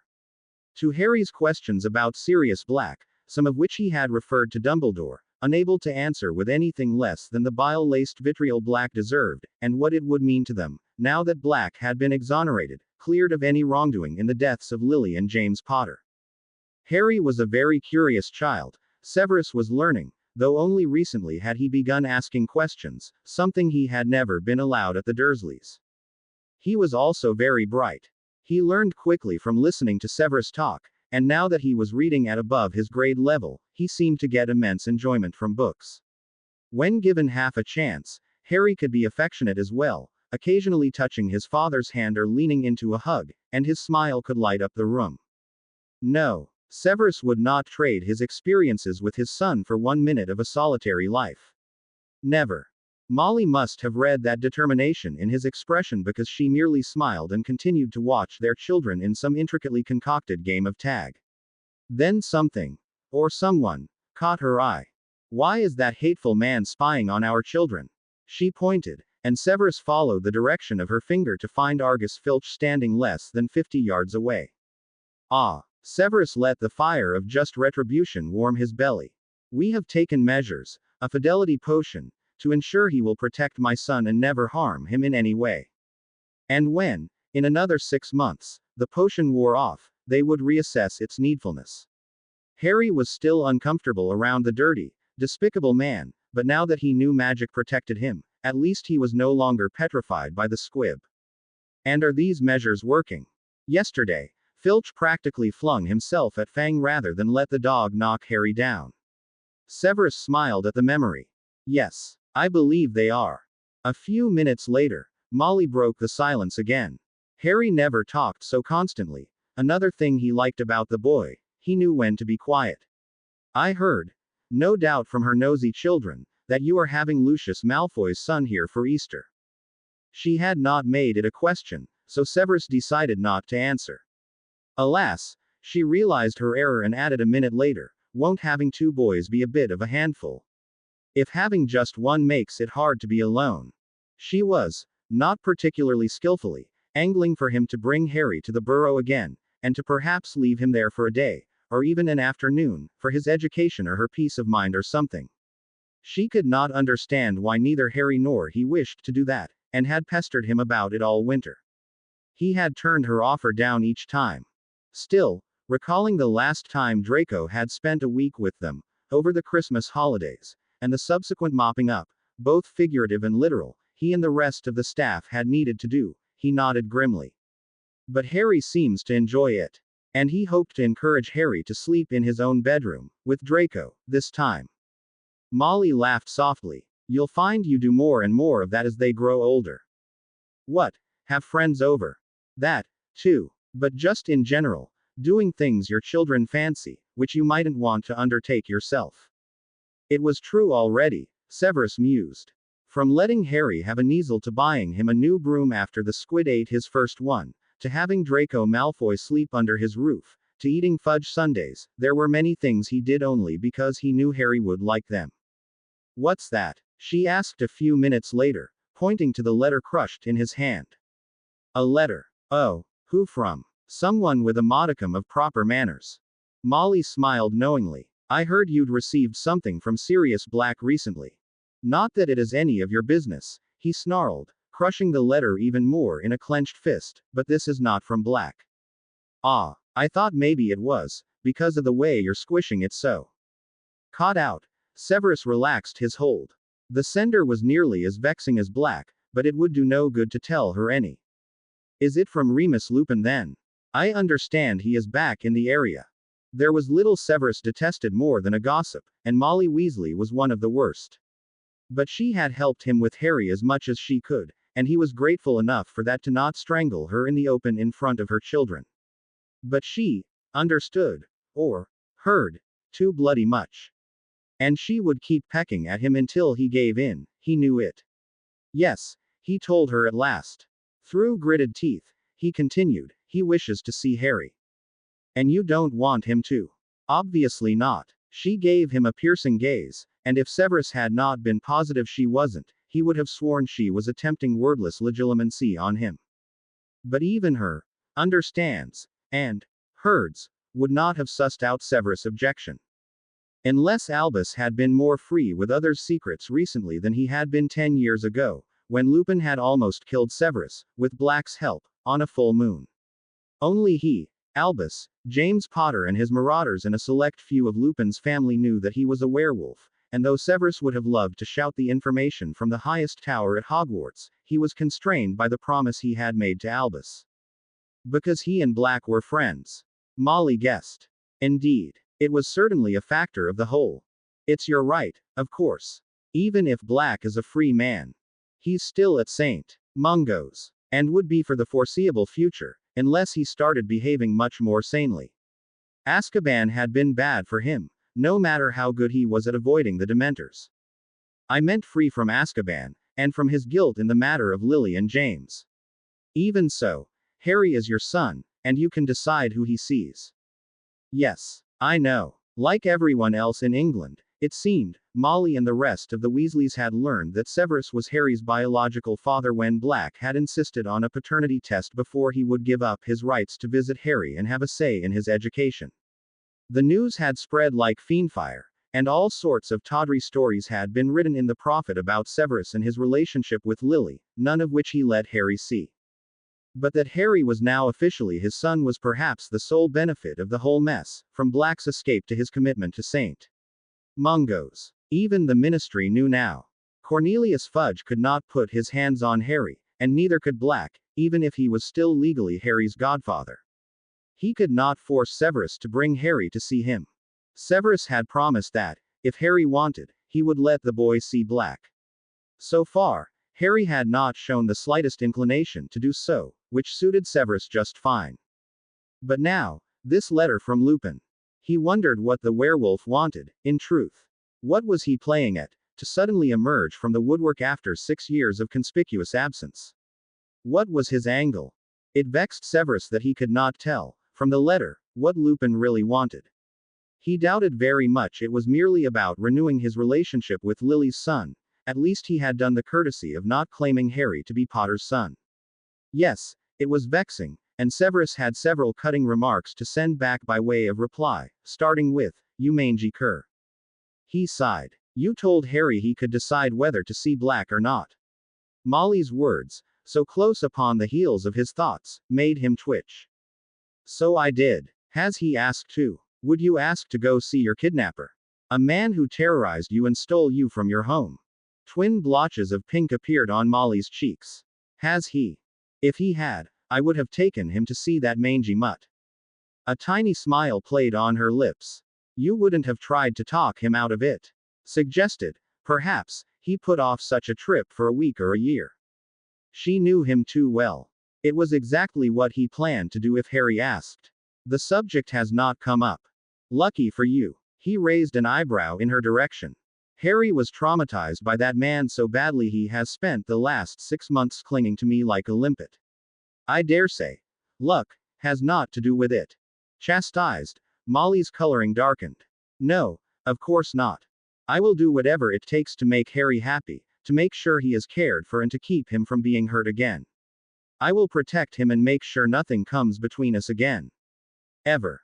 Red-faced and panting from exertion, Harry chose that moment to come running up to him. He threw his arms around his father and buried his wind-chilled face in Severus' warm robes. With hands under Harry's armpits, Severus swiftly lifted him into the air, then pulled him in for a hug as Harry grinned. Did you see me, Dad? Did you see me jump over Fang when he was starting to get up? Of course, my little seeker. You've got some good muscles there. Maybe you should go for beater. Harry laughed and shook his head. Beaming as Severus ed his brow quickly, he squirmed until Severus set him down so he could go running off to his friends again. Harry was his world. He was everything to him. The world be damned if anyone dared mess with them again. The end. I hope you enjoyed this story. Also remember to subscribe and like this video. See you in the next video.